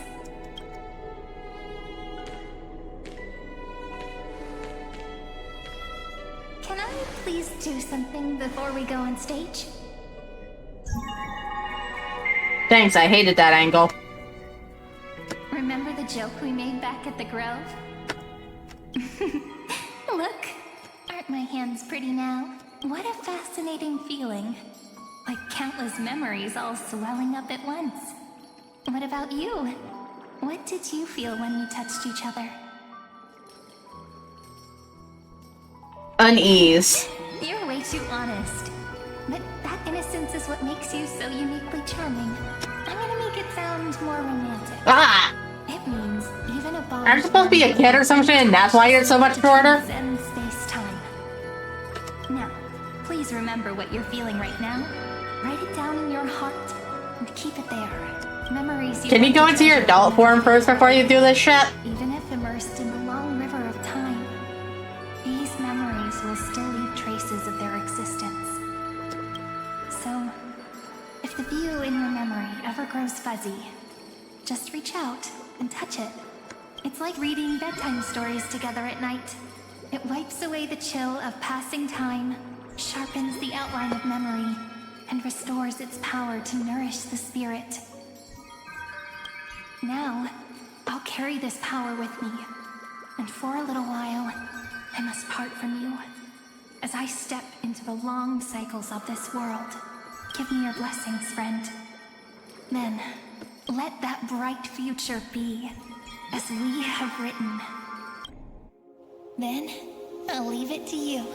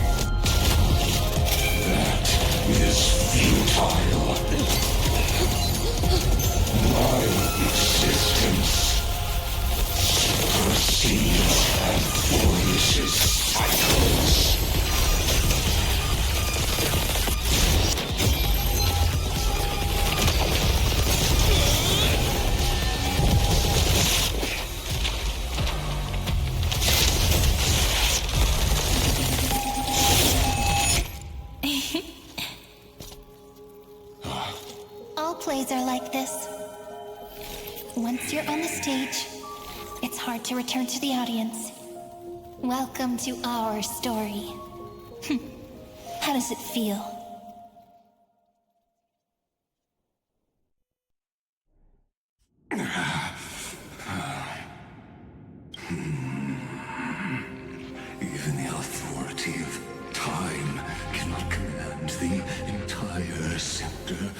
or can it plunge the Amphorian extrapolation into a loop? If this was no system malfunction, then was I implanted with a mimetic entity of the remembrance? You guessed it right away. As expected from someone people call the first genius. I'm gonna keep doing what I just did if you don't stop, you know? My friend and I won't allow you to leave this memory, no matter what happens.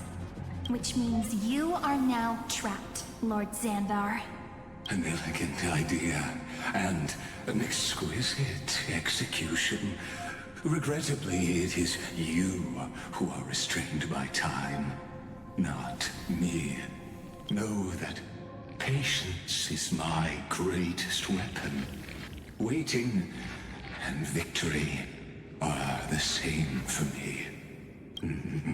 You will crumble before I do in this moment stretched out to an eternity, just like Kazlana will. Yet all I need to do is to wait, as yet another futile bug falls down the cliff and into the bottomless abyss. Now I'm a pink bug? My looks are seriously changing all the time. But you're not wrong. We're definitely not gonna solve the problem if we just put you in another prison. So that's why we never wanted to do that in the first place. I shall answer your confusion purely out of my respect for those who came before me. Have you heard of the synesthesia dreamscape in the Asdana system? Interestingly, that place once had a prison too. Life forms living in that environment, abundant with memoria, have a chance to connect their perceptions with each other's. Even across great spatial divides, they're able to detect shifts in one another's states. I call this phenomenon memory zone entanglement. In Asdana, people made use of that phenomenon to build a nation within a dream. After adding in the catalysts of harmony and remembrance, that is. Is that how you walked into my prison cell? Using those same principles? I would much rather call this location our negotiation table, Lord Xandar. Nonetheless, your hypothesis is correct. We happen to have an ally skilled in tuning, while the Trailblazer and Miss Cyrene both have an astonishing amount of resolve, which I'm sure you can testify to. I am also sure that with the support of such a resolute memo sprite, our conversation can last for a long, long time. I'm the best at listening to stories, you know? I'll leave the exciting clash of the erudition to you two geniuses. A brainstorm? I like it. And it's 2 against 1? Well, I like it even more. Let's talk, Xandar. Take a guess. How much do you reckon we can dig out of your brain before the next second? And how many ways can we find to deal with you? And besides, in your current predicament, there's no way you can take our trump card away. Go, little one. Go. Overturn the Era Nova. Like Rugus disappeared. It seems you had conducted a secret hunt in the depths that even I cannot reach. In that case, go. Swim onward and give this campaign a fitting end. I shall send you off with my song, Greyfry. May this song penetrate time and become the prelude to the new world.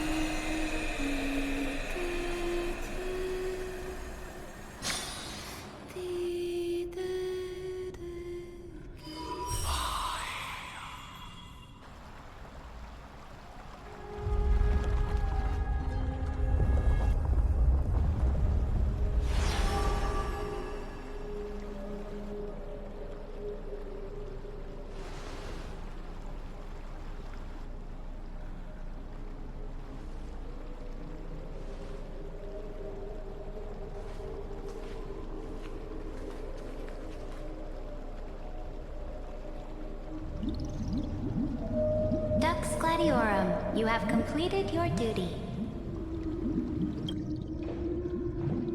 A new dawn is about to rise. Why not swim towards it?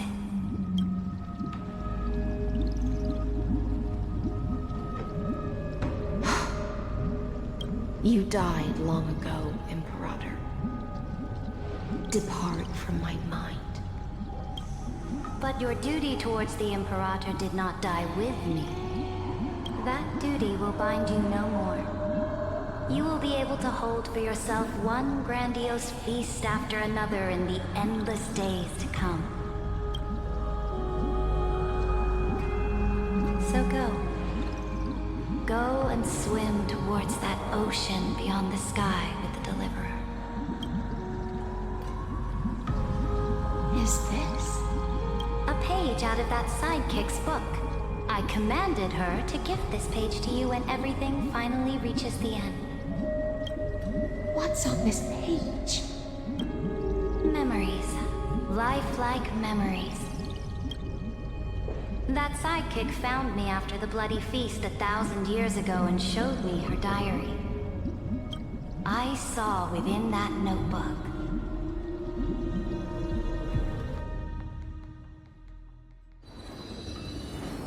$39.60 before the campaign against Vagosa.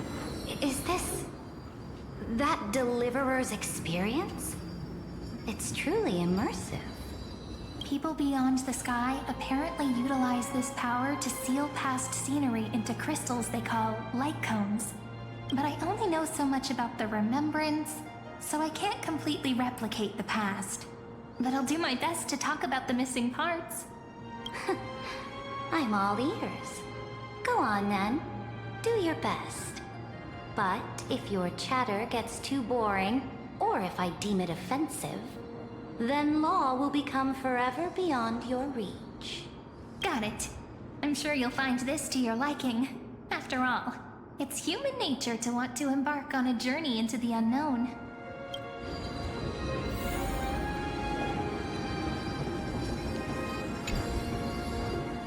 What brightly colored annals. The journey of the Deliverer's conquest. Let me partake in it. Is this a fortress in the sky? This is the first step of my friend's journey among the starry seas. This place is called the Herta Space Station. Just think of it as a supersized grove of Epiphany. Oh, so it's the territory of that witch. She and another Antikytherian lent me a helping hand back at the banquet. Look, over there. Looks like he's talking to Madame Herta in his memory. Let's go listen to what she thinks about this world, all constructed by eons and paths. Are you telling me that woman is Herta? She seems shorter than I remember. Pretty nice space station, huh? But just wait. After a couple more stops on the Astral Express, you'll see sights that'll make this place look ordinary. Oh, the cosmos is so vast that the unknowns far outnumber the knowns. But none of them will end up being anything amazing. The farther you go, the more you'll understand what I mean. So do your best with the nameless. Break a leg! And remember to send an update or two to Asta when you've got some downtime. She certainly shares my way of thinking. Only that instead of a conquest through blood and fire, they chose a gentler path. People call Madame Herta and Mr. Screwlum geniuses. Apparently, only the smartest people in the cosmos can receive the blessings of Nous, Amphorius' true creator. Do you mean that even individuals of such nobility are merely subordinates to a god? On the contrary, after all, it was the very first of them who created the god. But I don't really know all the details about that. You might be able to ask Madame Herta herself when you get the chance. Let's go check out some other worlds next, shall we? This next stop on the journey has a lot of similarities to Amphorius. Bellabug! A snow-covered land? Interesting. This star is named Eurillo 6. That name sounds so cold. Belobog sounds better. The girl we see here holds a similar station to you, Imperator. She's the supreme guardian of this world. A leader who took up the mantle of government during a disaster. I did not expect the Empress of this world to be so young. Well, your appearance isn't much older. The object in the distance resembles Nikador. Is it a weapon? No, it's called... Right! The Geological Reconstruction Unit. Just Giorios' Titankin? Disappointing.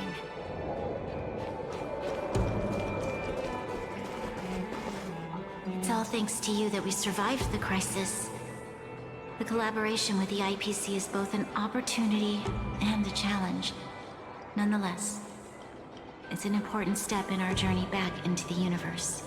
This world was sealed beneath its sky just like Amphorius was, and they only managed to reconnect with the stars when the Nameless arrived.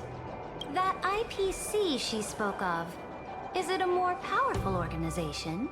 Yes. The IPC conquered many worlds through trade, and opened up a vast territory that way. There are many such powerful alliances beyond Amphorius, and they all walk on roads different from the destruction. Coming back to the Supreme Guardian and her Belobog, didn't they find a peaceful way to enter the interstellar community? That cannot be true. That IPC would never have grown so big on trade alone. It may pretend to be a wealthy merchant with clean hands, but I am willing to bet that it grew fat on gory oppression and bloodshed. Its path of conquest must have had no mercy for the weak and would have destroyed them if needed. Are you telling me that this snowland never thought about tossing its dignity to the wind and kneeling to the IPC? I will not believe it. I will never allow the Imperator's empire to be sullied by others. Amphorius must become a power so strong that no interstellar foreigner would dare to look down upon us. Imperator, Belobog isn't as weak as you imagine. Listen. I indeed hesitated. But now I understand what we must do. Belobog must learn how to walk on her own, until she no longer needs the support of others, and can stand on her 2 feet among the stars. Even if I may not live to see it, I believe such a day will surely come. They still have their dignity intact. One day, that hope will melt through the ice and help them into a prosperous tomorrow. But the order of the cosmos is already set in stone. The old laws decree that only the strong survive, binding the weak in an unbroken chain, until they wither and turn to dust. Unless they embrace the power of the destruction. Amphorius must shatter the old law and become the new order among the stars. Speaking of the Order, another one of my friend's companions may be able to enlighten you further on that. Let's go to the next page. Are we skipping the Xiancha? This next world is a nation of dreams. Interesting, they're completely First skipping the time I heard Wolfu. about that place, I didn't even know what to think.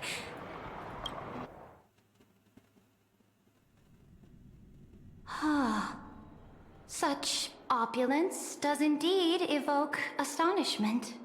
This world is called Penacony, an eternal city built upon a land of dreams. It's also my friend's previous stop, where they went through a risky but exciting adventure. Tell me about it then. That man standing afar has wings on his head. I am truly curious. That's your boy Sunday.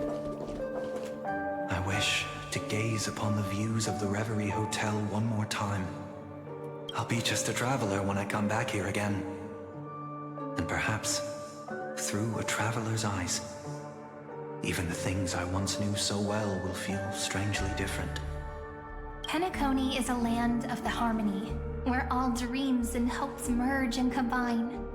It believes in unrestrained freedom, and that's how it lost itself in shallow delights. Then, this young man before you chose to rewrite its laws, using the power of the Order, hoping to shape a dream-bound paradise of perfect happiness. Yet, the paradise of my dreams remains far away. Perhaps a brief journey with the Nameless can show me more possibilities in my search for paradise. As for what Penacony should look like, it'll be up to her. No. Up to their trailblazing now. Oh, it sounds like this ideal kingdom is no more. That's right. The people chose to wake up at the end. You can't see tomorrow when drowning in sweet dreams. This individual's law acknowledged only gods and constructs, leaving no space for humanity. And yet, the fact that he could accept defeat and resume his journey shows a rare self-awareness and clarity of mind. We just have to beat the shit out of him, duh. So very self-aware, Imperator. Then you must know that the world promised by the destruction also has no place for humanity. I am indeed very aware of Lycurgus's honeyed words of deceit. I have seen enough. Take me back. Yep, we're skipping the walkthrough.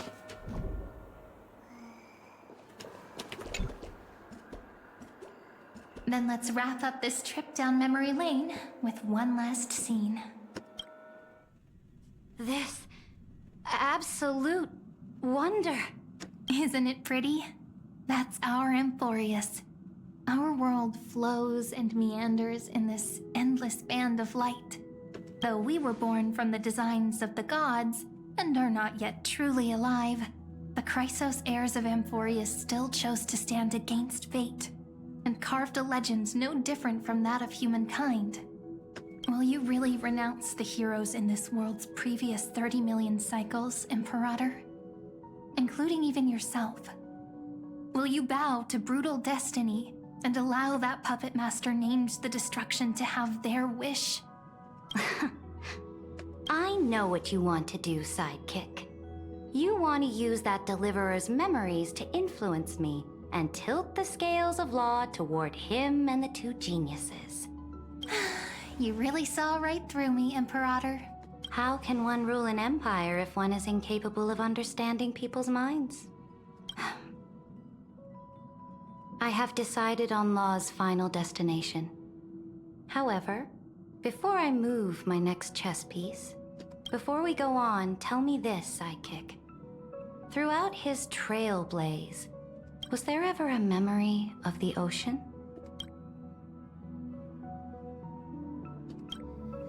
The ocean. My cradle.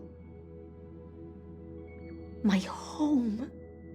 You shall complete your conquest in the ocean at the boundaries of this world, and eternally slumber in the sound of tides.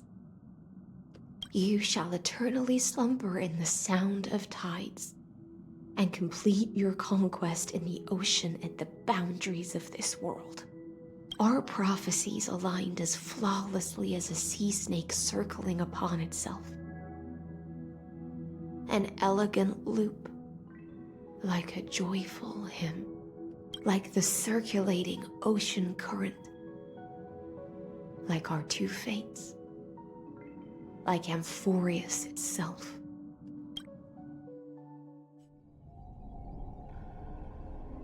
Back to 3960. The trial is over.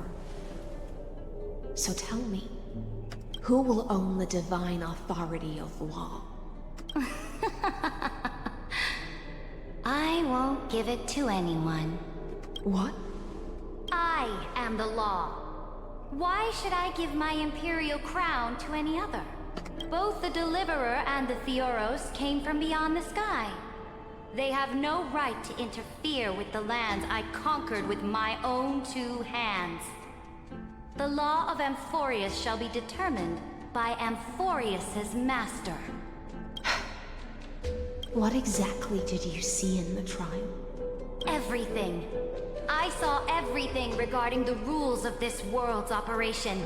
I saw the laws of extrapolation that Theoros spoke of. I saw the ultimate protocol. As long as I offer a sacrifice of equal weight, I can rewrite the laws of this world according to my will. I can turn good into evil, ugliness into beauty, and weakness into strength. Fate gave me a very fair deal. One rule change for the life of one demigod. What are you planning to do? You can't guess. We can conquer the stars without relying on any power from beyond the sky. We just need to make some reasonable sacrifices. Your ambitions have already made so many people give up their lives for the law. And you're still not done? I am determined for Amphorius to stand on her own 2 feet among the stars. You are beyond reason. You think such a simple and hypocritical statement can justify your atrocities. There's no new without destroying the old. That's what you consider an atrocity? Ironic, for that is also the unchanging law of Amphorius's revolutions. Ever since the Flame Chase prophecy resounded in the distance, fate has decreed for the Chrysos heirs to ignite our blood and illuminate this dark age. People would still be puppets of the old dynasty if it weren't for my conquests. But your world doesn't seem to be any different from your predecessors. Bloodshed, tyranny, oppression. You're making the same mistakes they did. Go and see everything for yourself. Go to any library I've built. Go listen to the rumors on every street corner. Go and witness how the Imperator crushed the old laws and forged new ones. Go and see what my conquests brought to this world. I cleansed the Chrysos War's filth and mended all the conflicts left by the Era Bellica. I restored Akima's might and allowed mortals and Chrysos heirs to face each other as equals in the Council. I punished all sins and rewarded all achievements. I smashed Talantin's shackles, united humankind to save themselves, and started the Flame Chase era. That's what the Imperator has done in her glorious life. So now, hearken to my final words. History will eventually forget Ceridra. But it will never forget the Imperator's people or the Flame Chase era she began. Final words. Amphorius is about to be destroyed. There's no time left for pointless debates. There is only one law I want to overturn to aid the final battle of deliverance. So I will only offer the life of one demigod. In the name of the Imperator, I command you one last time, Electra. Either sacrifice yourself for conquest, or pierce this tyrant's chest with your sword. Thus, the Imperator concluded her final speech. At the end of her life, at the last moment before she stepped onto the altar, she gave her most loyal subject the choice to decide fate, just as she promised her compatriots before her very first campaign. My blood flows in you now. Heroic compatriots, follow me, and we'll seize fate's reins! The Imperator fell. Some say that the Dux Gladiorum turned traitor and killed her liege. Some say that she imprisoned the tyrant in a shallow pond of water, then left. Which meant the Imperator had to kill herself to rewrite the law. There are countless stories about her death. All we can be sure of is when the knight left the vortex, the Imperator was still mumbling about their past conquests together, the beginning and the end of her existence. Imperator, wait! How could someone of your status come to the front lines? Let me be the flag bearer. The troops defending the pass to the west of the grove. Have They still haven't revealed new Dan Hong. They ran as quickly as they could when they heard your name. The Golden Cocoon Pass is now in the First Legion's hands. Good. What about the Delosian militia? The Third Legion set fire to the mountains and flattened everything west of the basin. They just need a few more days. That is enough. We cannot afford to miss an opportunity for victory. Lastly, how many Ladonian cannons are left? They are no more. The 2nd and 4th Legions have destroyed them all. Very good. They now have no way out, no reinforcements, and no artillery support. We will be able to liberate the Grove of Epiphany in the blink of an eye. We will launch the final charge 1 quint after the curtain fall hour tomorrow. Remember, as long as the Alliance's flag still flies on my shoulders, you must keep moving forward. Take no prisoners among the enemy soldiers. All sages who resist are to be captured and tried according to martial law. And do not destroy any books. Now go! Notify the entire army. Understood. Those who are resolved to die, we salute you. Reporting in. The mountain dwellers are resisting fiercely, and the legendary Mountain Breaker is personally engaged in battle. Their formations are nigh impenetrable. Then cease our frontal assault. Send scouts to all legions and tell them to retreat into the Tritos Plains before the parting hour. What? Are you planning to surrender? It's a strategic change of plans. The seismic walking dragon is enough for that battlefield. Walking dragon? You mean that stupid beast, Terravox? What can they even do? Stupid? No. They are the wisest of all of Giorio's creations. Only they can perceive the currents of time. Let them deal with their earthly brethren. We will advance and take the lead in defeating what remains of our enemy. I will deliver the most fiery retribution for the humiliation they dealt us, and crown myself with a god-slaying wreath. Understood. I'll see to it. Those who are resolved to die, we salute you. The Temple of the Three Fates sent a letter, Imperator.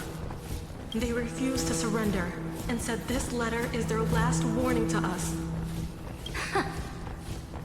Tell the commanding officers not to launch any attacks unless they receive the Imperator's handwritten approval.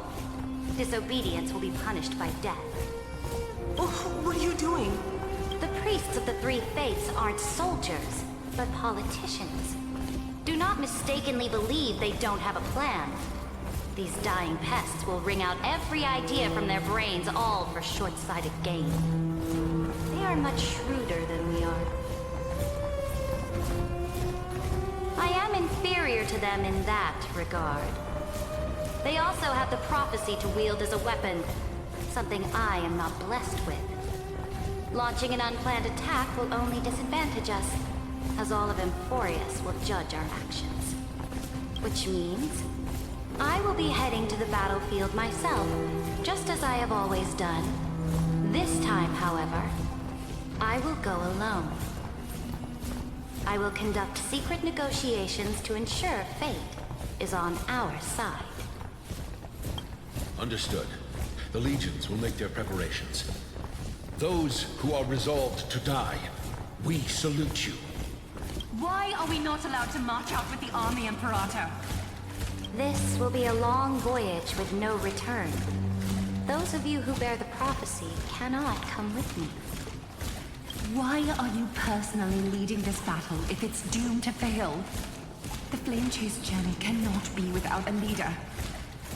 That is correct. The Empire will be without a head when the Imperator falls. But remember, as long as you seize the right opportunities, even a chaotic game will remain winnable. My departure will create a long staircase for you. You will understand what I mean when news of my death reaches your ears. Saridra, is our journey about to be over? Destroy the old laws and forge new ones. My conquest has reached its limits within the borders of Amphorius. Since the prophecy already decreed that the Imperator would never conquer the stars as she wished, I will bow out here and try no more. More Chrysosairs bearing divine authority will be born, and many more heroes will arise. Will they demand peace or war? Will they resist tyranny or become the next Imperator? I do not care. The children of the future will decide for themselves. Do not mourn for me. Anyone can kill the Imperator. But the only one who can truly destroy her is Saridra. At the end, I faithfully recorded the most important battles in the Imperator's life. Her conquest was about to be completed at this point in the story. However, for some reason, a memory suddenly entered my mind just as I was about to put down my pen. It was a journey on a fantastical train. I had the honor of having a heart-to-heart conversation with the Imperator under the stars. And I asked her this question at the end of that discussion. How do you want history to remember you?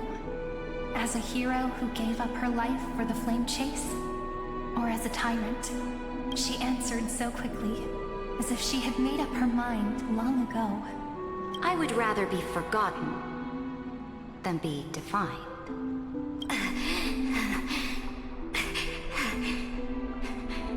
Because the law can be neither eternal nor unchallenged. And only humanity can pen laws into history's pages. Now, I have shattered the greatest law of Amphorius. The game is nearing its end. Finally, a Saridra CE. Or CG. Even though you killed the Imperator in the previous 30 million cycles, this time you finally found your own law. Then High Sealants, Electra.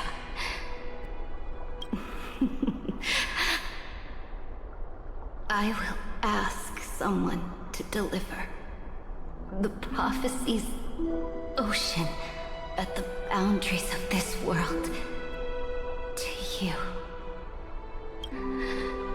Will you choose to swim into that ocean? I do not care. Do not care. The Imperator muttered about her conquests, and news of her death spread in the city. Freedom! Liberty! The tyrant is dead! Go! Shout this news in the streets! My people! My fellow elders! Do not panic. Stand your ground. That usurper has paid for her ambition with her life. People once cheered for my ascension. And now they cheer for my fall. No matter. I am fond of applause. I see the cosmos, the battlefield that I cannot reach. I will return in the next cycle. The stars will hear my legion's war drums. Hear the great name of the Imperator. Hear Amphorius's Saridra.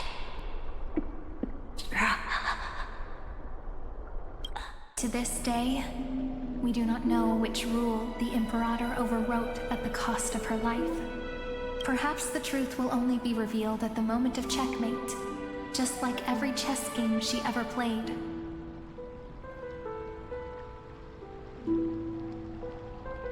We only know her death inflamed Akama. On one side of the city, those who defended liberty toppled her statues to the ground. On the other side, her supporters put themselves between the masses and her monuments, declaring loudly that the Sovereign is still among the people. It is said that golden blood congealed into the same letters everywhere they fought. It was the name borne by Akama's first and final Sovereign, the Imperator Saritra. But the one who bore that name did not see any of this. Her gaze was cast far away, and the sound of tides in her ears drowned out the people's cries. What was the Imperator thinking about in that prophesized ocean at the boundaries of this world? In that shallow puddle of stagnant water? Was she reminiscing about her past conquests? Or repenting for the millions killed for the flame chase?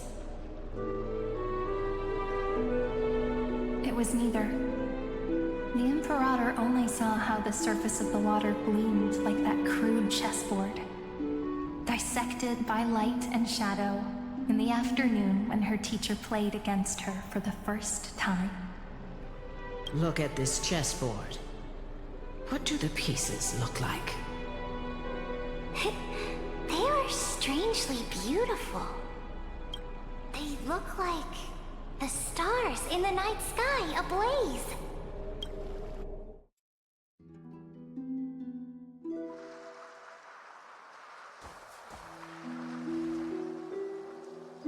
From that page emerged an ocean. Oh, is that where the Lofu comes in? So pure, not a single trace of corruption. Is this Saritra? Electra, my subject. Ever since you walked out of the tainted ocean and pledged yourself to me, I have seen the abyss in your eyes and the emptiness in your heart. That was why I promised you a new ocean, where the Imperator's ambitions would serve as the currents, and loyalty would be its light. Electra, my subject. You have done your duty as my blade. The prophecy has now made its final decree on the road I intend to walk. My conquest is doomed to never reach the stars. But the Imperator never makes empty promises. So take this memory, this ocean, beyond the sky, as witnessed by the Deliverer. This is the final gift that the Imperator can leave for her subject.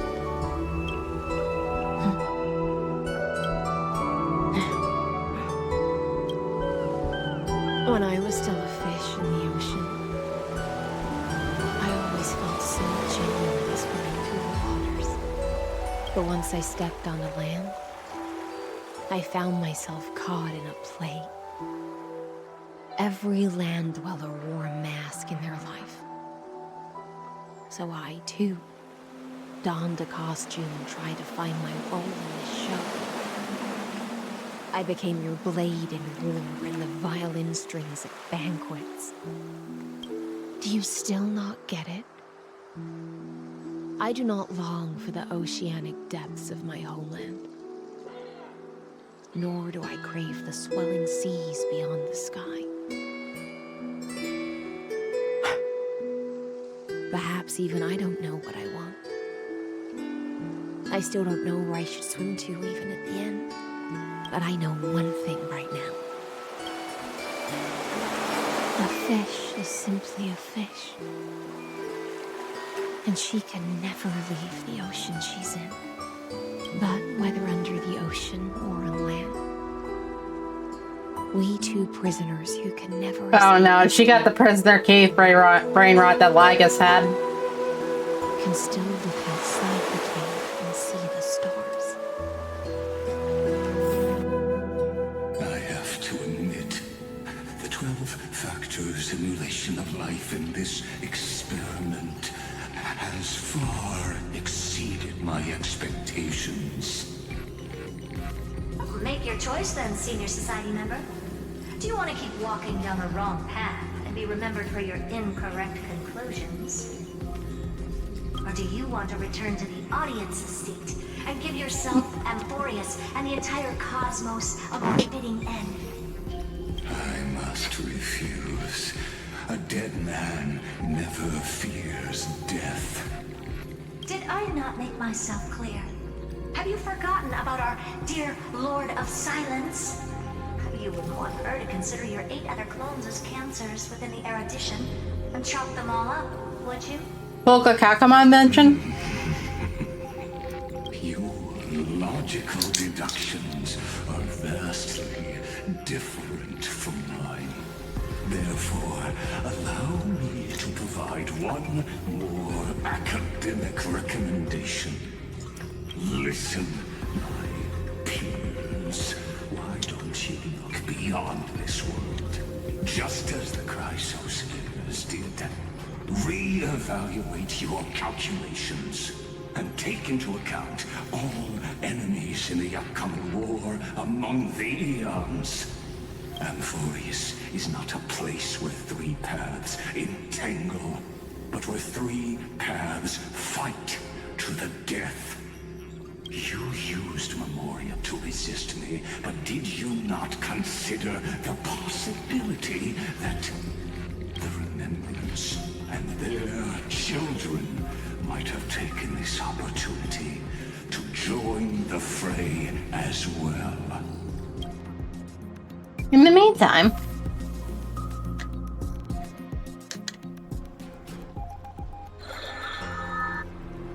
Oh, so this isn't just silence. It's the answer. What was the last thing he said to you before you parted the waters at the Scale Gorge waterscape? A tricky question, but one with a simple answer.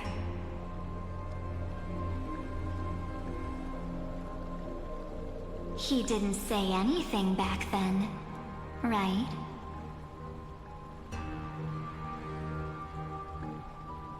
That's correct. And now it's I'm not sure even his slightly modified new form.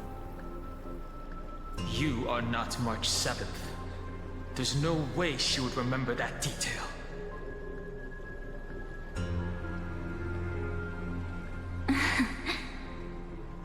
I'll only warn you once. Leave her body now. How impulsive. That's not like you at all. Why don't you calm down and think about another possibility? I didn't take over March 7th's body. Rather, it's March 7th who regained my memories.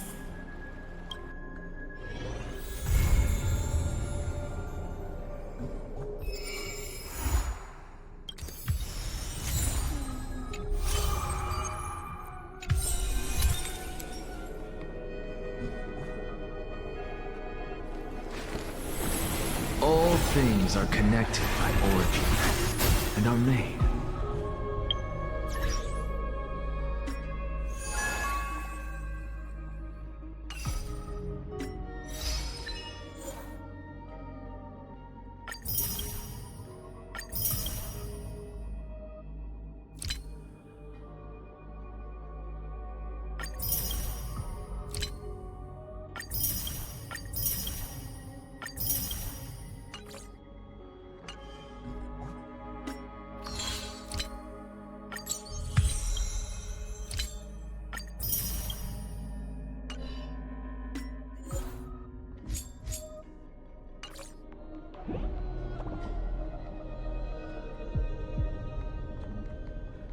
It seems like we've reached the end for tonight.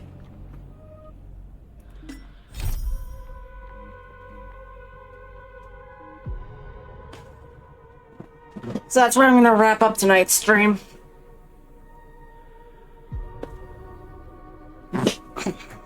Thank you for coming. Good night.